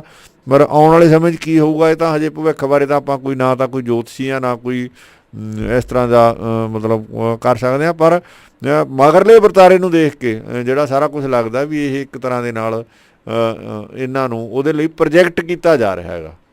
ਜੀ ਬਿਲਕੁਲ ਲੱਗਦਾ। ਦੇਖੋ ਬੜੇ ਲੰਮੇ ਸਮੇਂ ਤੋਂ ਹੋ ਰਿਹਾ ਸੀ, ਅਚਾਨਕ ਨਹੀਂ ਹੈ। ਕਈ ਵਾਰੀ ਇਹ ਹੁੰਦਾ ਕਿ ਜਿਹੜਾ ਬੰਦਾ ਦੌਰ 'ਚ ਨਾ ਹੋਵੇ ਆਗੂ, ਕਈ ਵਾਰੀ ਉਹ ਕਾਬਜ਼ ਹੋ ਜਾਂਦਾ, ਉਹਦਾ ਨਾਂ ਉਹਦੀ ਲਾਟਰੀ ਨਿਕਲਿਆ ਹੁੰਦੀ ਹੈ ਨਾ। ਜੀ ਪਰੰਤੂ ਇਹ ਸਿੱਧੂ ਦੇ ਮਾਮਲੇ 'ਚ ਅਜਿਹਾ ਨਹੀਂ ਹੋਇਆ ਕਿ ਅਚਾਨਕ ਪੰਜਾਬ 'ਚ ਨਹੀਂ ਲਾਟਰੀ ਨਿਕਲ ਸਕਦੀ ਜੀ। ਮੈਨੂੰ ਲੱਗਦਾ ਵੀ ਪੰਜਾਬ 'ਚ ਕਦੇ ਵੀ ਲਾਟਰੀ ਨਹੀਂ ਨਿਕਲ ਸਕਦੀ। ਪੰਜਾਬ ਦੇ ਵਿੱਚ ਕਦੇ ਵੀ ਕੋਈ ਇਸ ਤਰ੍ਹਾਂ CM ਨਹੀਂ ਬਣ ਸਕਦਾ ਹੈਗਾ। ਸੋ ਹੋ ਸਕਦਾ ਵੀ ਲਾਟਰੀ ਵਾਲੀ ਗੱਲ ਹੈ ਜਿਵੇਂ ਕਿਤੇ ਹਰਚਰਨ ਬਰਾੜ ਜਾਂ ਉਦੋਂ ਹੋ ਗਿਆ ਕਦੇ ਨਾ ਕਦੇ ਸਮਾਂ, ਪਰ ਨਹੀਂ ਤਾਂ ਤੈਅ ਕਰਕੇ ਹੀ CM ਆ ਜਿਹੜਾ ਬਣਦਾ। ਪੰਜਾਬ ਦਾ CM ਤਾਂ ਪਹਿਲਾਂ ਹੀ ਤੈਅ ਕਰ ਲਿਆ ਜਾਂਦਾ ਵੀ 5 ਸਾਲ ਦੇ ਲਈ ਪੰਜਾਬ ਦਾ CM ਕੌਣ ਹੋਊਗਾ। ਹਾਲਾਂਕਿ ਪ੍ਰਕਿਰਿਆ ਪੂਰੀ ਦੀ ਪੂਰੀ ਸਾਨੂੰ ਉਵੇਂ ਦਿਖਾਈ ਜਾਂਦੀ ਹੈ ਵੀ ਵੋਟਾਂ ਪਾ ਕੇ ਚੁਣਦੇ ਹਾਂ ਅਸੀਂ, ਅਤੇ ਪਰ ਉਹਦੇ ਮਗਰਲਾ ਜਿਹੜਾ ਤਾਣਾ ਬਾਣਾ ਉਹ ਪਹਿਲਾਂ ਹੀ ਤਿਆਰ ਕੀਤਾ ਜਾਂਦਾ ਗਾ। ਉਹ ਮੇਰਾ ਮੰਨਣਾ ਇਹ ਆ ਜੀ। ਦੇਖੋ ਹਾਲਾਤ ਵੀ ਇਹੀ ਕਹਿੰਦੇ ਨੇ, ਜੋ ਕੁਛ ਹੋ ਰਿਹਾ, ਜੋ ਕੁਛ ਹੋਇਆ ਜਾਂ ਪਹਿਲਾਂ ਜੋ ਕੁਛ ਹੋਣ ਜਾ ਰਿਹਾ ਜੇ ਉਹਦਾ ਵੀ ਥੋੜਾ ਬਹੁਤਾ ਭਵਿੱਖ ਵੀ ਦੱਸਣ ਲੱਗ ਜਾਂਦਾ ਜੀ।